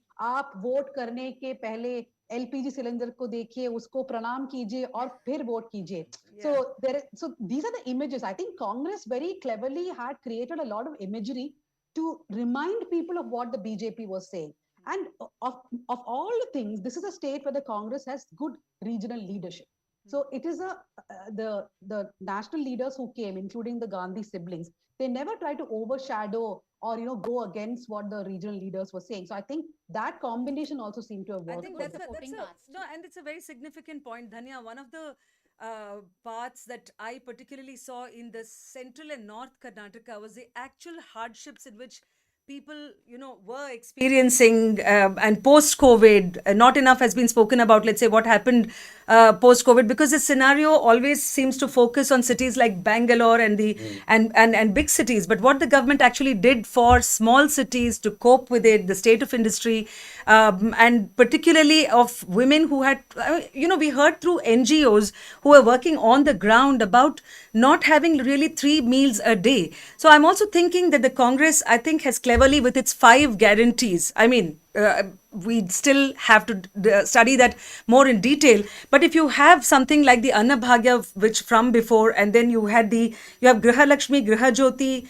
Yuva Nidhi, and Shakti, and them projecting this as a Sarva Jananga the Shanti Atota, as they said, that all welcoming all communities. So, with these kind of guarantees, which one may call, okay, are we promoting a subsidy culture? I think makes or may have made a difference if really these trends are to be believed. Of course, there are very few rounds still left. So, How many But rounds? I just want to kind of ask Dhanya and Vasanthi, because you've been staying there. So, generally, price rise, we, both Manisha and I probably have, was a very important issue.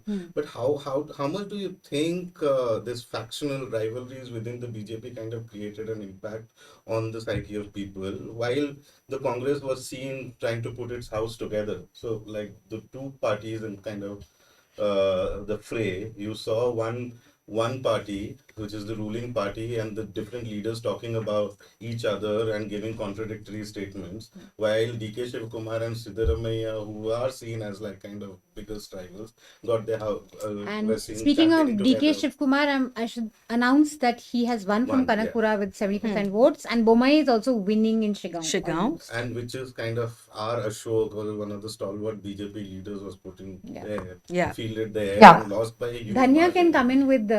Yeah, the Revenue Minister R. Ashoka was again, he was in fact contesting in 2 seats. Now, of course, he's lost in 1, which is Kanakpura. DK Shivkumar has 1, is what the news is coming in. There is, I think, one trailing which is perhaps important is CT Ravi is supposed to be trailing. UT Khadar. Yes. UT Khadar has 1 from Mangalore, is what we are. Not surprising at all. Yes. Uday Gowda from Maddur, who's also INC candidate, Congress candidate. Siddaramaiah from Varuna, of course, we had already announced. Sri Ramalu from Bellary has lost, is what we are hearing. Bellary, of course, is also very important. But just to answer the question about the BJP being a divided house, yes, I definitely think that had an impact, at least among some voters, because there were divisions between BL Santosh and BS Yedurappa. There were always talks about Nalin Kumar Katil, Prahalad Joshi, everybody trying to do upmanship in the BJP. And remember, even before the campaigning started, H.D. Kumaraswamy came and said that the BJP will try to bring in a Brahmin chief minister in Karnataka. That is what is going to happen. So that talk also, if the BJP wins, who will be the chief minister? Shettar leaving, everybody thought will not have a huge impact. Personally, I thought Savadi leaving will have an impact on the BJP more than Shettar. Shettar himself is losing, I think, now. Yes. Failing, yeah. And what do you guys make of Nikhil Kumaraswamy losing, and because Devgowda's grandson? I think Nikhil Kumaraswamy, let's also speak about the other win, in the sense of JDS and Swaroop, in the Hassan side. So, Nikhil, it's a little early, in my opinion, to interpret this. One can always say that he has not yet been able to rise to the popularity or stature or the positioning of his father, and of course his stalwart grandfather. Even JDS in fact suffered from a lot of splits. You can see that in Mandya. It had a 3-way split, and ultimately to see that the JDS is able to retain its seats and in fact probably somewhere looking at gaining is really a surprise for me. But just to come back to what you were asking, Ajay, the factionism within the BJP. As locals, as residents of Karnataka, we got to see this more and more during the ticket distribution phase. And I must say, at that point of time, it looked like a contradiction because BJP has cultivated its image as Karyakarta, a very cohesive. We never hear about factionalism. Factionalism. I mean, that's something you lay at the Congress's door. Yeah, but just about, even when you go a little north, then the real picture was starting to emerge of this probably being a divided house, probably the BJP candidate themselves not being so empowered. Yeah. Let's bring Siddharth in. Yeah. I wanted to make one point. I think Manisha and Ajoy and Vasanthi, you've been on the ground, and I think you have a much better sense of the granularity of the results. And I see James Manner too, who's going to be joining us, who has been writing very perceptively about Karnataka for the past 2 years, and I think was perhaps one of the first analysts to call this result correctly. But I think one significant element of this result, based on what I'm seeing so far on the EC side, is that the aggregate vote share of the BJP is pretty much still where it was in the last election. 36%. Yeah, 36 was plus minus. Yeah. Exactly, right? And I think that we need to understand what this means. Now, for sure, this is an aggregate. They may have lost significant vote shares in some regions and gained in others. I don't know. We'll need more sort of detailed analysis to, make a proper assessment. But I think somewhere down the line, in the context of the question that Manisha, you asked about Modi's rallies, I think the fact that the BJP has been unable to grow its vote share beyond 36%, is perhaps offers a clue that we are at the outer, Modi is at the outer limit of his ability to influence new voters. So the Bajrang Bali business, the Kerala story business, all of that has helped the BJP hold on to voters. Voters who might otherwise, perhaps based on the performance of the BJP government in Karnataka, have been tempted to abandon the party, or based on the terrible, state of the economy at the grassroots level, right, for poor people. So somewhere down the line, the communal pitch that Mr. Modi himself engaged in has helped the BJP hold on to that 36%. But he has not succeeded in adding new people to that. So I think that, I'm tempted to ask, is this an indication that, the communalism, which was the preferred plank in the closing stages of the campaign, have we reached the outer limit of that? And if that is so, then it does tell us that the possibility for the opposition to wage a campaign based on genuine issues can actually sway voters. And I think this is a significant issue as we ponder over the national implications of this particular vote. But Siddharth, that is always true. But the fact is that when a conservative party loses, the more conservative extreme faction will always say, had we not even done this, we would have lost even more badly. We had to do this to retain our 36% voter. And in most cases in conservative parties, the extremist faction always tends to rule the roost. As the party loses, the party moves more towards the extreme side.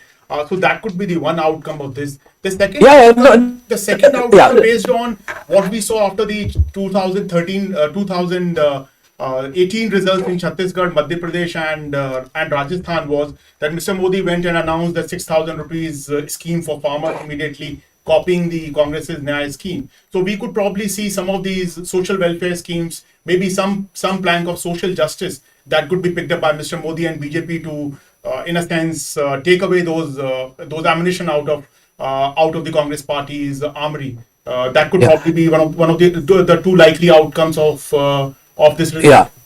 No, Sushant, I don't disagree with you at all. I think it is, in fact, highly likely that the BJP will double down. Will in other words, look at its vote share and say, well, at least we held on to this because in the closing stages of the campaign, even Mr. Modi,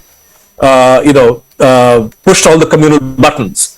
So it's quite possible that the BJP will continue to rely on that and maybe even double down on the communal messaging. I'm just wondering whether. Yeah, Siddharth, I think I think also the fact, as James Manner in fact said in the article in The Wire, Karnataka's voters are discerning and demanding.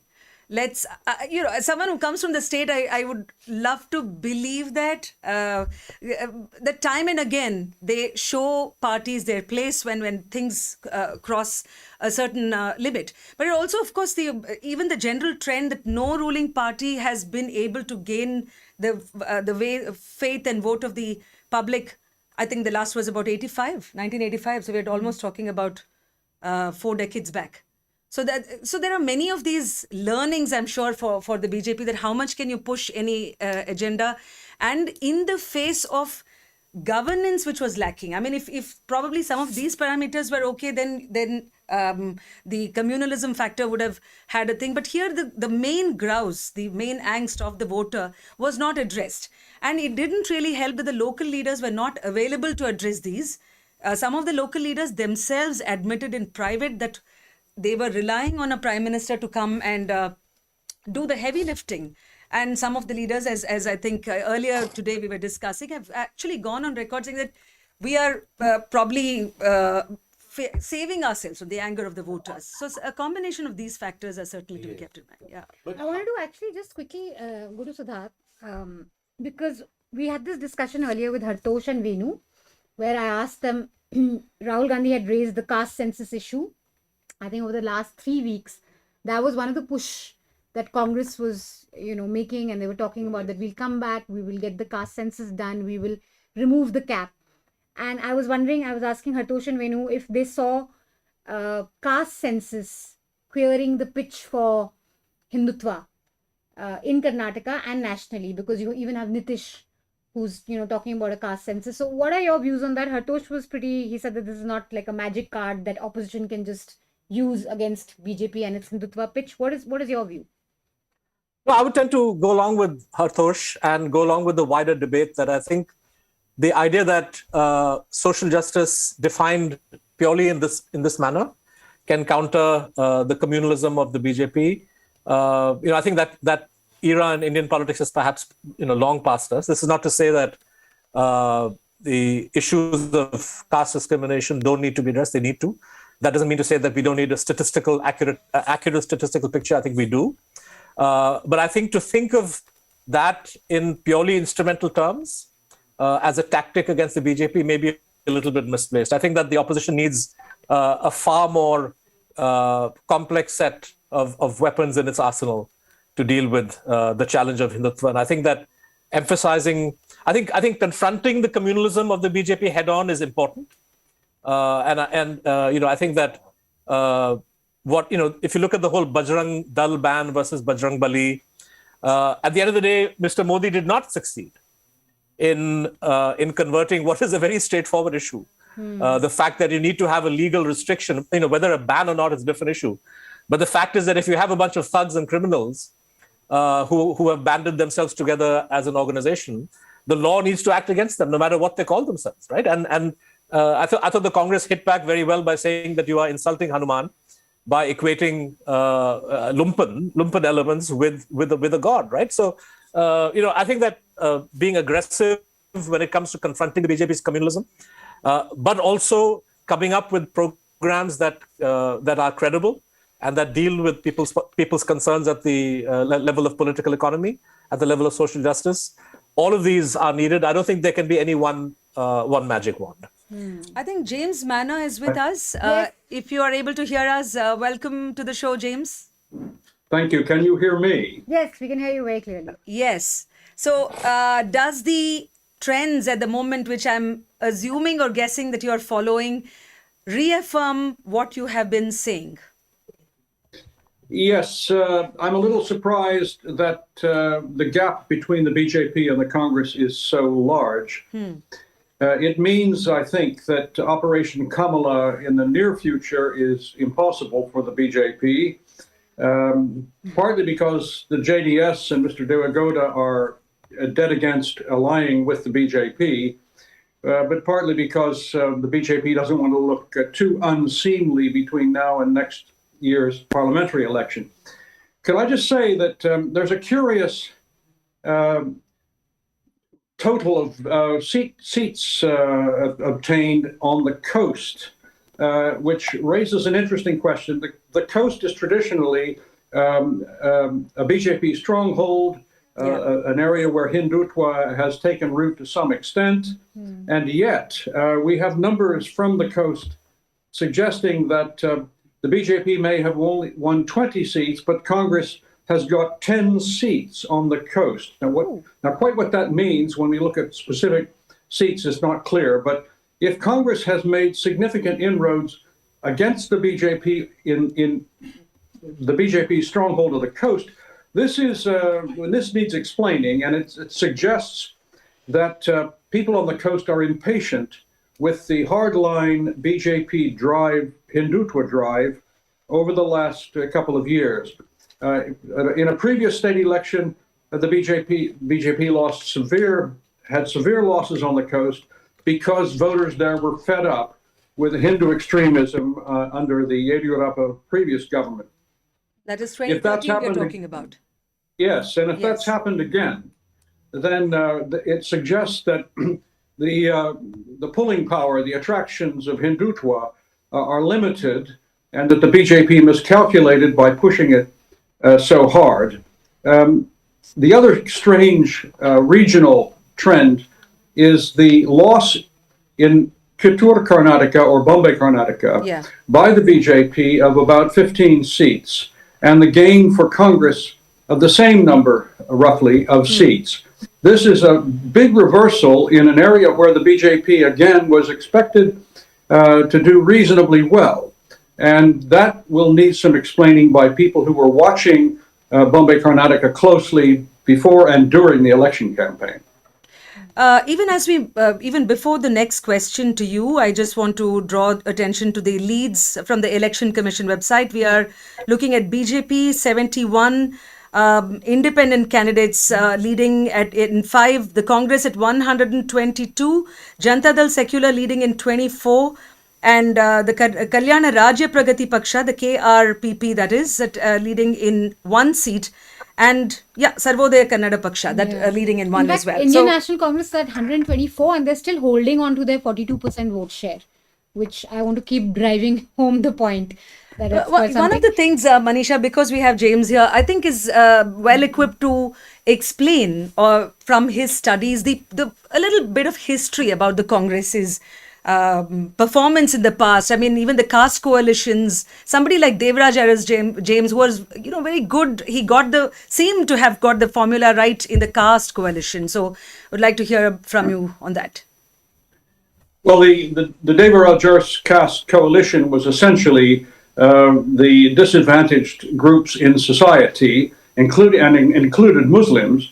Devraj Aras appealed to non-Wakaligas, non-Lingayats to come together to use their majority voting strength to put him in power, and he succeeded.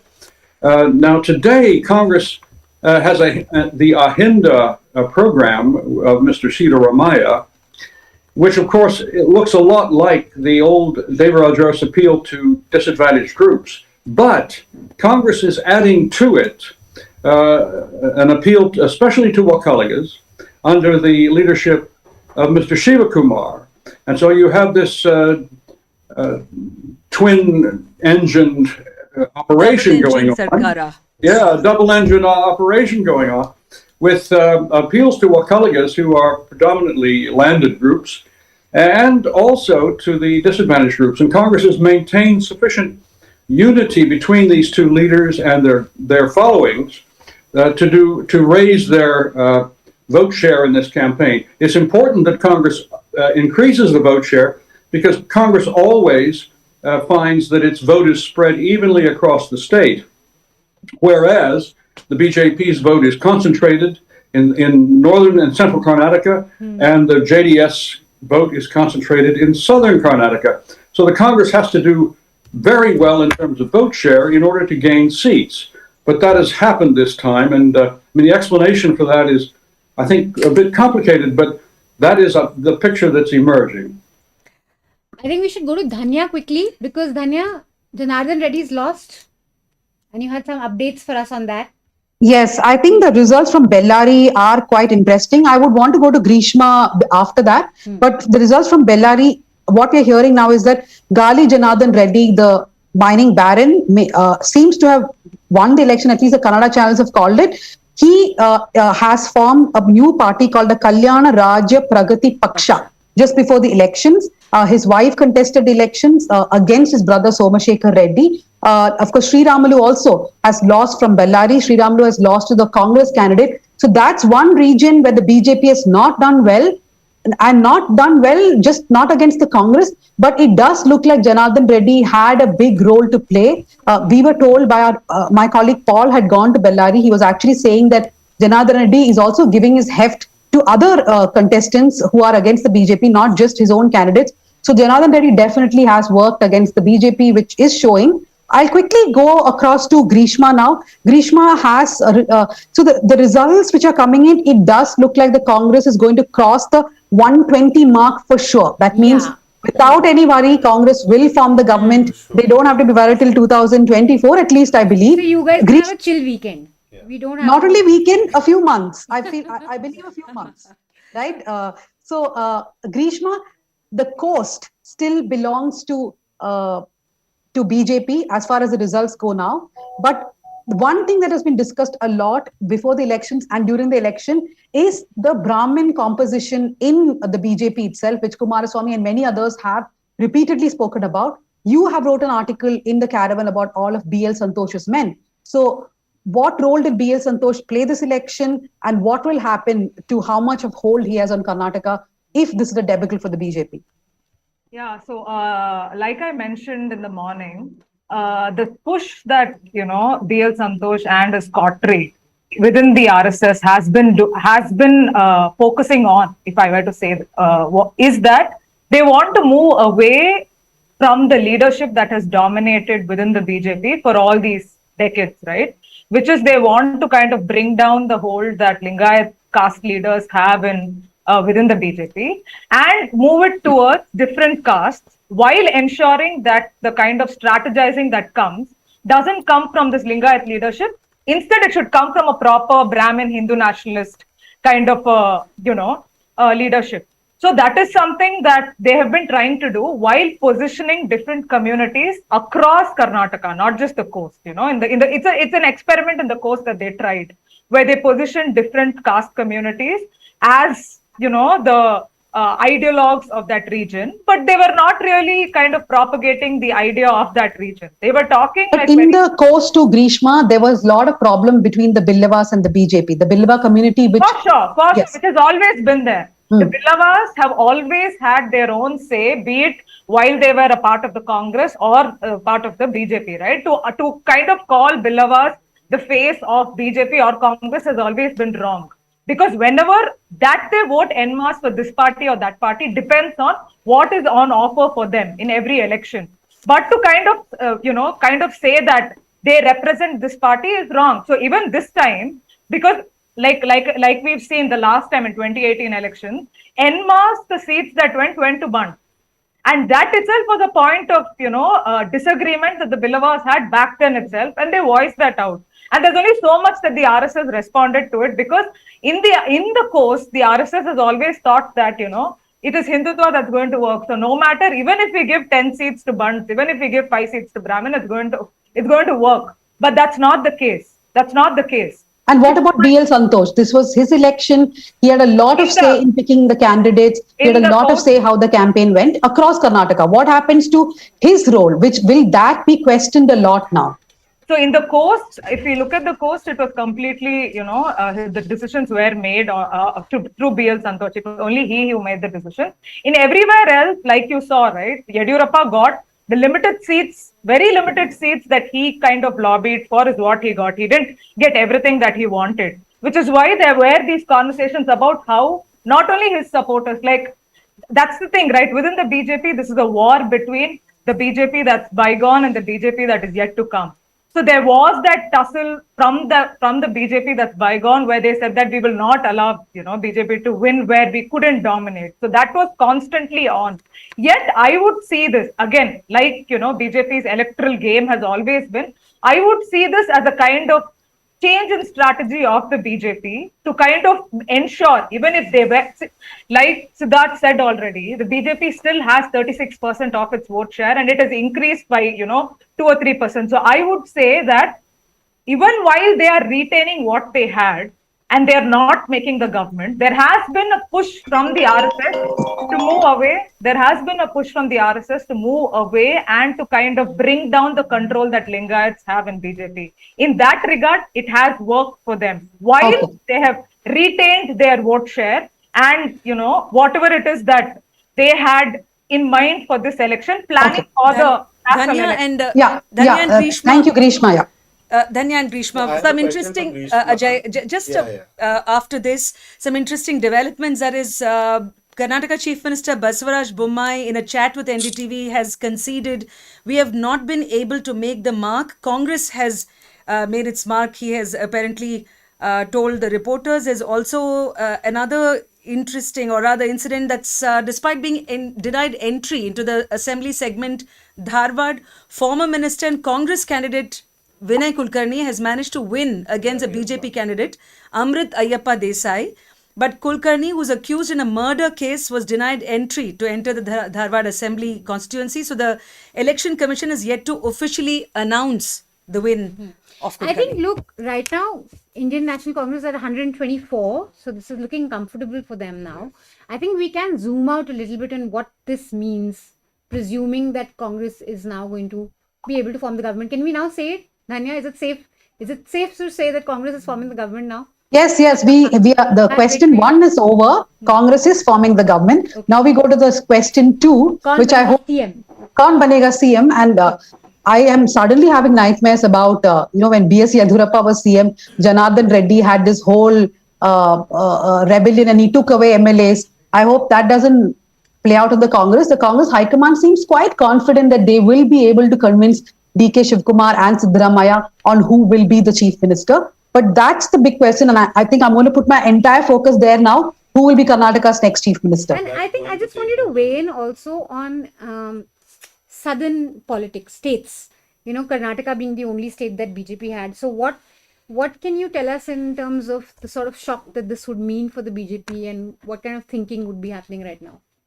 So the southern states, the 5 states, remains the only bastion or whatever where the BJP does not have a single government now. No. We have Telangana going to polls in December. There too, the Congress, which has always been on the back foot, is suddenly stepping up its game. Priyanka Gandhi herself is in charge of Telangana elections. We have seen her going again. So I think this Karnataka victory will definitely infuse confidence in the Congress as far as the Telangana elections go. There, the BRS does have the upper hand, but the BJP was looking at becoming the second party because the Congress looked very decimated. But I feel that with Priyanka Gandhi focusing and this whole Karnataka victory, Telangana will be where the Congress looks at next. So that is there will be healthy competition, I think, in Telangana between the BJP, the Congress, and the BRS. The TDP also has now entered the fray.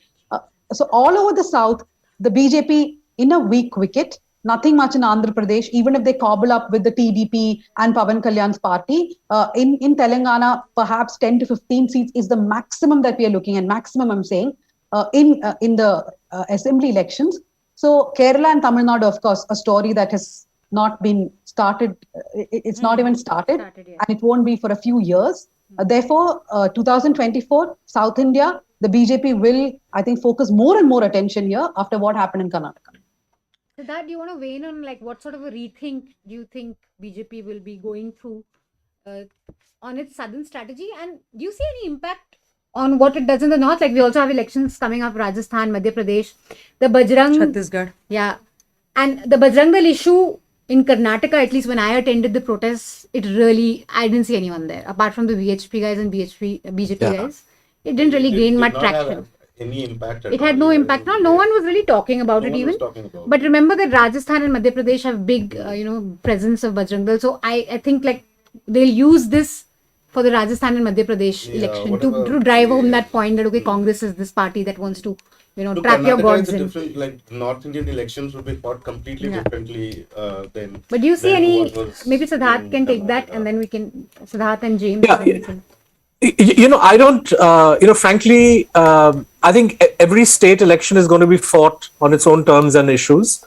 So I'd be surprised if the BJP will go into Rajasthan, Madhya Pradesh and Chhattisgarh with the Bajrang Bali issue. It may come up later if things don't go as planned.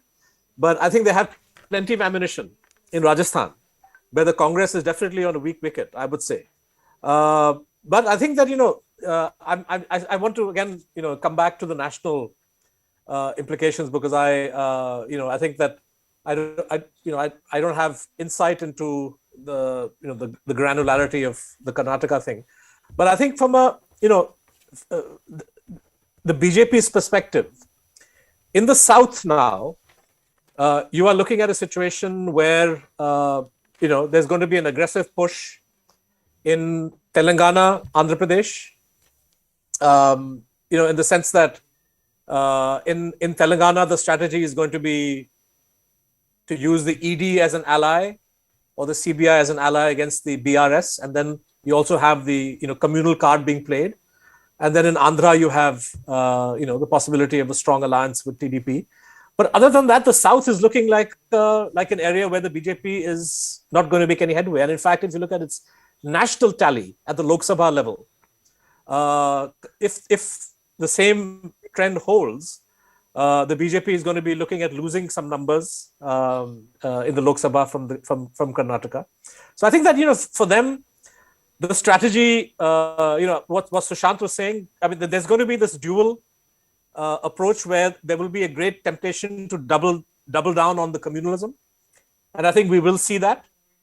But at the same time, I think the idea that you have to offer some more by way of schemes, by way of perhaps cash, cash handouts, is something that the BJP is going to be looking at. And I would say the budget, the final budget in the run-up to the 24 election is where the BJP is going to hope to generate some kind of momentum, at the national level. We have James with us. Still, James? Can you hear us? No. I think the Zoom has gone up. Guys, the Zoom has gone up. Okay. So I think Sushant. I had a question for Ajoy. Ajoy, any obituaries for any political leaders that you would write out of these elections? Bommai or Yediyurappa or Devagowda? Yediyurappa definitely not. I think we'll have to wait for. By the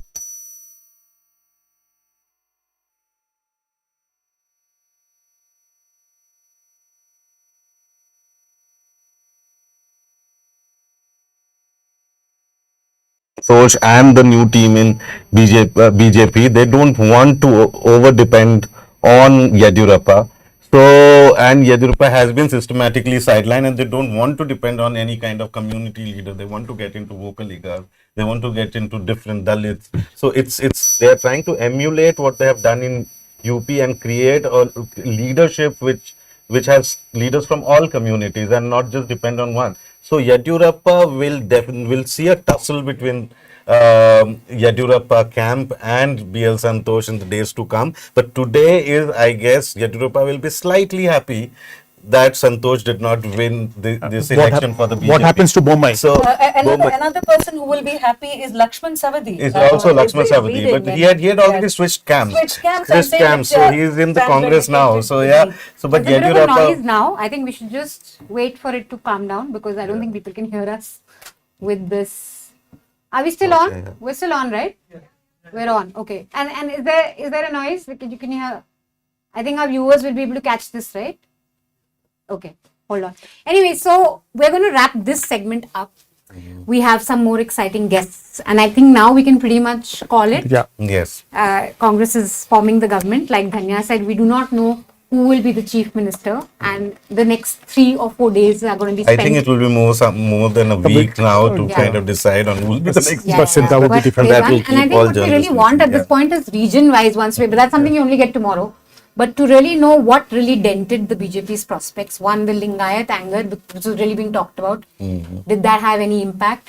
The Bajrang Dal impact on consolidating the Muslim voters for the Congress, and what really happened with JDS? Where did they lose? Yeah. What is their vote share at? 11 or 12%. So now it's 13, and 13. which, So they've which come is down also from 18 to so 13. they did not undercut the Congress even in seats which they never won. Yeah. But they always kind of played the spoiler in northern Karnataka, where and giving and handing out the edge to BJP.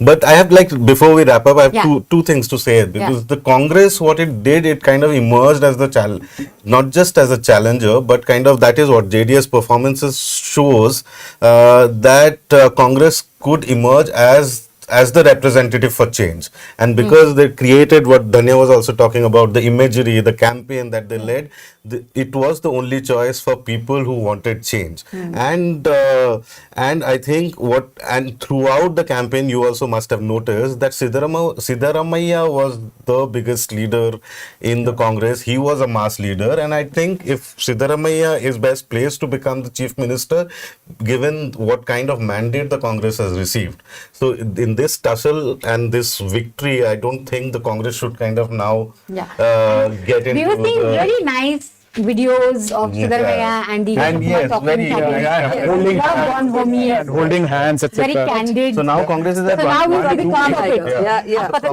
And Manisha, no Pakistan in this campaign. Pakistan. No Pakistan in this campaign. Mr. Modi rarely campaigns without Pakistan. No campaign, but I must, there's one short little anecdote that I wanted to come to Shant with, and maybe you can just weigh in, because defense is your mainstay and foreign policy. Whenever you speak to Modi voters, I think the big reason, a lot of them, and especially urban, but also true for rural, they may not always be able to point at a specific thing that has changed in their life, but there's a deep sense of feeling that India has arrived on a global map. And it's a very emotional kind of a feeling that, okay, now we're proud to be Indians. Now we're not embarrassed when we go out. Modi has made us feel proud of being Indian. So what do you make of that sentiment? Of course, one aspect of it is the television news. They're telling us every day कि हम विश्व गुरु बन गए. But there's also this deep sense of well-being that Indians feel globally. Yeah, so I think a lot of it is led by the what I would call is the Hindu upper caste, elite upper class narrative, which goes around because people are tweeting from abroad, people are talking about it, of course supported by large sections of mainstream media which are amplifying those facts. But the fact remains that look at the China border. China is sitting on 2,000 square kilometers of your territory for last 3 years. Look at Manipur. Manisha, I do not know how many people realize that in that one day 1,100 weapons were snatched from security forces by the rioters, and only 240 or less than 300 weapons have yet to come back. 1,100 weapons. Think of a state like Punjab or Kashmir if it would have happened. What would have people thought of? So these are the realities, but the narrative, which it seems to have captured, which you rightly say, a large section of people believe that India has arrived, this is a Vishwaguru, but it does not match with the facts, with the facts on the ground. That's unfortunately, but that's unfortunately the way democracy works, and that's unfortunately the media narrative works. You know it better than most people. Great. So we're going to go into a quick package, and we're going to get our Zoom link back because we lost connection with Zoom. Watch this package and we'll be back.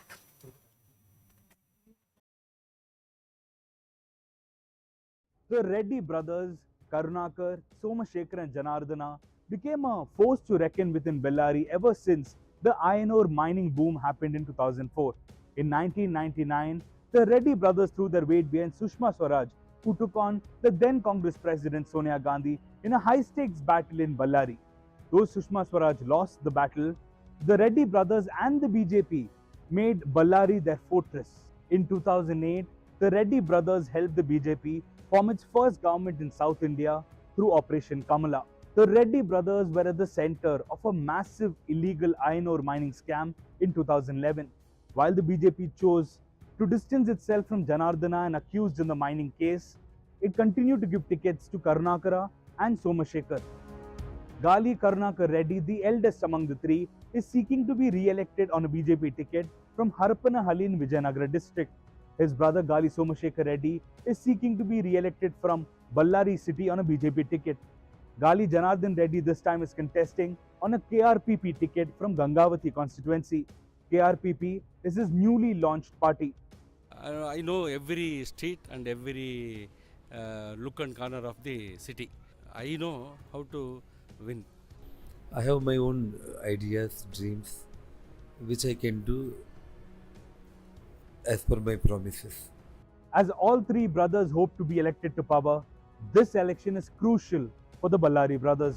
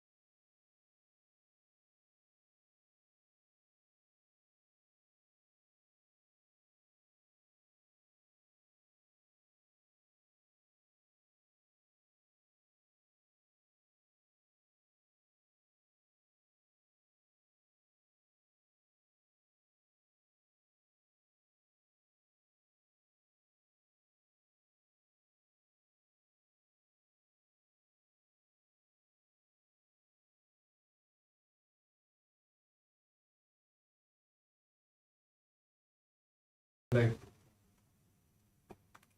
Yes, Danya? We are live. We are back. Got here.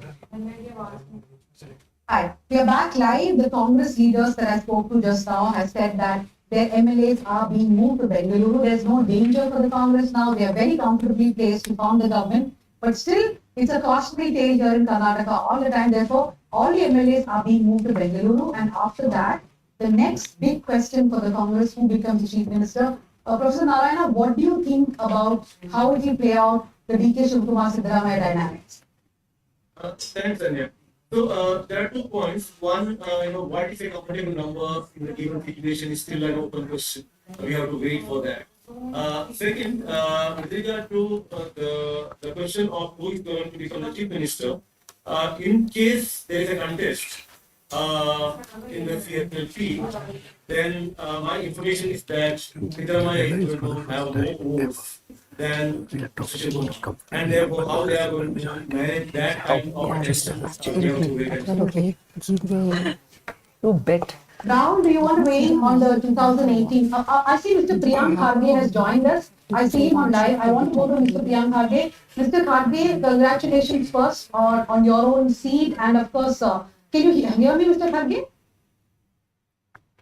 I can see him moving, but perhaps he has low internet because he's in a counting center. Mr. Kharge, can you hear me?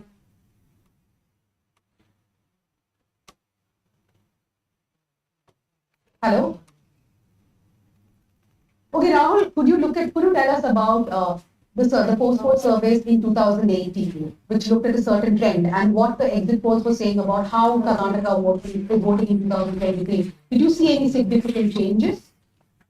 No, I think most good pollsters suggest. So first there was a convergence across exit polls that Congress is going to be the single largest party and BJP will be far behind. Second, there were at least 3 or 4 pollsters who suggested that Congress is going to go above the 25 mark. So that. Round one, Yeah.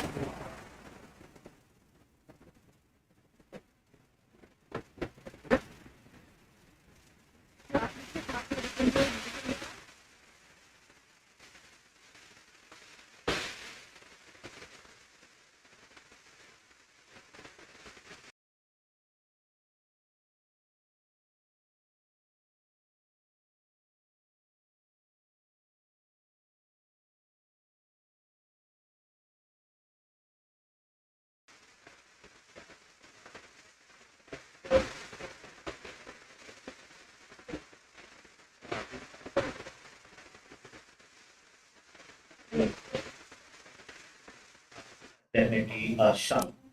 So that's on the overall numbers. Secondly, seem to have worked in Congress' favor, and at least the exit polls, which basically went into analyzing different demographics and other things, is that from the bottom half of the society, there seems to be a consolidation, or at least a larger number of people from the bottom half of the society are voting for the party.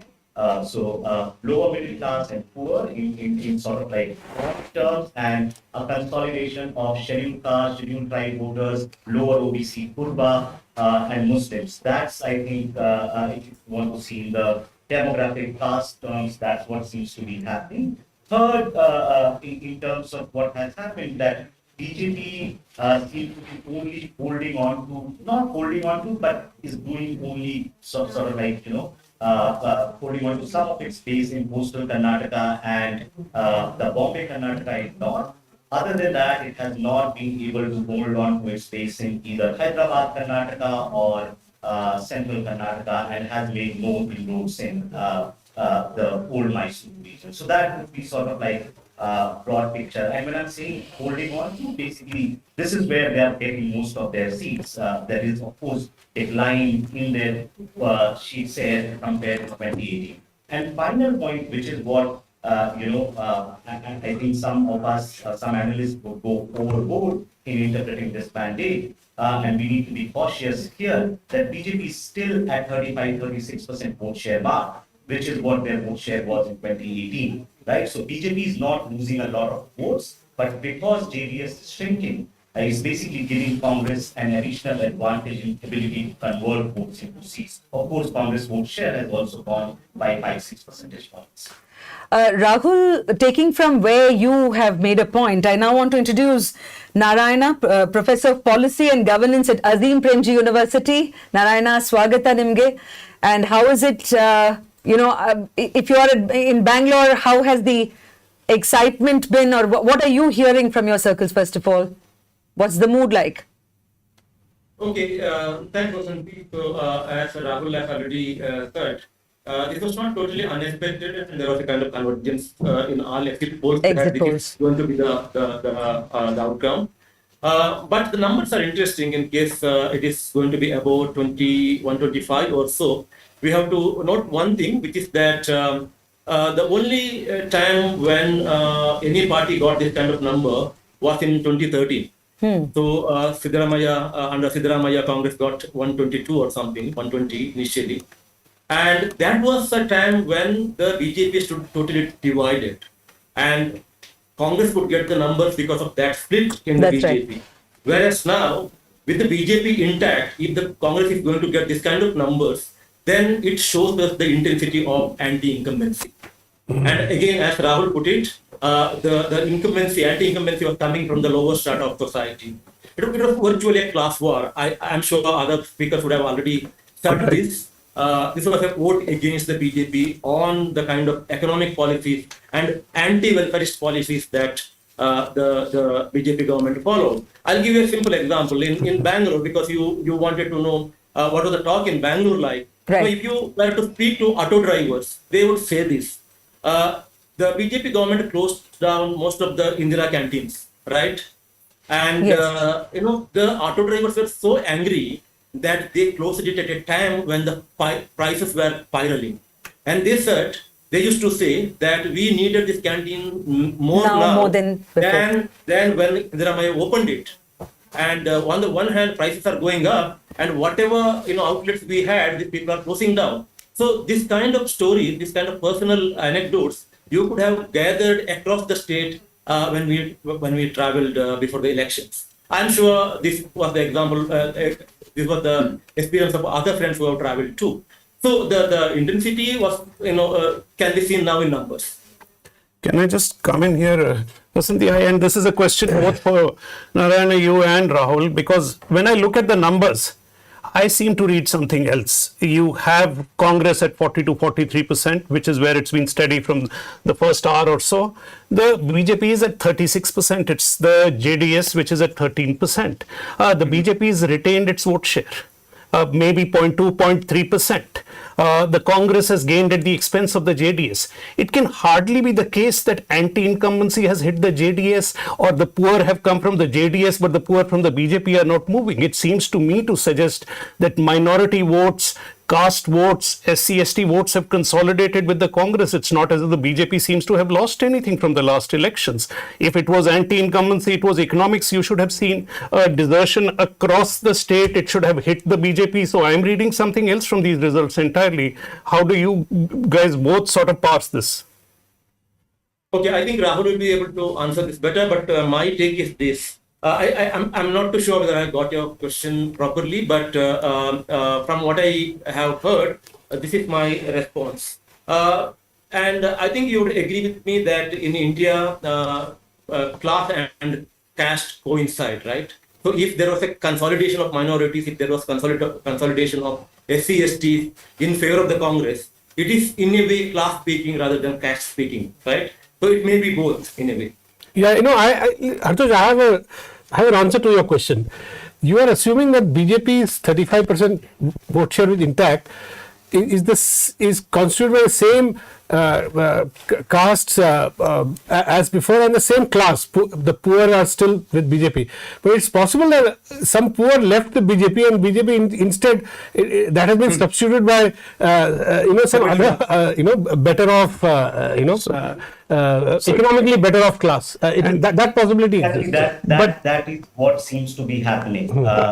So I don't want to use the term class war because that puts a lot of burden conceptually what might be happening. But certainly in sort of like demographic sense, BJP seems to be gaining among general caste, so upper caste. BJP seems to be gaining among upper OBC, though minor gains, but among Vokaligga, among Marathas. So across the upper strata, BJP seems to be gaining, and it's losing in the lower strata. So while 36 remains the same, the composition of BJP vote is undergoing a change. So if I may come in, because it still sort of perplexes me, who are the people who've deserted the JDS? They have obviously come to the Congress. We are doing simple mathematics.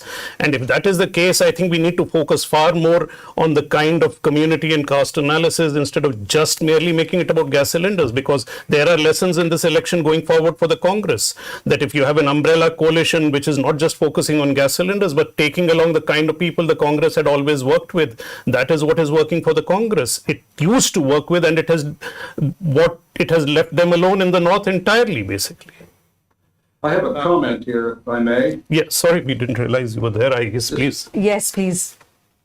I just have a comment on one thing that my friend Rahul said, which I think is mistaken. He mentioned that the Congress party had not gained much in Bombay, Karnataka, that is, Kittur, Karnataka. And actually, my understanding is that the Congress has made significant gains there. Now, the reason this is crucial, because elections in Karnataka have always been won and lost in the rural constituencies of northern and central Karnataka. And Bombay, Karnataka, or Kittur, Karnataka, is a major part. It's about half of northern Karnataka. If Congress has gained 15 seats there, and the BJP has lost 15 seats there, as was suggested in an earlier report elsewhere, this is hugely important because it means that in the area where you must win to gain power, the BJP is losing. And the pollsters need to look very carefully at the districts of Bombay, Karnataka, or Kittur, Karnataka. No doubt, CSDS and Lokniti and Rahul's colleagues will be able to dig into the detail here and explain why this happened. But it's very important. I think with you, Narayana, how you saw the Congress, let's say, from the, we've mentioned 1985 in the past in the past half hour, in fact, the verdict there, and now the numbers that we are seeing of Congress. How do you see the comparison of past performance versus now, Narayana? Yeah, so one of the arguments made here is this, which is in the past, after let us say 2004, Karnataka had not 2004. If you start from 1999, in the Karnataka elections, a party got a majority only when the opposition stood divided, right? So only on two occasions the Congress got majority. That was in 1999 when Janata Dal stood divided and stood split, and then in 2013 when the BJP was in a similar position. Now this victory to the Congress is coming, when the opposition remained quite strong, and the 36% that BJP seems to have as its vote share that Rahul and Ashutosh are referring to. Now, where is this coming from? One explanation there is that it is coming from Old Mysore region, right? And then what explains the erosion of JDS base? This is the question. And my reading is this. If you study the pattern of pattern of voting there in that region, Vokkaligas keep shifting their allegiance from Congress to JDS and JDS to Congress almost every election, right? Yes. They keep alternating. But in the last two elections, they largely went with the JDS, and then possibly in those constituencies, the anti-incumbency was against the sitting MLAs, and that's the reason possibly many of them got defeated. That's one. Second, most of the candidates fielded by the BJP in that region are ex-JDS functionaries, right? Yeah. So actually in that region, one thing is party, another thing is the candidate. individuals have their own networks, and actually mobilization happens at the candidates level more than the party level. But how And much? therefore- Sorry. But how much does it really say about what one was hearing about, let's say, the decreasing power and say of the senior Gowda, Mr. Deve Gowda? Yeah. So the signals that were going from the Gowdas were not very helpful to the party. It appeared that the party is getting too family centric. That was not liked by the cadre. That's one. Second, in the run-up to this election, there were far too many problems within the party out in the public, right? On the question of fielding somebody in Assam constituency. Eventually, they have won it. That's a different thing. But certainly the kind of signals that went out from the family was not working in favor of the party. So because of all this, at a macro level, this was happening. The vibes were not very good for the party, and at the micro level, many of them were deserting with the anti-incumbency. At the ground level, which I mentioned earlier, I think JDS suffered. I want to add something, Vasanthi, to what Narayana is saying. We were in Mysore, where we met a very senior leader who was president of JDS, and his name is H. Vishwanath, right. And he was responsible for the big split. He took Operation Kamal.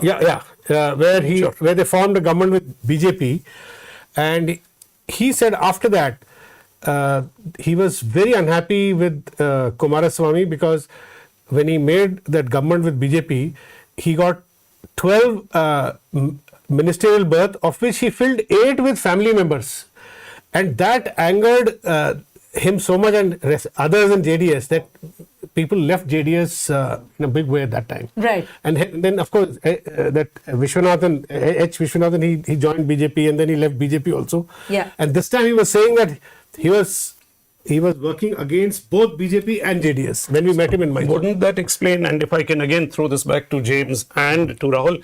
So what I'm hearing is this, and tell me if this makes sense, is that what the BJP lost in northern and central Karnataka, it made up from the desertion from the JDS in Old Mysuru without gaining seats. So the real loss to the Congress happened up north. Would that be a fair analysis, James, of sort of just an initial reading of what we are seeing right now? Yes, something like that. See, let me make 2 points. One, Professor Menon, my apologies. I wasn't making that Congress hasn't gained in, whatever seats BJP is getting in this election is largely still coming from North Karnataka and coastal Karnataka. Of course, they have lost seats in North Karnataka and they're losing its Congress, which is gaining. Second point, see, what's happening in Old Mysore. So JDS is basically facing 2 kinds of troubles in last decade. First, whatever seats it used to get outside Old Mysuru region, now it doesn't get, right? It used to get some seats in Hyderabad, Karnataka, Central Karnataka region. So there it has basically got wiped out. Now it is basically a party based in 4 districts of Old Mysuru region. So that's the first long time erosion that has happened. Second, it's of course, there was family feuд going on. Within the family, there was a fight. And so this time, JDS basically losing some vote share, which went to BJP. But because BJP was starting with a low base, Congress to actually convert seat. Now, why did this happen? It actually happened because of the 2019 election in which JDS and Congress combined.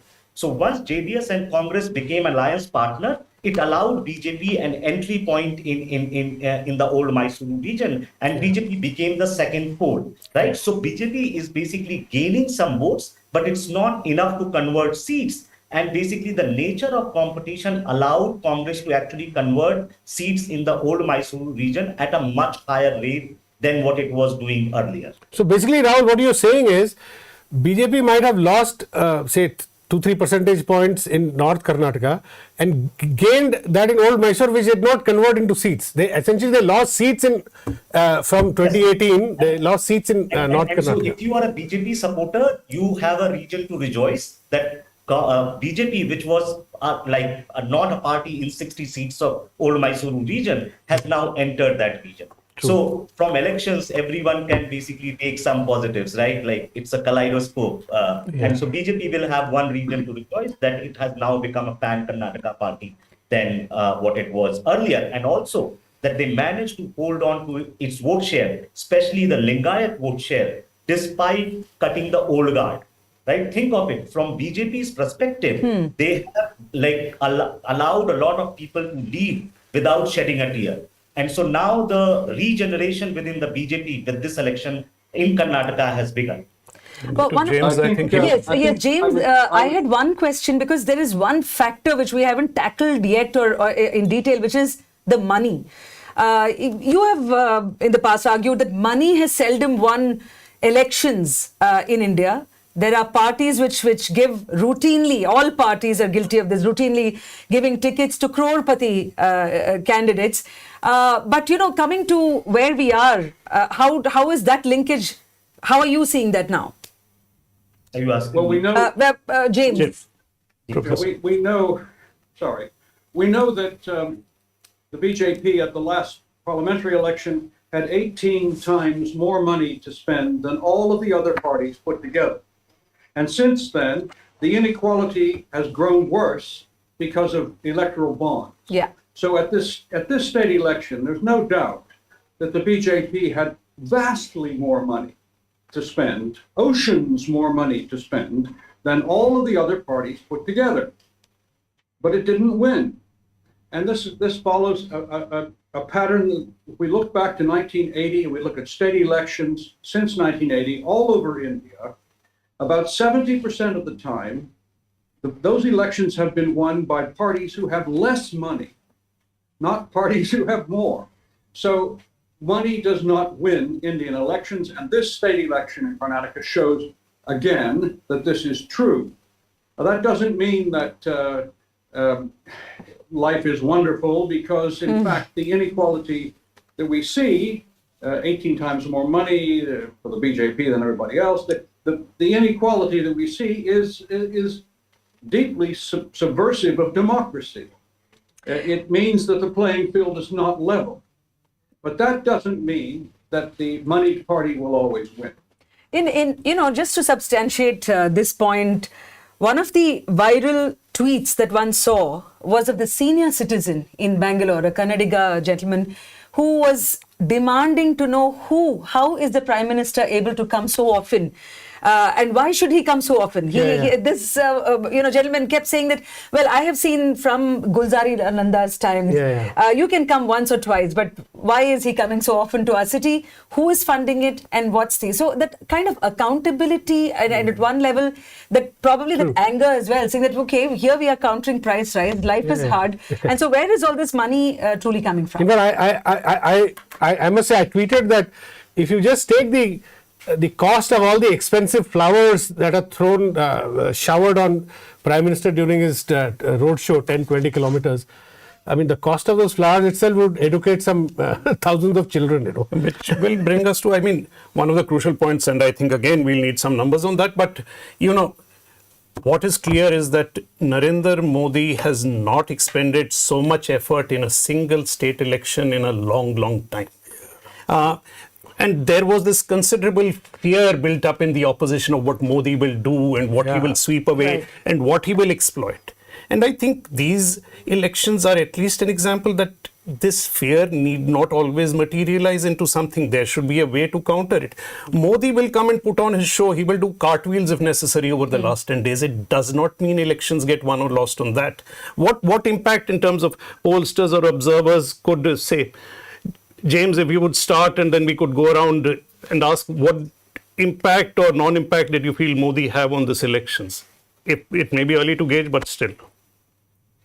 It's difficult to say because we don't have polling that tells us about before and after the Prime Minister's visits. However, I think if we look carefully at the Prime Minister's speeches and the things that he emphasizes, I think we can begin to suspect that he was mistaken in his choice of words.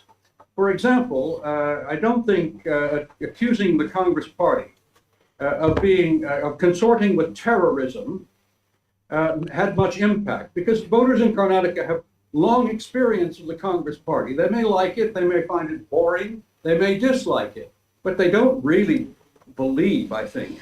They're not crazy, they're not sheep, the people of Karnataka. They don't believe that Congress is consorting with terrorism, and they certainly don't believe another thing that the Prime Minister emphasized, and that is that Congress was going to take Karnataka out of India. This is a crazy idea. Nobody has said this for 53 years, when I've been studying Karnataka. This is a truly nutty idea, and no one in Karnataka is going to swallow this idea. I'm not too sure the Prime Minister's campaigning was that constructive for BJP. One of the things which, after James has mentioned, is the thought is of Rahul Gandhi, and I want to bring in Professor Narayana here, if you can hear us. One aspect which I was noticing was that the Bharat Jodo Abhiyan, which Congress made much of, never found a mention in any of the campaign, so to speak.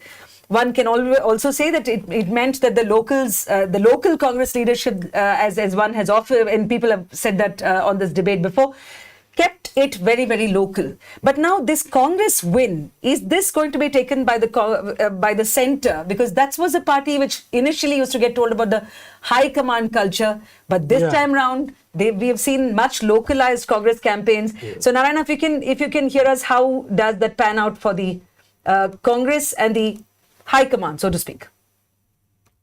Yeah, so the BJP made it appear like a national election, and the Congress made it look like a real state level election this time. Okay, so that is one. And with regard to Bharat Jodo Yatra, so I have some figures here. I don't know whether you have already had a chance to look at them. Please go ahead. So Bharat Jodo Yatra passed through 21 assembly constituencies. In 2018, Congress won only 5. And this time the Congress is likely to win 17 in that belt, if that is going to give us any sort of an idea about the impact. You are right that there was no link at any point in time in Rahul Gandhi's campaign or in Congress campaign to Bharat Jodo Yatra. But the larger messages that emanated from Bharat Jodo Yatra were working on the ground, in the sense this entire campaign of Eddelu Karnataka was a sequel to that in a way. Right? So Eddelu Karnataka was a campaign which brought together a large number of civil society organizations, which very silently worked on the ground to help the Congress. Yeah. I just get the BJP, not. I want to add to what he's saying. I also found it during my Karnataka election trip. I found that there was near 100% decentralization in the way the election was being fought. And then this thought suddenly struck me that the old Congress high command culture, centralized, everything being run from Delhi, has now kind of shifted to BJP. You see election, it's not just Karnataka. You see Haryana, you see Gujarat, you see Himachal. Everything being directed by Amit Shah, and no local leader is visible, And it's as a matter of deliberate strategy. And they were trying that in Karnataka also. And that's the reason why they don't like leaders like Yediyurappa, etc. So I think this centralized political management, which used to be a Congress, part of Congress culture, is now moved to BJP, and Congress increasingly, whether you take Kerala, Karnataka or other states, even Rajasthan, Himachal, I don't think either of the Gandhi family members made any big sort of personal intervention in Himachal. They allowed the the local party structure to work. No, and as Narayana was saying, that the civil society organizations, the way they have come under Eddelu Karnataka. So is it possible, therefore, that I think Rahul Gandhi or the central Congress leadership will now, of course, own this Karnataka victory, though they may not have had much of a role to play in the thing as much as the local leadership did. So which means we are also seeing a different Congress as far as the centre is concerned. So Rahul, can we come to you on that? Oh, it's the nature of power. No one becomes decentralized because they want to, or they centralize because they can. right? BJP, you are seeing centralizing tendency because BJP is at the power in the national level, and so those who are running the show, they will call shots. Congress at the moment can't act like BJP because they have not been winning elections. Had they been winning elections, Gandhi family would have been calling shots. Even now, given that there is going to be a leadership tussle, both leaders, and you might have seen DK Shivakumar saying that I had promised Sonia Gandhi to deliver Congress, Karnataka, and I have delivered it. And so both would basically try to align with the family so that they might get the top job. And Rahul Gandhi is definitely going to be given credit for it. And naturally, like this happens in all parties. Yeah. When party loses, then it's basically the failure of state leadership, and when party wins, then it's basically. But I have Rahul, I have one point to make to you. If you look at the longer, if you look at the Congress culture in a longer time frame, from say Indira Gandhi to say Sonia Gandhi, Indira Gandhi was completely centralized, and we heard stories about chief ministers waiting outside for hours and all. Those things actually steadily declined. They declined. Congress vote share also is steadily declined. Exactly. Yeah. So I'm saying that Congress vote share is nowhere going back to 42%, right? Which she got in 1971. So I'm saying that this culture might come to stay at the current level of Congress vote share. But so even given that, and you travel there, Can I make just a small comment here on this point?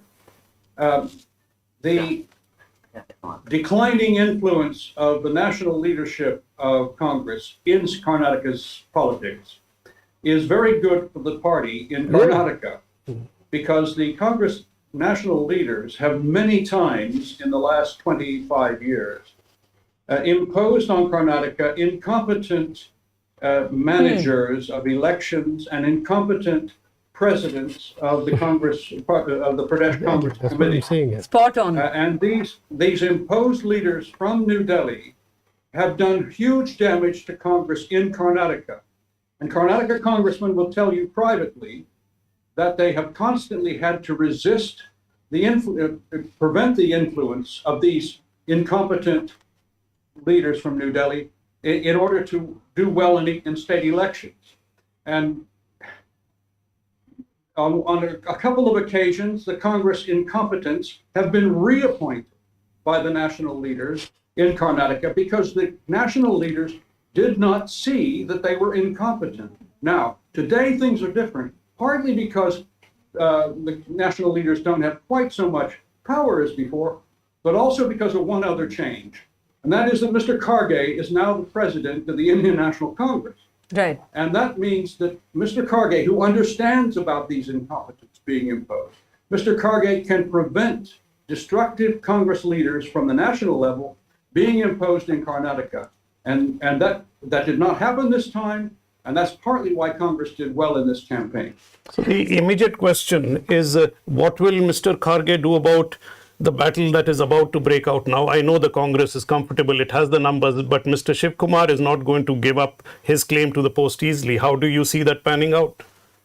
Well, I don't know about the inner workings of this circle, but I think Mr. Karge will certainly seek to have a peaceful process that leads to some kind of consensus and perhaps a significant role in the party at the national level or in the state for the person who does not become chief minister. I should just say that we have one really quite reliable survey from CSDS Lokniti, which indicates that the popular preference for chief minister is strongly in favor of Mr. Sitaramaya. Yeah. And this may make a difference. I'm sorry, people. I just need to pause at this point to see the leads. Of course, very, very few rounds remain. BJP at 66, Congress 132, the JDS at 22, and others at 4. Yeah. So now we have. I just want to add to what James just said. So, James, I when I was in Karnataka, some group of journalists, we met both Siddaramaiah and DK Shivakumar, and this question was put to both. If Congress wins by a good majority, how will the chief minister, who will be the CM candidate, and how will CM be chosen? And both said, very interestingly, both said MLAs will decide and opinion of Gandhis will be taken on board in that order. It's very interesting, you know. So I don't believe that if the MLAs decide by majority that Siddaramaiah should be CM, today Gandhis will have the power to reverse it. I don't think that can happen. You know, we have Neela who joins us from Gulbarga, Kalburgi. Neela, namaskara. Are you able to hear us? Mr. N. Ram is also, I can see he's online. Dhanya has also joined us. But first to you, Neela, because you're having internet issues in the district. Neela is somebody who works in the grassroots, especially with Manrega. I met her during the 2018 elections when I was touring North Karnataka. So Neela, ನೀವು ಈಗ ಸದ್ಯಕ್ಕೆ ಏನು ನೋಡ್ತಾ ಇದ್ದೀರಾ? आप क्या मतलब in Hindi, that's more comfortable. आप क्या बता सकते हैं कि अब कैसा दिख रहा है? देखिए वासंती, मैं सबको सलाम करती हूँ और मैं थोड़ा खुशी से बात कर रही हूँ आपके साथ, क्योंकि कर्नाटका दक्षिण भारत का एक बहुत बड़ा, क्या है कन्नड़ में कहते हैं हेब्बागिलू, बड़ा डोर समझते थे कि मोहन भागवत यहाँ आकर 5 दिन का वर्कशॉप करे थे कि 5 स्टेट्स का, और बीजेपी समझते थे कि कर्नाटका में इतना बड़ा रैली करे थे, रोड शो करे थे, मोदी जी आए थे, अमित शाह आए थे, सब लोग आए थे और लोग वोट डालते हैं। मगर वासंती, मैं कहती हूँ कर्नाटक में 2 मेजर इशू इधर, एक है रूरल एरिया में और सिटी में भी, स्लम एरिया और जहाँ डाउन टोडन लोग रहते हैं वहाँ अनएम्प्लॉयमेंट, बेरोजगारी बहुत है। जहाँ मैं रहती हूँ इस इलाके में 5-6 जिला है इधर, यहाँ से बहुत बड़ा माइग्रेशन है और यहाँ मनरेगा का काम बहुत जरूरी है। कि आपको मालूम है, आप जब इधर आए थे बहुत सारे लोग इधर काम कर रहे थे, मगर इस 2-3 साल में लोगों को काम ज्यादा नहीं दे रहे हैं। मैंडेट्स तो अंक की संख्या में, मतलब पेपर में बहुत अच्छा है, मगर लोकल में जो वास्तव में लोगों को काम नहीं मिल रही है, इससे लोगों को बहुत गुस्सा है। बात एक है। दूसरा बात यह है, पूरा कर्नाटक में सिटी से लेकर देहात तक अगर आप जाते तो वहां प्राइस राइज का बहुत बड़ा मुद्दा बन गया। कितना रोड शो होने के बाद भी लोगों को गुस्सा बहुत है। इसीलिए जो लिंगायत कम्युनिटी का लोग ज्यादा वोट डाल ऐसा समझे थे, वो थोड़ा परसेंटेज यहाँ वर्कआउट हो गया। जब बीदर जिला में और गुलबर्गा में 1-2 सीट में वर्कआउट हो गया, मगर ज्यादा इलाके में, ज्यादा एरिया में कि बीजेपी का ये जो स्ट्रेटेजी था ये वर्कआउट नहीं हुआ। तो नीला, मैं आपको उनके नीला, मैं आपको यहाँ 1 मिनट के लिए रोक रही हूँ, क्योंकि फिर से आपसे मैं बात करूंगी। आपने ये बहुत अच्छा एक मतलब माहौल क्या था वहां पर आपने हमें बताया, you have described for us. I'm also going to come back to Neela to bring up something which we haven't spoken about, which is farmer angst.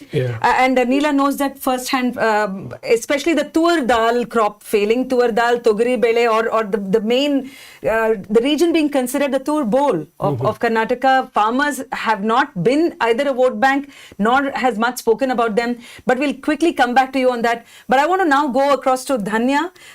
Have you heard from more leaders, winners, or the other Congress party, Dhanya? Hi. Yes, Vasanti, we have been constantly speaking to the Congress, but I just want to tell the viewers that DK Shivkumar spoke to the media. He broke down, he had tears of joy. He kept saying that I promised Karnataka to the Gandhis and I've delivered it. He recounted how he had been in jail. He said this was an election which we could not lose. And I've actually never seen DK Shivkumar this emotional, even during 2013, etc. But he really broke down.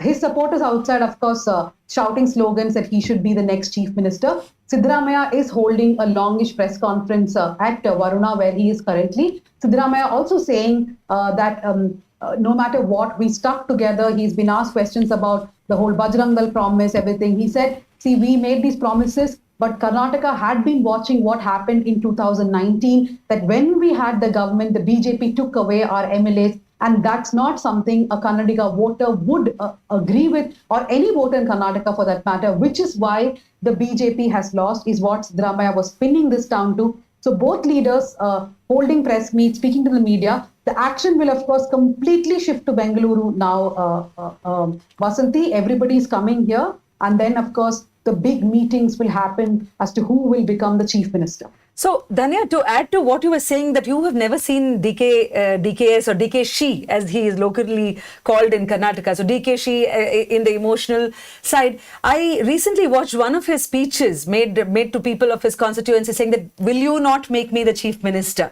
And this was played up by some of the Kannada channels. But going by the demand or the clamour now for from his people or faction, so to speak, for him to be the chief minister, that's something I think to watch out as well, because till now the balance and equation between DK Shivkumar and Siddaramaiah had been kept under control in some sense. So one will have to see how that plays out, whether the Ahinda vote, the fact that Siddaramaiah has such a backing and is seen as an absolute tall leader when it comes to backward classes and castes. So that part, I think, will be seen. It will all depend on, see, the Congress, if it is winning more than 130 seats, it does look like it is going to win 130 seats.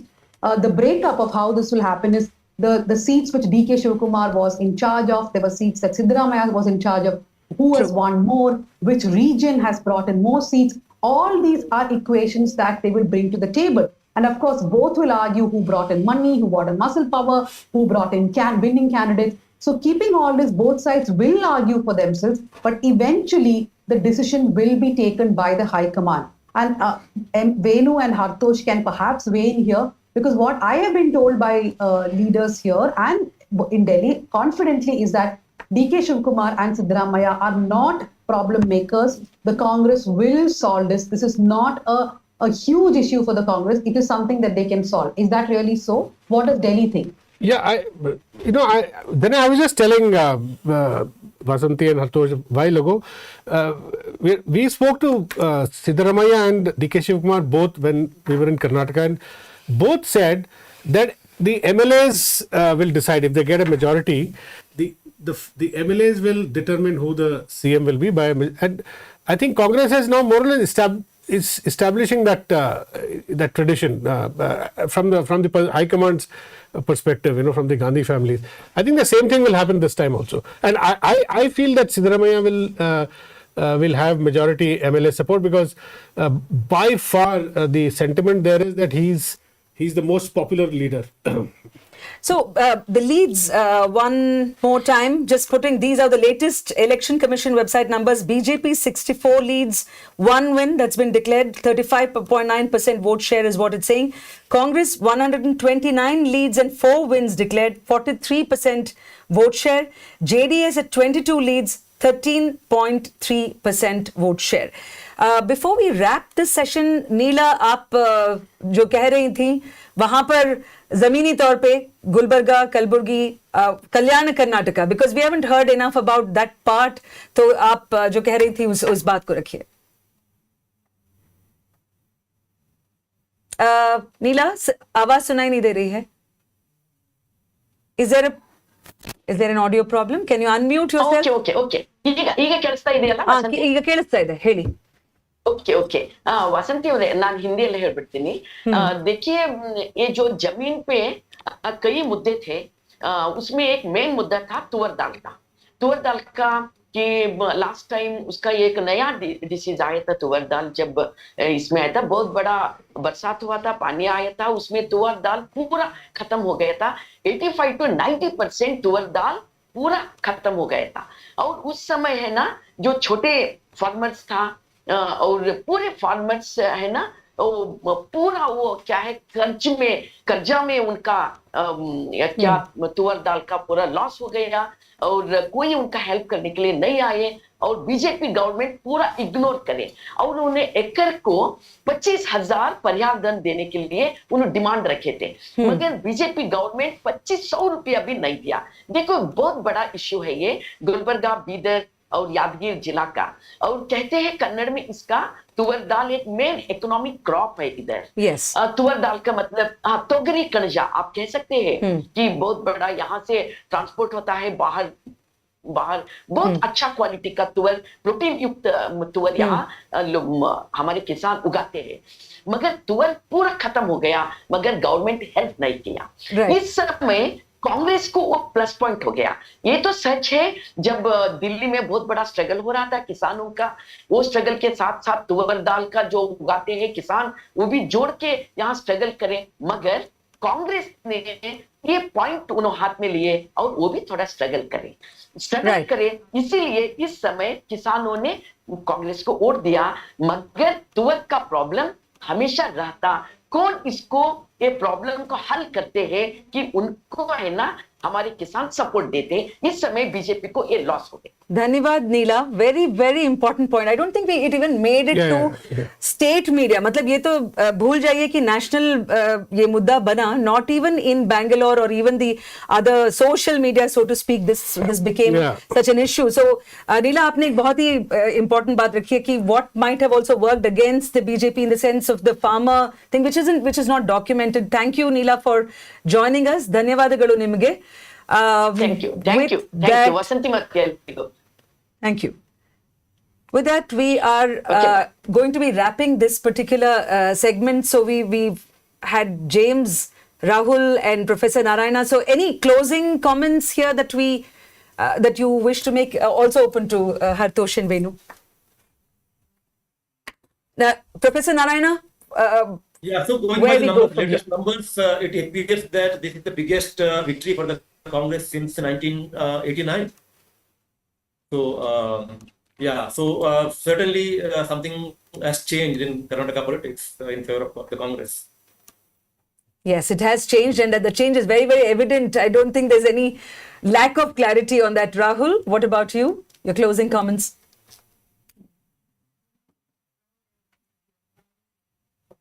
Rahul has left. James, do we still have you here?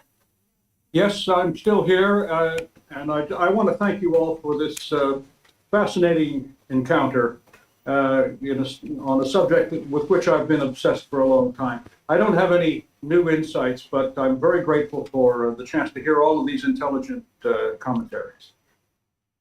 Thank you. Thank you so much. Thank you. Hartosh and Venu, before this particular thing wraps, did you expect when you were coming into the studios this morning, because one side the exit polls said what they did, but there is always that element of we should take this with a pinch of salt. Oh, exit polls are, I mean, in the past we've seen what exit polls have looked like. So when you were walking in, what was the feeling like? Because you actually went there, you met the leaders, you had discussions. Actually, I can tell you, the group that went there, some 15, 16 journalists and analysts, when this was about 10 days, 12 days ago, we put our numbers at that time. This was before the, even before Modi had started his... So numbers at time as in internally for yourself? Or? Internally, yeah. Right. And most of us gave Congress a decent lead. And in fact, one of us gave a number which is almost like 130 and, for Congress. And I was convinced that Congress is leading comfortably. But I was I had apprehensions about not getting that safe majority. Right. To use Siddaramaia's term, simple majority, possibly, but not safe. There I was clearly, I've been surprised. And I think this result, it's psychologically, this result, I can feel it. It'll make a lot of people, including media, which is trying to survive, breathe a little better, Anyway. So, that is, I guess, precisely the point. I think in the election results today, I mean, things are pointing in this direction because the numbers are a surprise, and I say a pleasant surprise. We are not supposed to express this, but quite frankly, we are in that situation in the country. It's not so much the Congress winning. I think any party in power is a problem as far as journalists are concerned, but it is that there is an opposition that has strengthened itself, and there is the possibility of breathing in a country where the BJP and the Narendra Modi administration was breathing down everybody's neck. Maybe some space has been granted, which is why I think today is a great result.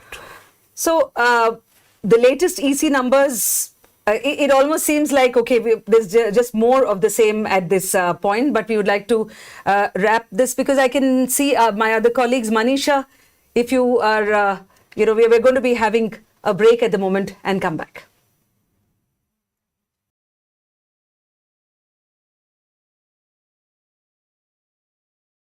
Out of the last 5 elections, Karnataka has delivered a split verdict in 3. It was only in 1999 and 2013 that the Congress won an outright majority. If 2023 throws up another hung assembly, Karnataka's regional party, the JDS, is likely to play kingmaker yet again. In 2004, JDS supported the Congress. They later pulled down the government, and in 2006, JDS went with the BJP. In 2018, the Congress and the JDS came together to form a coalition government, though the BJP had emerged the single largest party. But this government too did not survive a full term. During the 2023 poll campaigning, the BJP and the Congress called the JDS the B team of the other. In the 224-member assembly, if neither the BJP nor the Congress can cross the halfway mark, that is 112, then to use the cliche, H.D. Kumaraswamy and Deva Gowda will play kingmaker again and hold the cards to decide who and how the next government will be formed. Could they go with the BJP? Listen to what journalist and author Sugata Srinivas Raju, who wrote a biography on Deva Gowda, had to say. I think 2024 is in front of them. And if the 2024 narrative is to be looked at, I think and look at their friends. Mamata Banerjee is their friend. She's very close to the JDS. KCR is close to them. Nitish, I know, is constantly talking to Deve Gowda because he's the patriarch of the old Janta Parivar. And they have a line with Stalin. So if you look at that, I have reasons to believe that they will be far more cautious.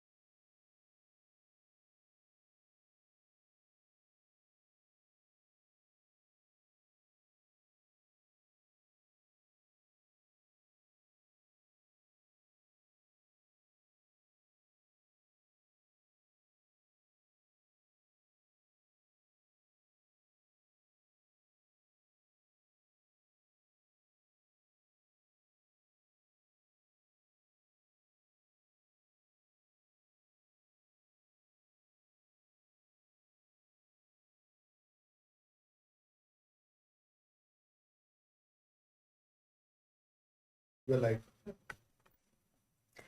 Good afternoon and welcome again to another session on Elections Online, where 5 independent news organizations have got together to try and get you a gist of what's happening in Karnataka as the results have rolled out. And it's a privilege for my colleague, the executive editor of the Caravan, Hartosh Bal, and me, Seema Chishti, from The Wire, to be speaking to Mr. N. Ram.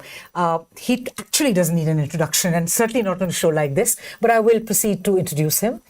Eminent journalist, a senior who's still a reporter at heart, very curious, and a source of great and deep inspiration for all of us. And I can tell you, he never lets a cricket score go unrecorded, or never fails to interrupt even the grimmest of proceedings if something big has happened on the cricket pitch. So very warm welcome, N. Ram, to our show. Ram, if I may. And Hartosh, do you want to kick off the conversation with Ram? I guess I'll start with the score for today, Ram, and we'll come back to you.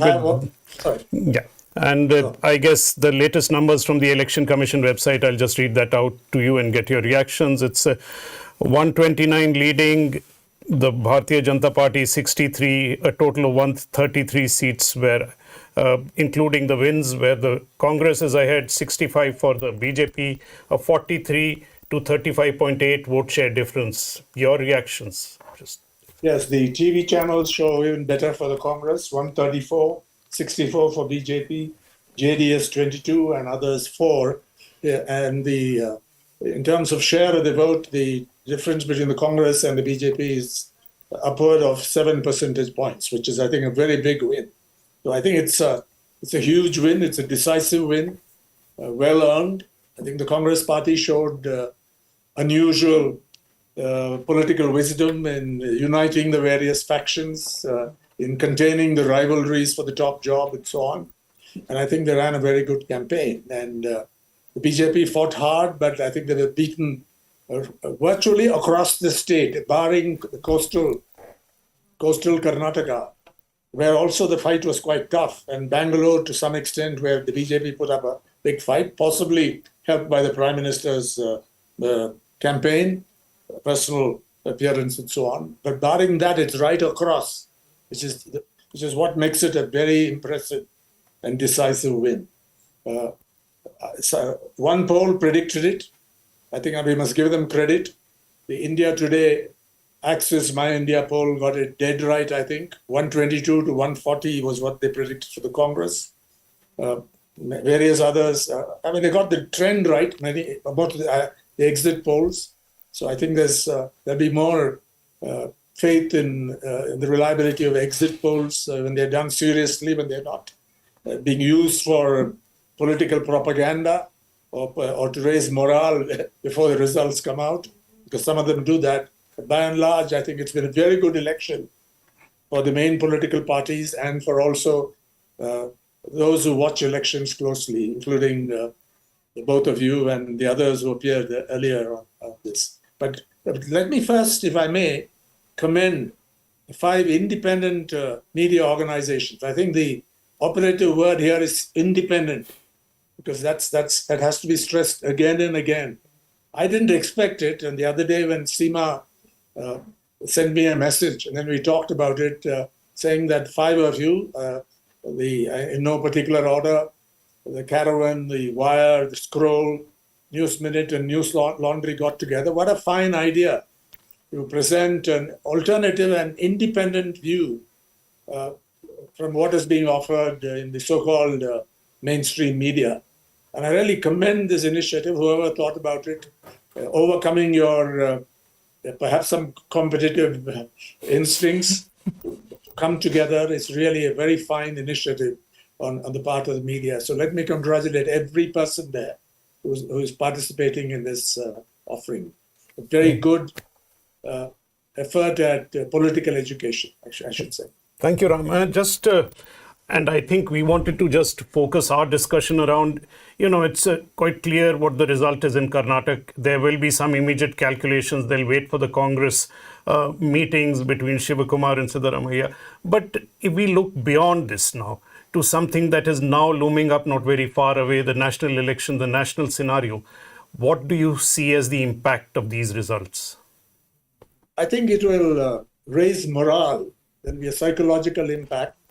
But as somebody who lives and works in the south of India, in Chennai in particular, I see the south again putting up a big wall against what looked like an unstoppable tide, because the BJP made very serious efforts, undertook real campaigns. They really worked hard, even in Tamil Nadu, in Kerala, in Andhra Pradesh, in Telangana. But Karnataka seemed a little different. But I think we must give this has a special importance because Karnataka, I would say, has come back, if I may use the word, to its political senses, not allowing highly divisive politics to dominate. A wonderful state with diversity, with wonderful resources. Bangalore being, the pride of India in many ways. And I think for this state to fall victim to divisive politics, majoritarian politics, communal politics, to put up this kind of resistance, I think is important. Although all the pundits said that this election was decided on local issues. That is true. I visited Bangalore at that time and we met some of the leaders, because I didn't go all over like Venu and others. But suddenly we got the sense that this time people were much more vigilant about what they wanted. So local issues mattered, but also I think the larger issues mattered. So while we can't be complacent about it, I'm delighted with the fact that communal politics has been checked. And in a sense, the whole of the South is now a different political territory from what you see elsewhere. So, Ram, there is this interesting thing that my colleague, Hartosh's colleague, Sushant Singh mentioned up in the green room, and he said, well, you know, the BJP's president, JP Nadda, lost his state recently, and the Congress president, Mallikarjun Kharge, won his. So, you know, I mean, we're just trying to piece up what other messages. That was interesting. But, you know, Mr. Modi is a very astute politician, a very adroit, you know, he has remarkable political skills and instincts.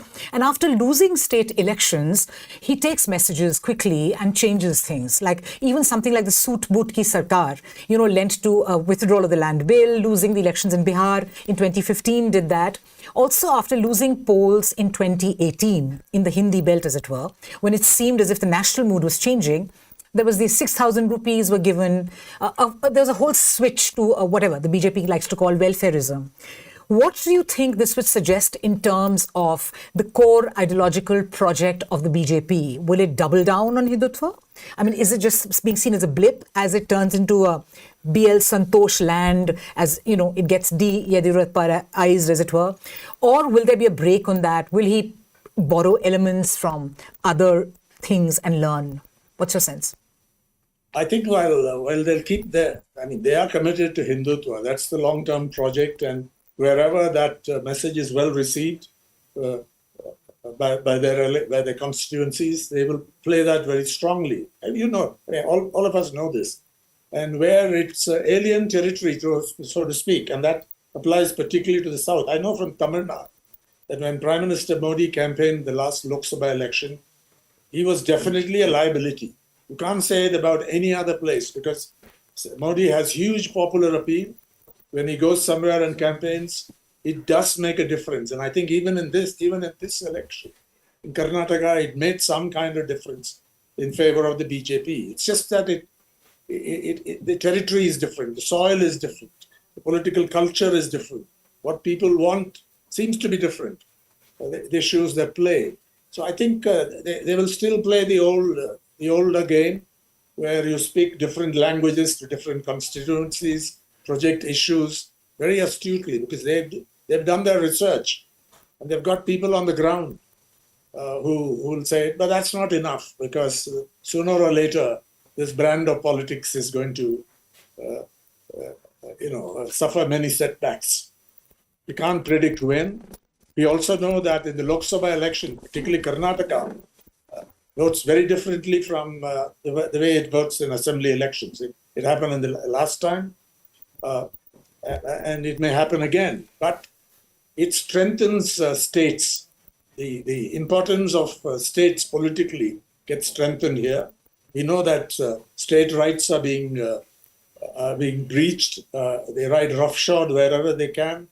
But I think if enough states put up a resistance like this, that's going to be qualitatively, I think it'll bring about a change. And that's the real meaning of this election. Apart from the South being alien territory by and large for the BJP, despite its best efforts, despite a very talented politician or set of politicians. Yeah, I'm just using the word in a neutral sense. Not that we admire that. People who are very astute, who work hard, and that applies to Prime Minister Modi and perhaps even Amit Shah. But, in India can't be taken for granted. This doesn't necessarily mean that in the Lok Sabha election, you'll get the same kind of result. Even in Karnataka, we don't know that. But it certainly is very encouraging and even inspiring that despite all the factions within the Congress, the different, I hope we'll have a chance to discuss the role of caste, because I have certain views on it, but I'll just flag that for the moment and move on. despite caste differences and all that pundits say about it.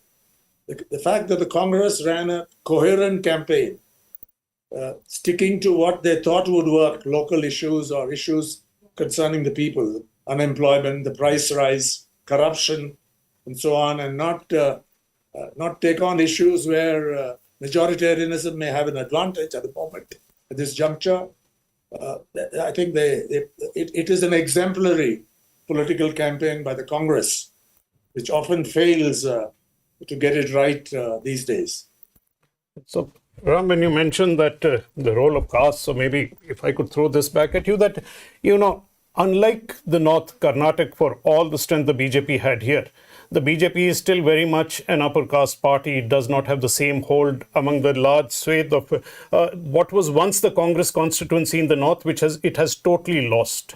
And the BJP in the North is no longer an upper caste party. The same kind of coalition cannot be easily built against it. But should not the Congress be learning some lessons from Karnataka in terms of trying to revive the kind of politics that once had succeeded in the North? What it is doing in Uttar Pradesh at the moment is trying to fight for the Brahmin vote in MP or in other states. It wants to clash for the upper caste vote. Well, its core support was always from elsewhere. This is what gave it success. And in Karnataka, it seems to have recovered it. Yes, I fully agree with you on that. And I think in Siddaramaiah, it has a tall leader who is extremely popular. He's a rationalist. You know that he came from the JDS camp originally. He's got experience. And in DK Shivakumar, they have an absolutely brilliant strategist. So, and he also is a very resourceful person. He's gutsy. And I think the two working together, somehow they managed to keep them working together. In fact, we as part of this group which went, I went to Bangalore, and when we met Mr. Shivakumar, he said that people asked him very specific questions. How often do you meet Mr. Siddaramaiah? Clearly his main political rival for the job of chief minister. And he said every other day. And he also got the numbers fairly right. He said, I think he'll get at least 140, over 140. And I now see from the TV screen 135 already. And I think it's going to get a bit of a bump, it appears later. So it was very, very impressive. But coming back to your point, I think that's the lesson the Congress must learn. Not just ape the BJP. Of course, the Bajrang issue figured, and there was all kinds of speculation on, because the election manifesto, the Congress promised a ban on the Bajrang Dal, and they then conflated Bajrang Dal with Hanuman temples and so on. So there's a bit of a discussion on it, but it didn't seem to make any impact. But Mr. Shivakumar promised to open Hanuman temples in every part of Karnataka and so on. So instead of doing that kind of thing, you focus on people's issues, democratic issues, progressive issues, opposing the undermining of the institutions, constitutional institutions, democratic institutions. And in this connection, Hartosh, we can also note, I think it's relevant to note that in the most recent period, the Supreme Court of India has come out with some very important decisions, which, whether it's on Maharashtra or, several other things about how the behavior of the Election Commission. I think these are hopeful. These may look like straws in the wind, but I think these add up to putting together a more hopeful picture than the dismal period we've been through over the last 10 years. Yeah. So just a small point to note before I ask you the next question, Ram, is that it's a great tribute to the people of India that we had a Prime Minister who gave a completely unconstitutional call, asked the citizens of India, the voters, to go and press the EVM by saying Jai Bajrang Bali, by linking religion directly into electoral choices and putting himself firmly in that. And that was comprehensively rejected, clearly, because the Congress seems to have got more than twice the number of seats that the BJP does. Which brings me to my next question of the huge vote share that the Congress has got. It always has traditionally enjoyed a higher vote share in Karnataka, certainly in this millennium, actually ever, over the BJP.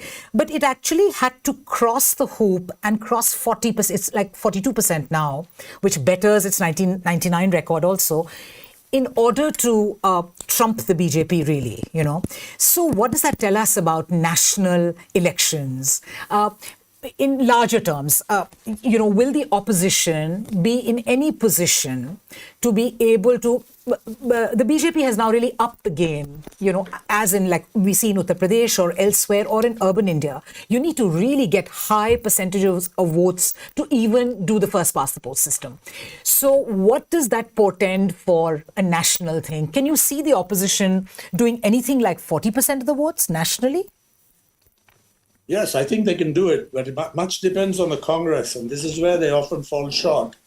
I think if you look at the UPA period, I think you'd give a lot of credit to Sonia Gandhi as Congress president for being very accommodating and quite far-sighted in putting together a coalition. Then things went wrong, and the left moved away, and said that was the beginning of the decline, even in policies, I think. But that approach to coalition building, I think, is going to be very, very important. Whereas, I think Mr. Rahul Gandhi has different views on this. He still believes in the potential primacy of the Congress party in states where they are far below the threshold. Take Uttar Pradesh as an example.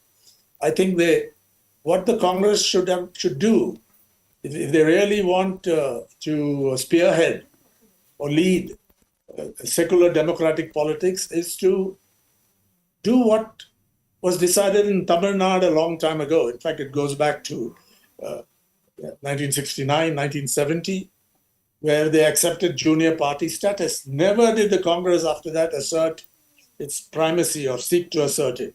I'm not saying it should happen in every state. There are many states where the Congress is the leading opposition party or even the leading party, and there they have every right to assert their primacy.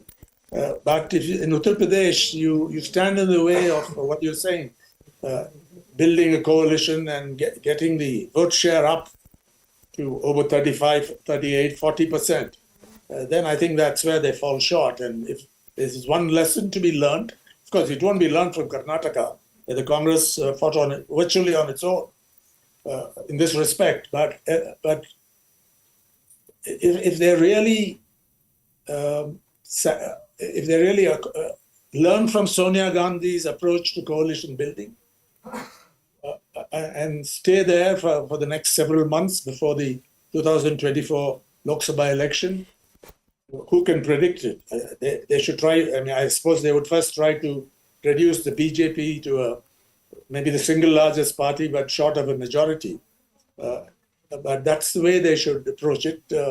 And who knows, there could be a qualitative change. Unlikely in the short term, if you ask anyone. But that's the direction that they should take. They can certainly go above 40% if they work to build and keep this coalition together. It's easy to say for us because there are many conflicts of interest, factional politics, the lure of money, the defections, but they should do their best in that respect. And I think that it is eminently possible to build an effective coalition, whether it can win an election or deny the juggernaut majority in the Lok Sabha. Who can say? But that's what they should do. And I think any Congress president, because Congress is still the main opposition party at the All India level. Nobody's going to dispute that. But where you are below the threshold and the others are clearly ahead, and the best example would be, I suppose, Tamil Nadu or even Andhra Pradesh, where they are nowhere in the picture. You can say, treated in terms of A division, first league, second division, third division, and so on, and see where they fit. In Tamil Nadu, the Congress would be hardly in the second division. It would be probably below that. The DMK and the AIDMK would be at the top, and then there's a huge gap, and Congress may be only two rungs below that. Yeah, And there's state, I think, there's a colloquial thing that the Congress could be a bit like salt in the food, and very little quantity is required. So it plays a key role, but it doesn't, you don't put a bucket full of salt in your lentils. That's what's required. Yeah. Sometimes in some states, that won't be so easy. And that's why I just wanted to bring in one election result that has barely been discussed today, but up north, there's another state where Narendra Modi has no electoral traction. This is my state of Punjab, where there has been a parliamentary by-election where the AAP has actually seems to have retained, it seems to have won the Jalandhar by-election, which is actually quite important. The AAP has been facing a number of setbacks. They lost a parliamentary by-election. There has been turmoil in Punjab. There has been all attempts to sort of foment trouble. There have been all sorts of reactions. The Congress came in second. This is a state where the Congress won almost 9 parliamentary seats the last time around. It hasn't revived itself here. But over a period of time, it would mean that the Congress, when it tries to build in a coalition, will have to take opposition leaders along who are in direct conflict in states which are very important to the Congress. Where does that leave parties which are strong, which may want to come along with the opposition? What is the Congress's approach? Is there a signaling they could start? What, for example, should the Congress be doing with the JDS here in Karnataka at this stage when they have this majority? I think they should have very friendly relations with the JDS. In fact, we met Mr. Devegowda and Mr. Kumarasamy also for quite a detailed discussion. They were very open and this answered every question, including the difference between father and son earlier on when aligning the BJP. And when this group, M.K. Venu, was also there, and I happened to be in that meeting. He clearly said, we won't ally with communal parties. Devegowda, and we asked Mr. Kumarasamy, do you agree with your father? And he said yes. So I think they should have friendly relations with them and treat them as allies, as allies, whatever be your rivalry in old Mysuru mainly. Where I heard many pundits say that it's becoming increasingly bipolar. I'm not sure about that because the JDS still has strongholds, still retains its base. When two big parties clash, the smaller one gets squeezed out, but they're able to hold their strength to some extent. So I think that party has to be treated decently, in a friendly way as potential allies. Where had the Congress fallen short, surely it's the JDS they would have allied with. It would have enabled them to form a government. Yes. So I think that's another lesson the Congress should learn. Don't be arrogant when you win big like this. Yes, so I think that's like a real challenge to the Congress to kind of court frenemies. And so, that's a delicious and a tantalizing note to leave us on. Ram, thank you so much for your time and your thoughtful attention and your good wishes for us. And thank you so much for being with us. And we'll just go to Dhanya Rajendran, folks, to see what the News Minute has up for us on the latest, the roundup. Dhanya, may we ask you what's happening? Well, Seema, the numbers look, of course, more and more clear. The BJP's, in fact, I was watching a discussion the other day where they talked about what an honorable loss will be. So if you go by the numbers, and the anchor sort of decided that 70 to 80 would be an honorable loss. So it seems the BJP is not having an honorable loss. So the BJP going back to the drawing table, looking at what went wrong with them. In fact, our reporters from the BJP offices have come back because the BJP offices have a desolate look now. There's absolutely no one there. Celebrations have broken out in the Congress office. D.K. Shivkumar has gone to his constituency, Ramanagara, where he has won for more than 1 lakh votes. I have my colleague Pooja here. Pooja, just give us a quick update of what is happening and are the Congress MLAs coming to Bengaluru soon? Yes, many of them are on their way already. And, just a couple of hours ago, there was a video conference that the Congress leadership held. Pooja, can I just interrupt you and tell you to just disconnect and connect your mic again? So there was a video call, that's what Pooja was saying, a couple of, I think half an hour, 1 hour ago between Congress leaders. All the top Congress leaders were in the meeting. Now, Pooja, your audio is still not working properly. Yes, okay. Should I? Yeah. Well, so what we're hearing is they've all been asked to come to Bengaluru. They will be here by the end of the day. Also, some of them are in faraway constituencies. They will take more than 5, 6, 7 hours to travel by road and get here. But one more, warning that the Congress leadership has given: do not stay back in your constituencies to celebrate. You come back here, and then we will have a discussion. They are looking at possible resort options, and we heard that Rajasthan was one of the destinations. But I don't know if that has changed in the last 1 hour, Tanya, because Congress is inching more towards that 140 number that they've all been talking about, right? So that means that BJP will have to get 20, 30, 40 MLAs from the Congress to form an alliance, or to form a government rather. So it looks I don't think there is any discussion now about anybody else forming the government than the Congress. The Congress merely wants to bring all its MLAs together in Bengaluru. That's about it. There is absolutely no doubt about who's forming the government. The other thing is that DK Shivkumar, like I said, has gone to Ramnagara. Siddaramaiah will be coming to Varuna.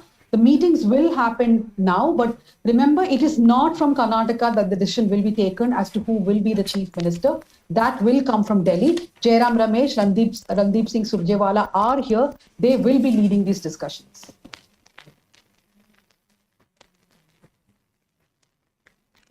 Manisha, are you guys on or? Yes, we're on. Can you hear? And you stay there, Yes, Dhanya. yes, Don't we go. can. Dhanya, stay there because we're going to wrap up now. So we shall need you. Okay, final counting. I think you guys forgot the big breaking news, which is that BJP is cruising to a landslide victory in Uttar Pradesh. Is that elections? very good to know. Okay, What are the numbers like? Do we know? No. Well, the numbers are 16 of the 17 corporation seats. All right. I've heard there are a lot of channels are cutting to that. That will be the lead tonight, I assume, isn't it? With a photo of Modi for the UP municipal Finally, elections. they can use the photo. Yeah. But okay, final numbers. What we have on the ECI website: Bharatiya Janata Party at 60, Indian National Congress at 126, and JDS at 19. And the vote share for Congress remains 43 and 35 for the BJP. Thank you so much, guys, for staying with us for these 5 hours. There have been a lot of issues. Everything that could go wrong did go wrong. Internet went off, audio went off. A lot of you were complaining about mic issues. A lot of you were saying there are lots of audio issues. So really, really sorry about this. But we have to tell you that we cobbled up this alliance in a week.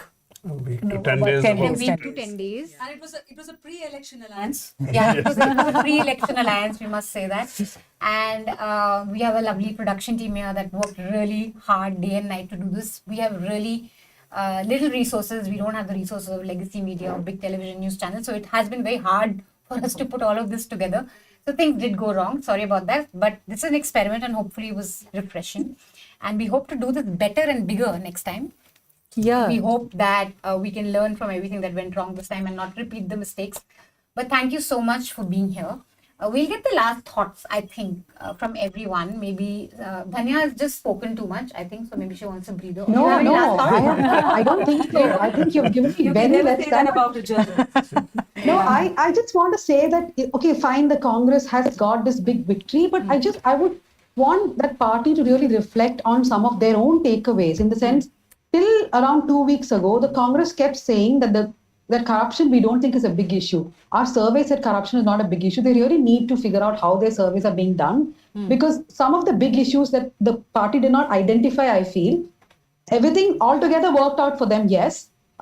Sometimes a vote is not for a party, it is against the government in power, right?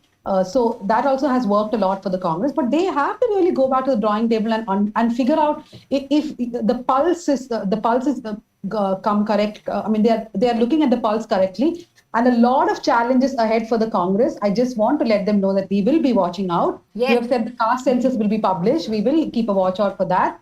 So with good media out here in Karnataka, the Congress will have a tough time. And yes, we'll And keep that's reporting. exactly how it should be. The Congress should have a tough time. And Dhanya, do you want to just quickly do a little plug for the News Minute and all the work that you guys have been doing? Anytime you call me, morning, early morning, late night, right anytime. now. Do it Yes, right now. No.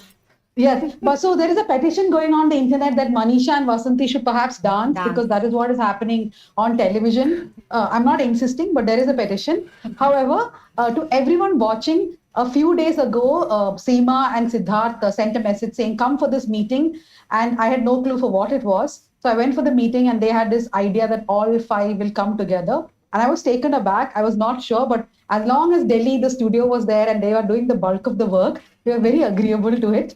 But it's been a very great experience. It is important in our country that independent media comes together. And that's what we have done. Thank you to everyone who stayed back, who wrote comments, who criticized, who applauded. Thanks to everyone. So do tune in next time. This is just one of our first experiments. Yeah. And yes, do become a member of the News Minute. Yeah, and we promise to be bigger and better next time. And really, thank you. We've had like a steady audience staying with us for 5 hours from 8 o'clock I to want now. to correct Manisha. It's 6 hours. 6 hours, 2 o'clock. So thank you so much. That's really, really special. And really thank you for your engagement. My last thoughts. So, I mean, it felt a bit like, this like we're congratulating ourselves, but it really felt like a bit like the Lagan team, putting together all kinds of people against a very formidable sort of mainstream media, which increasingly is saying things that are not necessarily either free, independent, objective, or of making any sense. So our endeavor was to actually cut this business of cutthroat competition, that we should all be rivals and act against. And we just wanted a platform where we could have good thinking, good discussion, and good information. Because a democracy is in the end only as good as its media and its information for its people. So it's like a public service, and we thoroughly enjoyed it. I think tomorrow is going to be a sad day without every one of you, without all of you and our various meetings. Hartosh, some thoughts on the Punjab by-election also? No, I think I just expressed my thoughts before you came in while we were talking to Ram. So I really just want to echo the thoughts and just repeat that. I mean, for us to stay together for whatever 5 elections, we need to survive individually, which does mean the usual plug that I think all of us are supported by the people who are watching us. We need people subscribing, donating, becoming members, whatever it is. I mean, so let's make that plug, because that is the only thing that will ensure independence of the media in this country. Exactly. It's not going to come from legacy media. It is not going to come from the government. So this is it. Yeah. Well, again, just to say pretty much the same thing here, that we're of course not as well resourced as TV, and I know that we didn't put up those fancy graphics that viewers get to watch on TV. Even though we did plan, but then we just realized that maybe next time. Next time we'll do better with our graphics and numbers. But I think the feedback that we're getting is that a lot of viewers want good analysis. They want good on-the-ground reporting. The News Minutes team was out there, outside all the big party offices. We had excellent guests throughout these 6 hours, political scientists, the leading commentators, and of course, like our own strength, bench strength, which is quite remarkable. So we do hope to be back the next time with sorting out all the glitches that we this was like teething trouble. So yeah, no audio glitches, better graphics, more data. Yes. Vasanthi, thank you so much for hosting this for us. Last thoughts for you. First of all, about the poster making, where both of us were in this kind of mode. So I think, Dhanya, I hope that is good enough, because at one point of time, Manisha and I were speaking whether we should have our posters, like, our backs facing each other. So all kinds of things. Ultimately, we settled for a very Neta kind of pose with the Vidhana Sauda right behind us, a beautiful part of Bengaluru. But since we are also on the BTS, the behind the scenes, I must say that I was equally surprised when I got a out of the blue text from Dhanya saying like, hey, listen, will you host the Karnataka elections for us from Delhi? And of course, then as it unfolded, and then Siddharth Siddharth called, and pretty, it was quite hitting the ground running, because this was just about 9 days back. Hopefully this will get better. So all the best to all of you. And since we are on a season of plugs here, please watch and listen to Pickle Jar Media. I won't say listen, because at Pickle Jar Media, we make podcasts on social issues. We've made some things on sexual harassment at the workplace, the POSH legislation, mind health, etc. And thank you for having Namma Bengaluru representation right here. Yes, so, thank absolutely. you. Thank you. And also, sorry, one last appreciation to many people who almost acted like our B team. Because, I think your the mic isn't working on Hartosh's thing. So, they, very constructive. And then somebody, journalist Kalpana Sharma and Amu Joseph, in fact, they were also sending the latest EC figures.